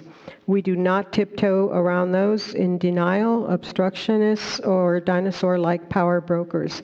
We strongly question a status quo that has accepted the high rates of childhood trauma and maltreatment with disastrous consequences for all of us. You may find our candor very overly caustic, and for that we simply beg your forgiveness in advance.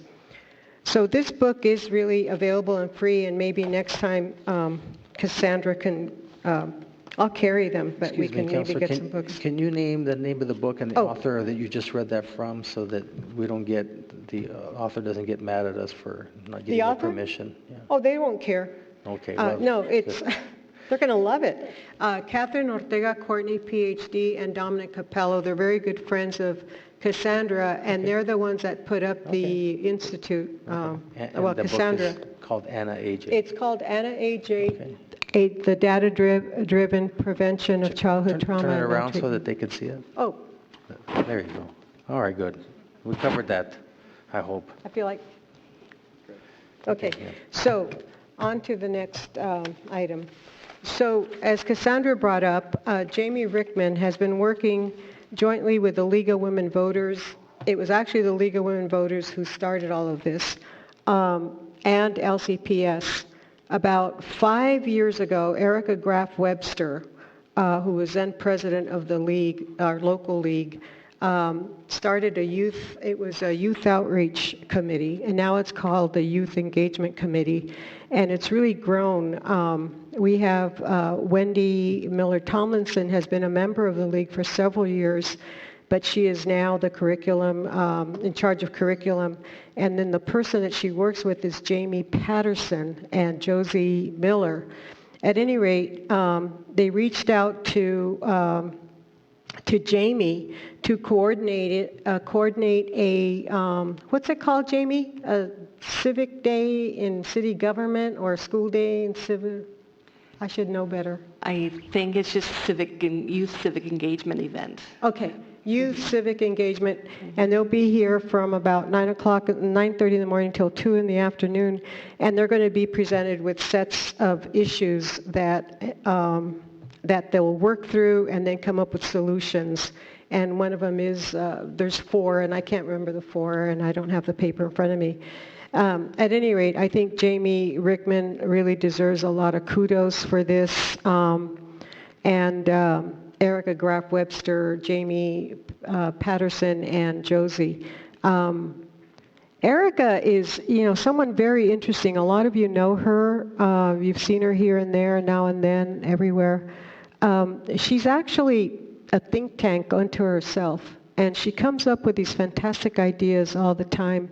And she's really, she made it possible for one of our teachers to go to Harvard for the summer to study, how to enhancing teaching skills or something like that. At any rate, we're very fortunate to have Jamie Rickman, and we're very fortunate to have Erica in our community. So the City Art Board had its meeting on February 11. Those are long meetings. They start at 10, we ended at 1. The first item on the agenda, well, the first, of course, a call to order, yada, yada, and then the meat of the meeting was on staff update and action. And Meredith McKinley, who was the person who was contracted to prepare the public art master plan, was present at the meeting via telephone. And it was an excellent presentation, because what Ms. McKinley did was take to heart every comment that each counselor made. And the one that they really grappled with, and almost, well, I won't put any words in their mouth, but the call for diversity. And the other issue was setting up the roster. So what Ms. McKinley did along with the board was refine this whole idea of what this roster would be, because the fear was that it would be exclusive and it would be off-putting to local artists, and they made it very clear that that was not the case. And so all of that was grappled with, and I really salute the city art board for that, which is, a wonderful, hardworking board.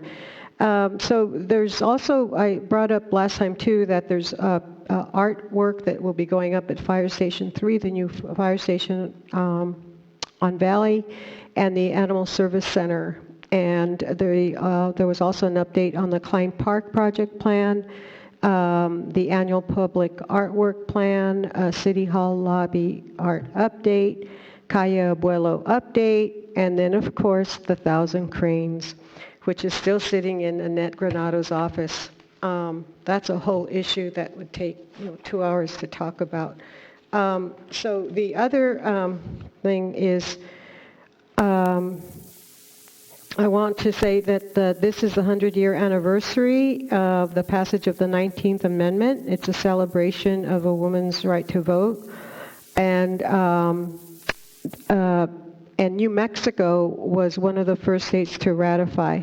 And of course, it wasn't passed by Congress until later that year, in 1920.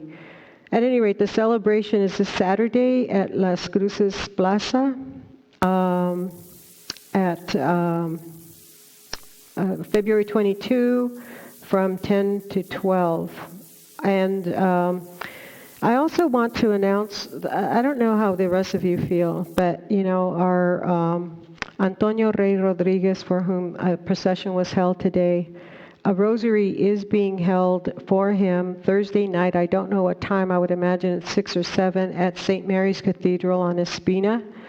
And my sister, who lives in Argentina, actually saw this, and she sent me a picture, and she said, "You have to go, and you have to get the mayor to go too."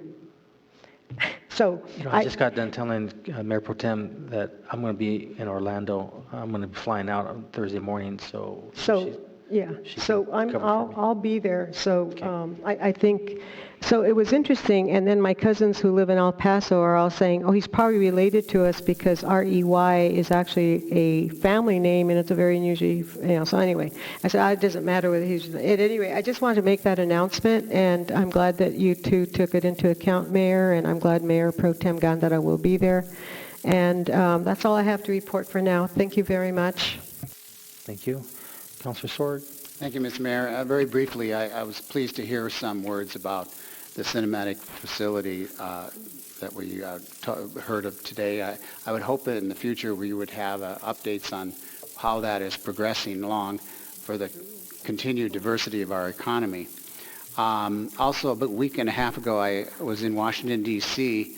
at a meeting of other fellow elected officials from around the country, as well as experts and the CDC in PFAS. This is the chemical used for putting out fires and many, many other things. They call it a forever chemical, and it is possibly very damaging to our health. I was pleased to find out that our water has been tested for that, and the levels are very, very low. There is a wee bit there, but it's very, very low. So far, the EPA is allowing up to 70 parts per trillion. We're down at 4. And also, I checked with the fire department. They are not using a PFAS for their fire control out at the airport. They're using another chemical. I missed the MVCH board meeting last week, but the utilities board meeting met on Thursday, and we discussed the energy saving performance contract with the company that's doing that work. Also, Mr. Peck gave the same presentation that we got here on recycling, and that spurred me to check with Mavita on possible businesses that might move here because, well, in that field, I should say.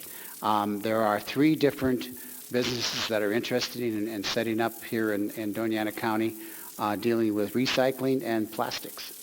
So that's all I have, Mr. Mayor. Thank you. Thank you. Councilor Bencomo.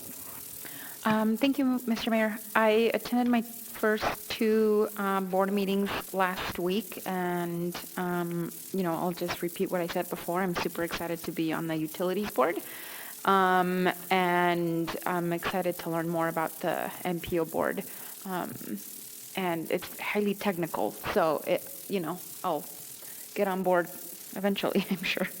I also feel, I just want to have one update, but I did want to say before that I feel really lucky and honored to be part of a council that is talking about behavioral health this much. I think Mayor Pro Tem Gandara, I see a therapist for my anxiety, and it's probably one of the best decisions I've ever made. I feel like I'm breaking chains of generations of women in my family who've suffered through depression and anxiety, and I'm always happy to talk about that because I think there's a lot of young, particularly Latina women who might be struggling and don't feel comfortable saying that, and I do agree with you that we need to normalize that. So thank you for bringing that up. Last week I attended the Go Bond meeting for the trails. It was incredibly well attended meeting. The Public Works Department did a great job at addressing the issues that were raised by a lot of residents. There's definitely a lot of debate about how they should be built, but honestly, it's such an incredible opportunity for particularly District 4, but I think the entire city when it comes to connectivity. And I'm really excited about it. I'm so excited about it that actually former Deputy Fire Chief Andrew Bencomo, who's no relation to myself, is taking me on the loop on Saturday. So if anybody else wants to come on their bike at noon on Saturday, I'm really excited. He's going to take me and sort of show me some of the issues that he raised on what the current plan looks like, and I'm excited because I think we should definitely be following suit to the people that use those trails or plan to use those trails the most. So yeah, if you want to come, noon on Saturday, bring your bicycle. We're going to start at Jason Giron. Am I saying that right? Jason Giron, yeah, Park. on Three Cruces Road. Yes. So, yeah, no, I'm really excited to see this project come to fruition and how good it's going to be for my district, but for the entire city as a whole. That's it for me, Mayor. Thank you. Thank you. Councilor Vasquez. Thank you, Mayor. Couple quick announcements. So tomorrow ends the city's chairmanship of on Thursday of the South Central Southwest Authority, Solid Waste Authority. I should know that. I'm the chair. So the county will be taking over as chair of that position on Thursday, which is a annual rotating chairmanship. But counting on a strong vice chair from the city to make sure that we have good representation as lots of changes go into effect. I'm not looking at anybody, but maybe I am. I'm looking at the mayor. The other quick updates are our legislators have come together to choose a lot of CIP priorities. So one of the ones I got notice of last weekend during the legislative celebration at the skate park was that there's going to be at least $1 million in there for the skate park renovation from the state legislature. So our young people are super excited about that. Perhaps some seed money for the other skate park. Did have an MPO meeting last week. Amongst the things that we talked about was they produced this traffic safety study where they analyze all the essentially deadliest intersections across the city, where you have pedestrian fatalities, where you have the most recurring accidents with injuries, others without injuries, depending on the speed of those particular crashes at the intersections. And one of the things I asked MPO staff was, what do you do with this information, right, in terms of how does the city prioritize renovations or improvements? And we were just talking about public safety today during this rezoning issue, and they said they don't really talk to Public Works or work with Public Works in terms of sharing that data, so that as we're prioritizing city projects, that we're actually addressing where they're needed most in terms of addressing the safety concerns. I brought up Walnut and Lowman in terms of the pedestrian safety issues there, which to me are just getting completely out of hand because the intersection is so long. I don't think that particular intersection is very friendly to pedestrians, but you have huge retail centers in both sides, so you have people walking across all the time. And I cringe every time I see some woman with her kids with a stroller running to beat the light, and a lot of 4 rows of cars on each side, potentially just hopefully they're paying attention. But so I suggested to the MPO staff that they get together with Public Works and maybe produce a work session, right, that can help guide council's decision in terms of where do we prioritize Public Works projects according to where the most crashes are, right? How do we begin to use that data to say, hey, we have an issue here, how can we fix it and be proactive, which is a little bit different than perhaps the way that we currently prioritize infrastructure projects on roads and streets, maybe depending on where sources of funds are available, where state matching dollars are available, that kind of thing. But I thought that might be a good idea for us to have a work session on those findings in the future, so that we can work with Public Works on developing a plan to address that. Councilor, I don't have a problem with that. It's interesting that you bring that up. I was always thinking if, and I'm going to go way back here, because the city identified 3 or 4 different locations where there was high traffic, high accidents, and that was one of them. Mm-hmm. And the other one was Lowman and Telshore. Lowman and Telshore, yeah. And so, and I'm not suggesting red flex, but we can always still look at some other cameras. Because let me tell you something. When I knew that when we got rid of those, it just went right back into. It's terrible. I mean, and we didn't keep the money. We could dedicate. We just gave it to for roads or to the police department. I mean, we can have it dedicated so that, unlike a lot of cities that just keep it in the general fund. Anyways, I don't want to get too far on that because we haven't advertised yet. But we can have a work session and at least take a look and see exactly what options are out there. That sounds great, Mayor.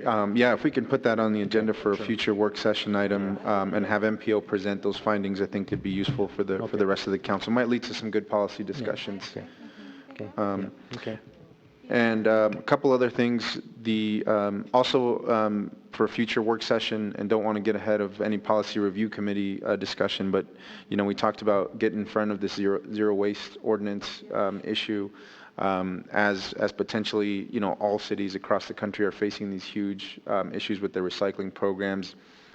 Phoenix I know I was just reading an article about them. They're raising their rates like $4 to $5 a month just to address the issue with recycling and the lack of markets internationally to be able to offload a bunch of their stuff. So I think we should start looking at that sooner than later. We've been talking about it for some time now, so I don't know if it's in shape or in time yet for a work session, or if it needs to be developed a little bit more in terms of what council would like to see even presented for a work session. But I think that would be really helpful to get out in front of that this year. And then lastly, I'm excited for talking about the upcoming animal control ordinance. I have gotten a lot of complaints about feral cats in my district in the last couple of weeks, more so than usual. In my own neighborhood, I know there's just cat population is exploding. And so I want to be respectful to all the cat owners and cat colony caretakers. But I think it's going to be unsustainable pretty soon, especially in my district, because they're damaging property, lots of personal property issues and that kind of stuff. So I'm looking forward to seeing that come before council here, I think fairly soon. Is that right, David? Mr. Mayor, Councilor Vasquez, I'm hoping by this summer, but there's still a lot of debate left in the ordinance, and we're down to, I think, community cats, and it's the most difficult portion. So I'm hoping this summer. Unfortunately, February, March, and April happen to be breeding months for cats. So that explains. I didn't know that until I started serving on the Animal Services Center board. So it's the time of the year, unfortunately. But we will get through it. I'm hoping. Yes. That explains it. So yes, thank you. I would appreciate that coming as soon as possible, because I know some of my constituents are looking for relief and options to deal with that issue. Thank you, Mayor. Well, one more thing to bring up, maybe another work session, is I think we need to bring up the discussion of whether or not we should just take over the animal services. And because right now it's difficult sharing these joint agreements here, because it's very difficult. If we can take control over it, we can. And I think we need to have a SWAT team for those feral cats that get into the bushes when they're of animal control officers that go out there and take those guys out, because they're mean. Okay, so enough on that. Yeah. I have 3 cats. Councilor Abeta Stuvey. Thank you, Mr. Mayor. As a person with 3 cats, I cringe. I don't know, they are indoor only. But I wanted to say thank you. Actually, it's been a very busy 2 weeks. And I have been trying to learn as much as I can through different departments. So thank you very much to all the city and staff for giving us introductions, really detailed introductions. It's been opening my eyes up a lot. I also want to give a special thank you to Fire Station 4, C-Shift, where I spent the day with them to learn more about what they do. They did have a training session, so I got to view and actually be inside the building while they performed, I don't know what the technical term is, just an evolution. Yes, an evolution. So it means they ran and they had to save 3 different people and then put out a fire. And so they let me inside the building while they were doing that. No. But it was really great. And then on Thursday, I will be sitting in with a ride-along with our police officers. So I'm not sure they can top that, but it was. But I very much look forward to doing that. Tomorrow, myself and Councilor Vasquez, I believe we will be speaking with the junior leadership for their government day. And yeah, that's about it. I guess the last little thing I'd like to say, we get emails often from different people, community members, and one of them, I always read them, but one of them kind of struck me, and it was about resolutions and about limiting resolutions and proclamations. And I want to offer an urge of caution on that because I think it is actually really great that we do these. It's one of the only times we interact with the public and people that wouldn't normally feel invited or included into the community.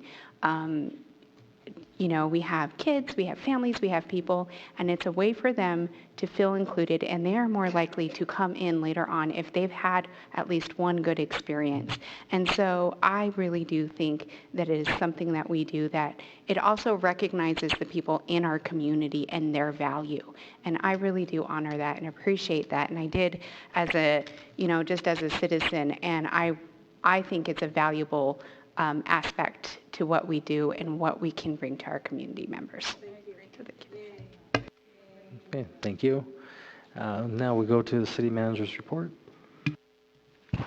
Thank you, Mayor. Councilors, as Councilwoman Councilor Flores mentioned, Sergeant First Class Antonio Rodriguez returned home this afternoon. He returned to Las Cruces International Airport and got a motorcade across the city. Police officers, school children, residents were out there escorting him. Ladder 1 will be at, I guess, his funeral with a garrison flag flying from it this weekend, or this week.